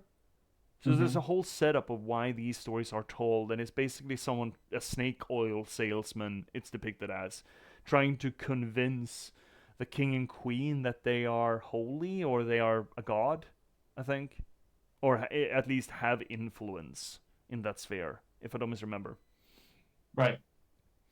But again, even putting these folktales alongside the god stories, I mean, it's not a bad thing. Essentially, they certainly come from the same place, and they were certainly seemingly told in the same sort of culture. So in that way, it makes sense to put them together. It just feels like there's a very neat split in the Poetic Edda between the god stories, the Völuspá, the Havamal, and then you have the epics, the songs of heroes and legends. I would have loved to bend Snorri's ear for a lot of reasons, but one of them, the argument behind putting those together. Yeah. There is, I found here that there is a mentioning of Fafnir and Regin in the prose. In the prose. But again, he is referencing a lot of the original poetry. In the prose, you mean? Yes. Yeah. Which that's what he does. But like, so. I mean, that makes sense. It makes a lot of sense. Yeah, but okay. So back to the game. I mean, I love how they focus on Senua to depict her confusion and vertigo. Her cognitive vertigo. It's sort of, the camera often circles around her and the scenes change in the background around her, and her face being sort of central lit. It is very good, and as you said, it feels like a very high production theater play, or a movie that tries to look like a theater play more so, considering the spinning camera and shit, right? Yeah, and it's one take, everything as Yeah, well. exactly. There are very Which- few. Well, there are loading scenes, but the gameplay camera sort of blends into those scenes very neatly and very organically. Yeah. Fuck, it's good. It's really good. It is. It is really good. I'm loving it so far in the way that like the visual style of it, and what interesting points of like telling it's a very good way of organically telling people about the stories of Norse mythology and putting someone else in that world, an outsider in that world, trying to sort of understand it and interact with it. I mean, like the voice calls like this is a sword of the gods of darkness, which makes sense because Yeah. she was invaded by them and so viewed them as like dark gods. I mean, that we should keep that in mind with any depiction. For example, the depiction of Valraven and Surtur as gods in Norse mythology, which they weren't. But again, this is being told from an outsider perspective of a person who was violated by Norse culture. Exactly. I personally, I have a lot of hard feelings for Christianity for sort of raping Scandinavian culture essentially and violating it, but that doesn't take away from the fact that Scandinavia did a lot of that before Christianity got here. Not only and not in the magnitude or the ratio that Christianity wants to depict, that we were savages that just ran around and slaughtered everything and just took slaves. We did that, but we also did a lot of the other stuff, just trading and co-managing shit. But I do appreciate still the fact that we do get a retelling of this from an other outsider perspective. It's essentially the next tier of getting fucked over. If Christianity's on the top and Scandinavia is like a second tier, then I guess the Picts and the Gaelic were third tier in that, who were fucked over by the Scandinavians and then immediately fucked over. Well, I guess initially fucked over by the Romans, then the Scandinavians, and then Christianity on top of that, and England through Christianity. So it is interesting to look at it from that perspective, and getting those. Yeah, I am actually. But here's the thing, though. As you said about what you said about the different ways of looking at mythology and like from different perspectives. I will say though, this is the few times I will actually, not a few times, but it's like I will defend Christianity in this regard, in a way that it was not forced, as we might put it, sort of sometime on the culture itself, because it was delivered here by missionaries, and there was an appeal. There was an appeal in Christianity to convert it, and since the royals thought, oh, this is an exclusive sort of exclusive religion, which has a lot of trade opportunities and also opportunities for us to feel divinely in our place, we're going to convert it. So their servants converted, or conversion, and how what you say would sort of like started off with a baptism for other purposes, but then as the generations went by and by, they sort of integrated itself in society. You are not wrong, but let me posit the point that saying that it was not forced on Scandinavia is in the way that it was introduced to Scandinavia, and there was a strategy involved from Christianity to get it to Scandinavia. That is essentially saying that it was not forced on the Scandinavians is essentially the same as saying that, oh, well, we have smoking ads. We're just making smoking cool, but we're not forcing anyone to get addicted to our carcinogen death sticks. We're not forcing anyone. We're just making it very available and very convincing for you to start smoking. That we're not forcing anyone. We're not forcing anyone. which is turning into a very bad deal that looks very good. Well, not necessarily very bad. I mean, I'm not necessarily equating Christianity with cancer sticks, but it was very strongly, very aggressively promoted in that way, and that is not distinctly just against Scandinavia, but Christianity had a lot of very good PR in spreading. Not just to say that it was one of the first ones that were evangelical. That is to say that the point of it was to spread it. A written word was another one. It had a codified text. And, you know, we're just going to send priests up there until it sticks. And just the fact that it was easy to get into Christianity, but when you were in it, it was exclusive and pushed away all the other stuff. So it's like inviting mold into your home. It gets there really easy. You can live off of pretty much anything, but nothing else is going to live very well with it in the house. So you're absolutely... I won't disagree with you at all. It wasn't forced. It wasn't like conquered. It wasn't some warlord coming up here and forcefully baptizing everyone. Absolutely not.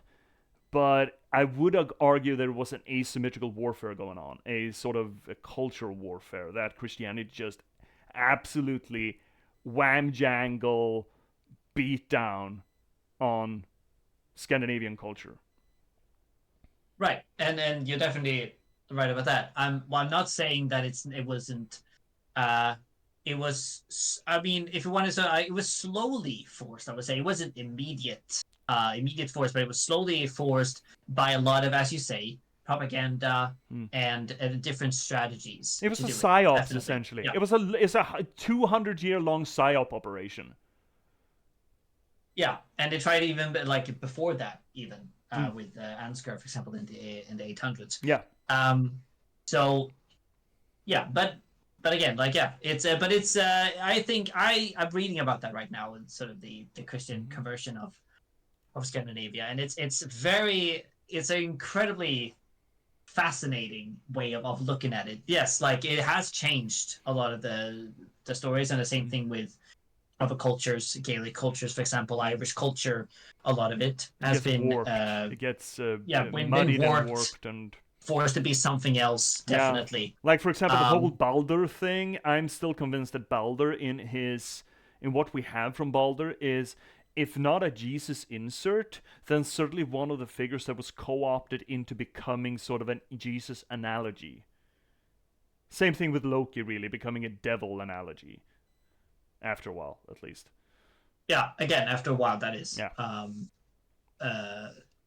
Yeah. No, I just, I'm not, again, like, defending Christianity for me here is the wrong word. I'm just saying that we shouldn't, because we feel like we're today, we shouldn't equate it to like a sort of immediate process and like a fight towards it. It's like you need to do this or else we will sort of kill you all.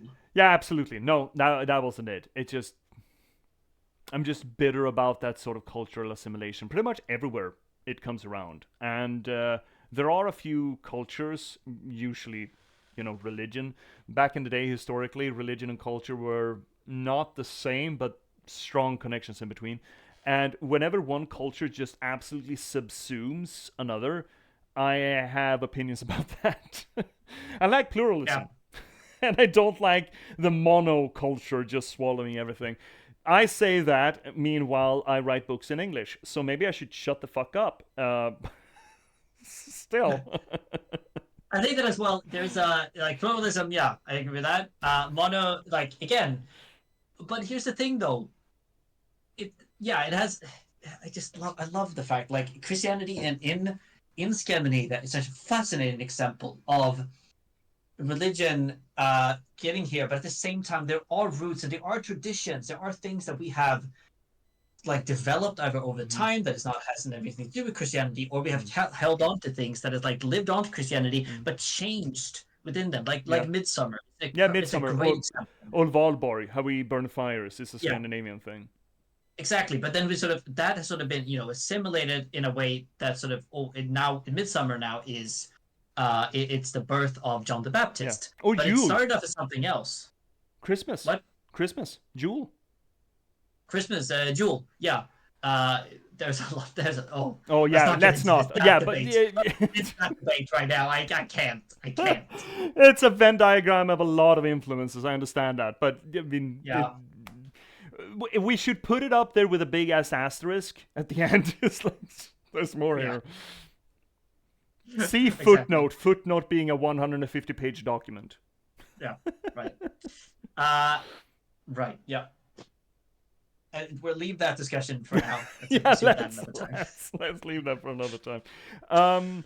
Anyway, we are going to be back with this in a week. Finish it off, tap it off, because I think it's probably not going to be a full 4 hour, but maybe that's fine. We'll see. If we're just talking about the rune stones, we don't have a lot to go, if that's an indication. But before that, chat, we're going to do the outro here. Thank you so much for watching this channel, where we try to approach the games that we play from more a literary standpoint. That is to try to figure out not so much what the story is, but rather how that's being told. And I feel like Senua Sacrifice is a perfect game for that. Not only do we get to talk about how the story beats or the cinematography, how that influences how we accept and tolerate and assimilate the story of it, but also get to talk a lot about mythology and lore, which both me and Frederick are absolute fans of. I mean, one of us has a goddamn career in it. So this is a perfect game for it. You get to see us not just talk about lore and mythology, but also, how do the voices, what do they mean for the fourth wall, and how does the game use the fourth wall as a way of internalizing the narrative, all that good stuff. We do this not just because we think it's fun. But I started this channel to try to promote my own work. You see, I'm an author. I'm a writer. I do this shit. I try to figure this shit out, as a, living, but as a profession. And I think it's fucking fascinating to approach games that way. I did this, as I said, I'm an author. I've been a novelist for the past 10 years. I've written 8 books in that time. And I started a channel to be a promotional channel for that work. And the book of mine that is actually out to you. It's sitting right over there. It's called The Last Box. I can flip over to the going live screen and you can see a little picture of it right there. It is a cyberpunk thriller about the spontaneous eruption of sapience in a random slug of gaming code and the people in a near future London who are forced to reconcile with that fact. It tries to do a few things different than most other AI media does. I think it succeeds. I haven't consumed all of the AI media that's out there, but a lot of it. It is not as conflict-oriented, or focused, I should say, than most other AI media is. It takes a bit of more of a transhumanist conversational take. It shows us the conflict that proper transhumanism may have with our existing ideologies and ideas and concepts. It collides transhumanism with anarchism, socialism, technocratic values, certainly capitalist, religious values, and tries to explore how will or can those different points of view encounter this thing that we are sort of beelining towards in our general AI development. Essentially trying to expand the scope of what I consider a fairly exclusionary and even supremacist notion of humanism as we have it today, and I think it is in our interest to sort of expand that. And The Last Box could, if people read it enough, stand as a springboard for that conversation. I would love it if you picked it up. Where can you get it? Well, first link down below is going to get you to Amazon.com, where you can get it either as an ebook or a print-on-demand copy. And on Amazon, you can also get the first 4.5 chapters of it for free as a preview. You can just download a PDF. It's got like 50 pages almost, I think it's like 47 or something, that you can just read at your leisure to figure out whether or not you're going to want to buy it. Please do that. Now, if you do decide to get it, but you don't want to get it on Amazon.com, worry not. Second link down below is going to get you to an aggregate feed, Books to Read, where you can get it either as an ebook or a print-on-demand copy at a bunch of different sites. Can't keep track of them all, but the most prominent ones are probably Apple Books, Barnes & Noble, Bibliothek, and Rakuten Kobo. So please check it out there. Now, if you want to read something of mine that's not quite as long as a full-length novel, why not check out the third link down below? It's going to get you to my online archive. It's a piece of shit WordPress, my wasted words, where I post short stories, pieces of poetry, and I have a weekly column coming up every Tuesday reminding me that I need to write one tomorrow. Fantastic. If you want to hang out and have weird conversations about mythology, games, books, literature, weird tech and science, have strange conversations about the relevance of tanks in World of Warcraft, for example, Frederick, why not swing by the fourth link down below? It's going to get you to our Discord. I would love it if you swung by there. We have a growing community. I would love to have more conversation about these topics, or maybe even have, more even conversations about what conclusions we get to here on stream. I would also love your help to figure out what you'd like me to play on this channel. I have a suggestion page there. I do, hold veto on what we actually play, but, it is broadening my once upon a time short list to a very long list of suggestions.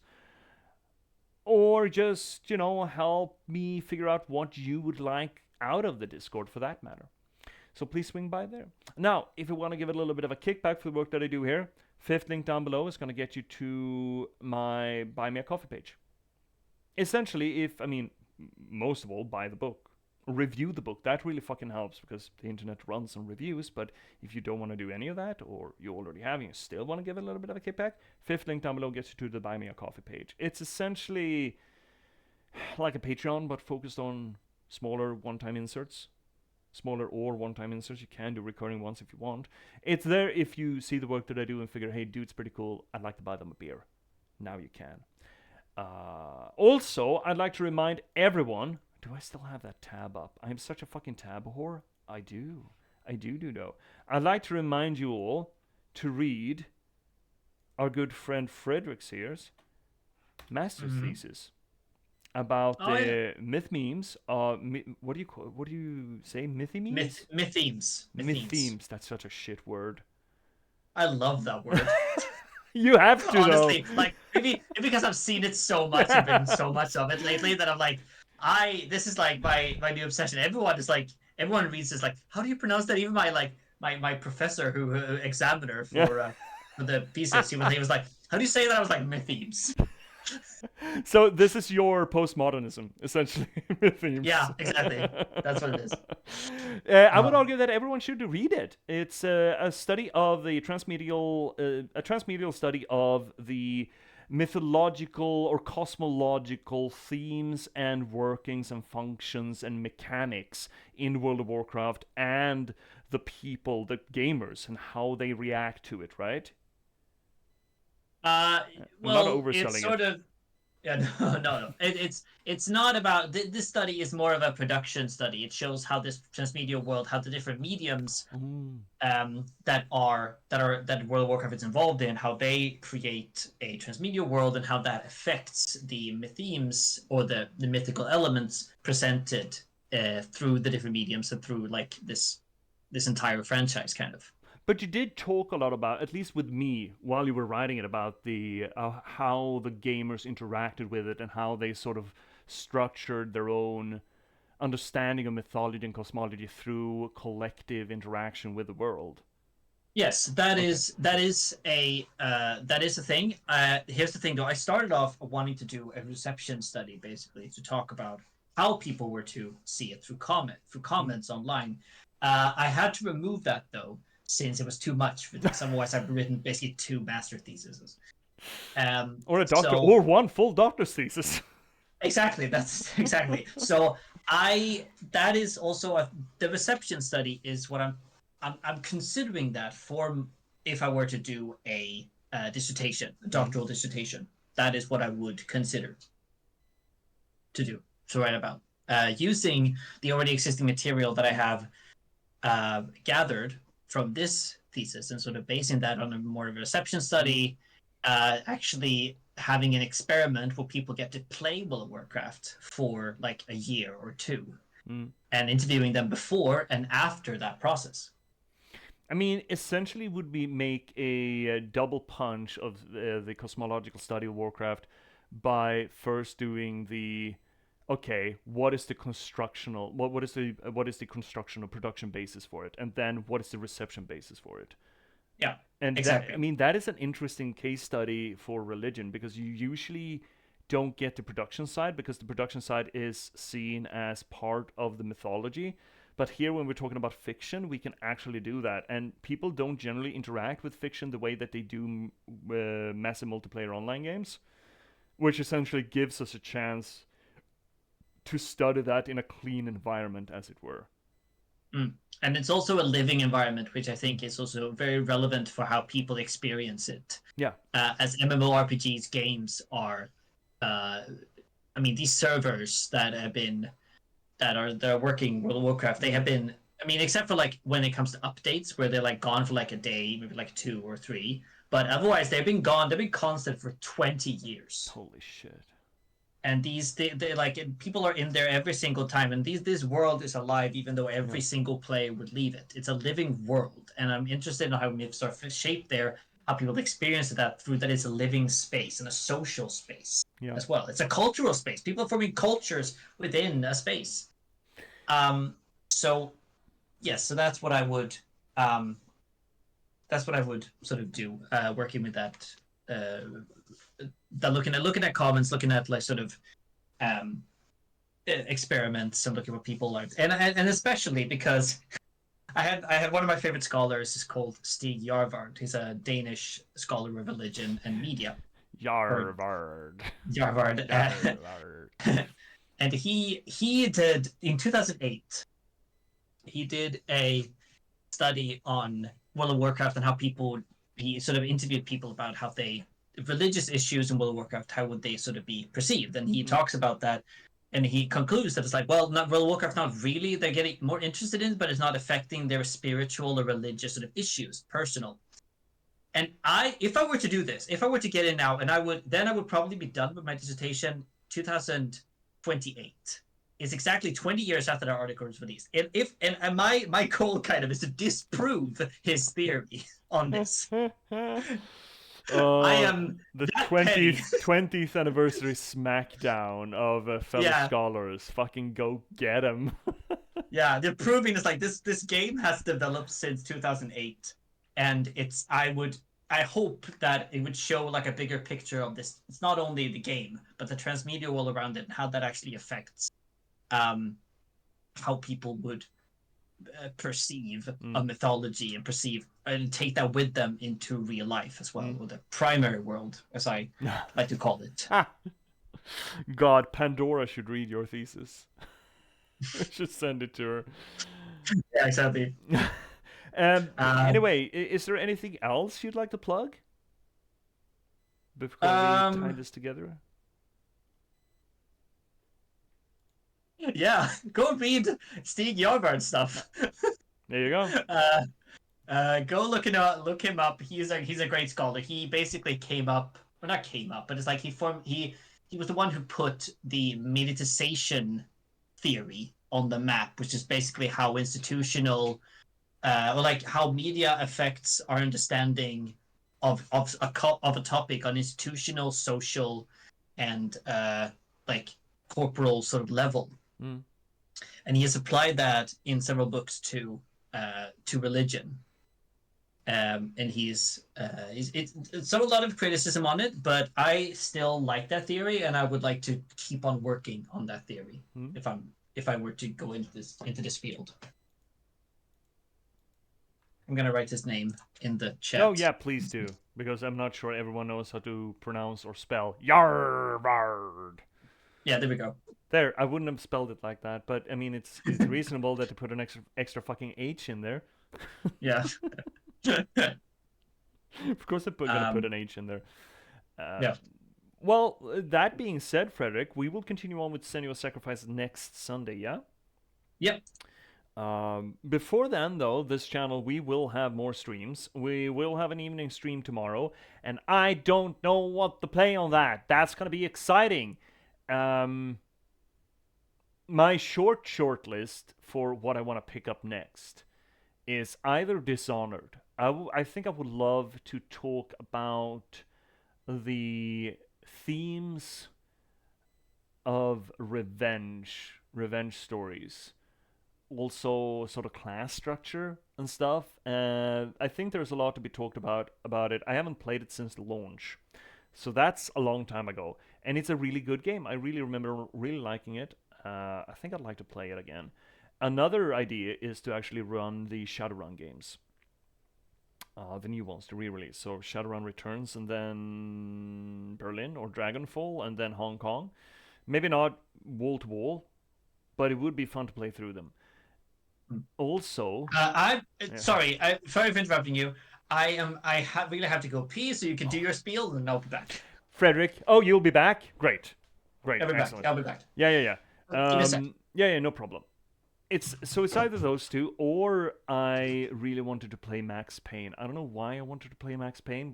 It was the 90s nostalgia, right? It was playing through Gabriel Knight, and I really wanted to play Max Payne. I looked it up, and there's actually a pretty good deal on Max Payne 1 and 2 on Steam. Surprise, surprise. And it would be cool to revisit those. They do a lot of interesting stuff. Writing-wise, structure-wise. I mean, structure is essentially also a revenge thriller, right? Action. But it's very well written. It's very noir. And I would love to take a moment to just talk about the writing in Max Payne. And I kind of want to do that too. But I'm not going to lock myself down until tomorrow evening. But I am thinking about making a bonus stream tomorrow morning with more Shadow of the Erdtree, because I'm having a lot of fun with Shadow of the Erdtree.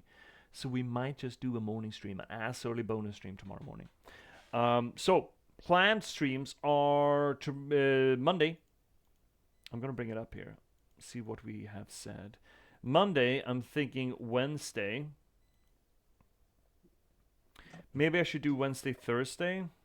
At least Wednesday. Let's just stop at Wednesday for the now. So tomorrow evening and Wednesday are streams. I'm back. You are back. Great. I'm about done here. I'm just going to lock down when the next streams are. Still haven't really clued into what I want to play. The last option that I have for tomorrow evening would be Max Payne. Did you ever play Max Payne, buddy? I have not. Oh, dude. The writing in it is so... it's so noir thick. It's as if someone had taken Humphrey Bogart and just wrung him out and make an elixir out of him. It is... I fucking love the writing in Max... I did. I loved the writing in Max Payne. Both 1 and 2. I don't know how it holds up, but I would love to revisit it and talk about that. Just sentence structures. It's almost Shakespearean in some of the ways that Max Payne expresses himself.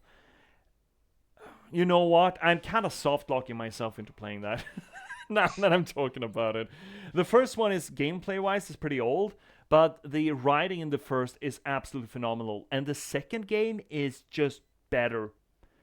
Graphically, gameplay-wise, story-wise, it's a lot dense, deep, darker, while the first one is sort of frivolous. Fuck, I'm doing drugs and killing people because they killed my wife, sort of thing. While the second is, now what the fuck am I supposed to do? And it's really fucking good. Yeah, sure. I kind of locking myself into it. I'm talking myself into it while I'm describing it. We're probably going to start that tomorrow evening. But again, I am also thinking about a bonus stream tomorrow morning. So, Monday, 1800 hours Central European Time. That is tomorrow. That is noon Eastern Time, 9 a.m. Pacific. Probably going to do a bonus stream in the morning as well. That would start 6 a.m. local time. That is midnight Eastern Time, 9 p.m. Pacific. And then we're going to do another stream on Wednesday. I might... I do want to have some evenings here without a stream. We'll see. I don't want to lock myself into more than that. So let's just say Monday and Wednesday for regular scheduled streams. Oh shit, I would have to do one Friday because I'm going to be playing D&D on Saturday. And then we got the Sunday stream. Or maybe a Thursday one. Fuck. That's my problem. That's not yours. Anyway, I will see you tomorrow. Potentially in the morning for a morning stream. And definitely in the evening. All that being said, Frederick, thank you so much for joining me tonight. Thank you. It was a pleasure, as always.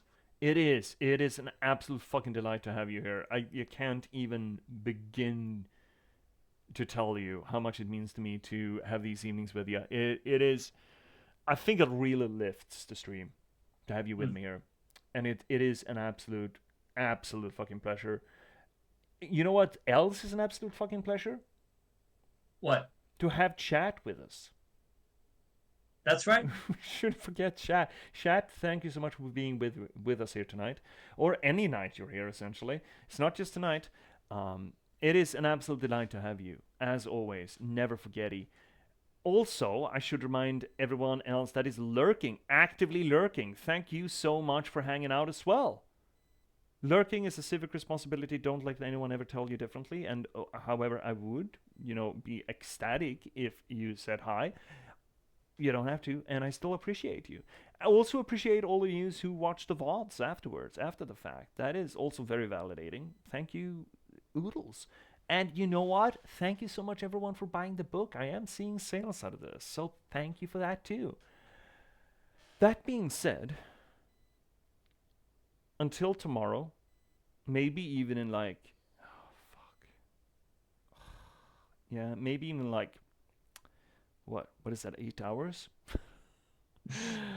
Until then, take care of yourselves. Take care of the people around you. That's important. And fuck being nice. Nice is just platitudes and lying, usually to make yourself feel better. But do try to be kind. That's important. And there is a difference between being nice and kind. Especially in this our day and age when everything's fucking falling apart and it's dreary and the world is full of care and every headline screams despair and all this hate, starvation, war, and life is vile. And there's this thing I do and I shall pass along to you, and that's to try to be kind. Not do like the Joker and just dump people in vats of acid or shoot people's backs out, but actually be kind. So do that. Or try That's to right. at least. So, chat, I'm gonna get better at tying these together. We've been live for 5 hours. Thank you so much for hanging out. Good night. Good night.